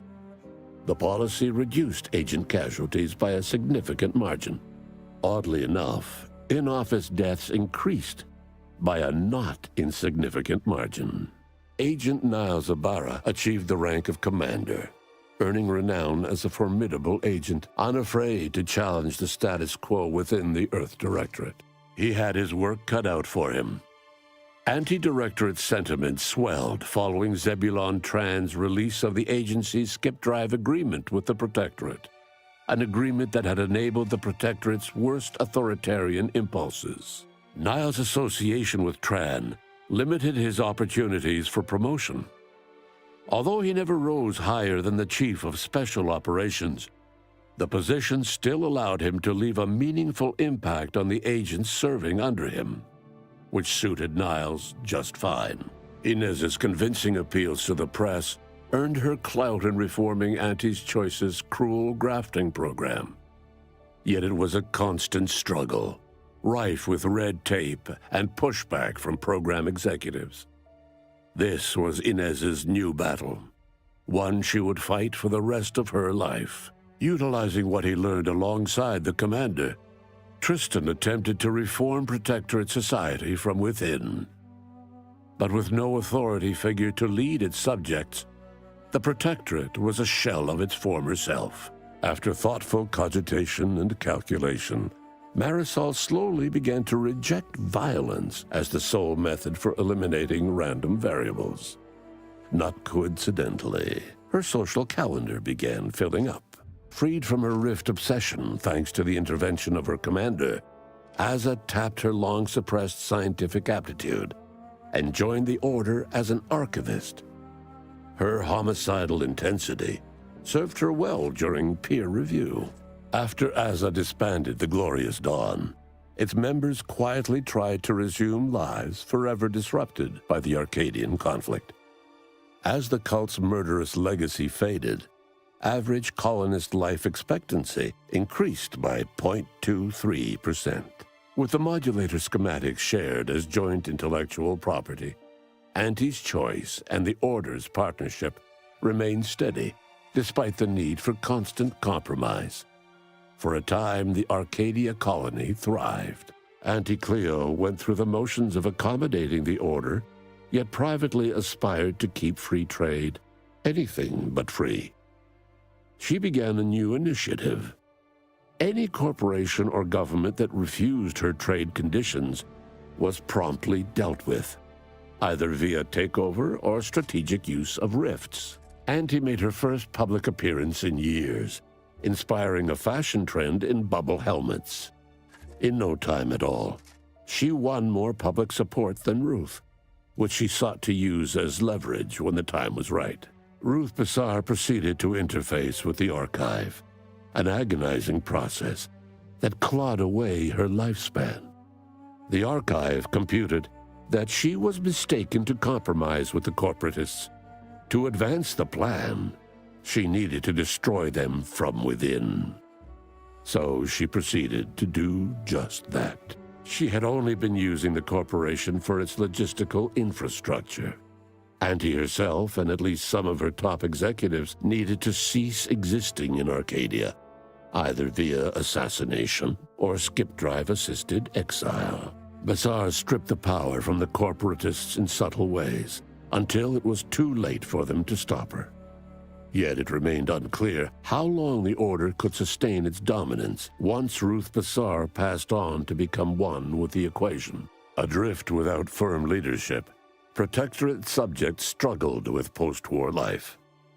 A small band of hardliners collaborated to preserve their society in the face of Arcadia's new leadership. Despite the recent tumultuous events in Arcadia, it was business as usual for Free Market Station. Sub Rosa continued to supply the colony in the wake of the commander's actions. With its reputation tarnished by its well-publicized agreement with the Protectorate, the Earth Directorate was on its back foot in negotiations to purchase skip drives from the new leadership of Arcadia.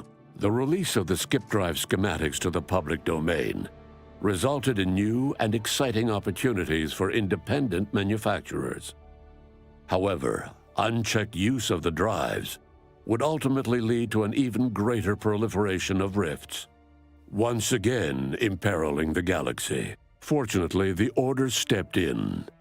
Leveraging their partnership with Auntie's Choice, the Order sold rift modulators to all skip drive manufacturers for a modest price, thus preventing another outbreak of rifts, while Auntie's Choice made a tidy profit. The rifts across Arcadia and beyond were soon closed.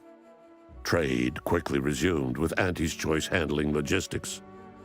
Yet, more than just goods and resources traveled the re-established trade routes. The Order's version of scientism spread as well. Many colonies stabilized, many thrived, and some even rose to an Arcadian level of prosperity. But there are still some that have never been heard from. All of these events turned on the decisive actions of the Earth Directorate agent and their unique way of navigating Arcadia, its disparate factions, social complexities, ubiquitous product placement, and arsenal of absurdly satisfying weaponry. But through it all, and to this day, Earth has remained inexplicably dark.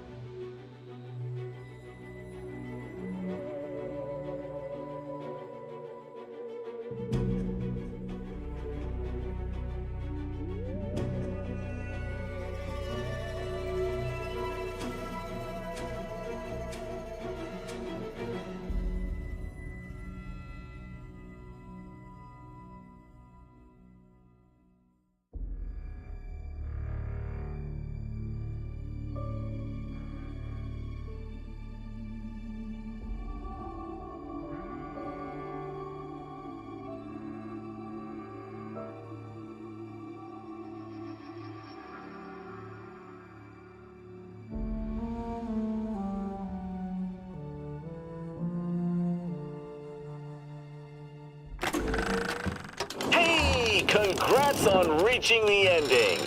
Well, an ending. Plenty more where that came from. How about another go? Additional playthroughs don't cost nothing. Yet.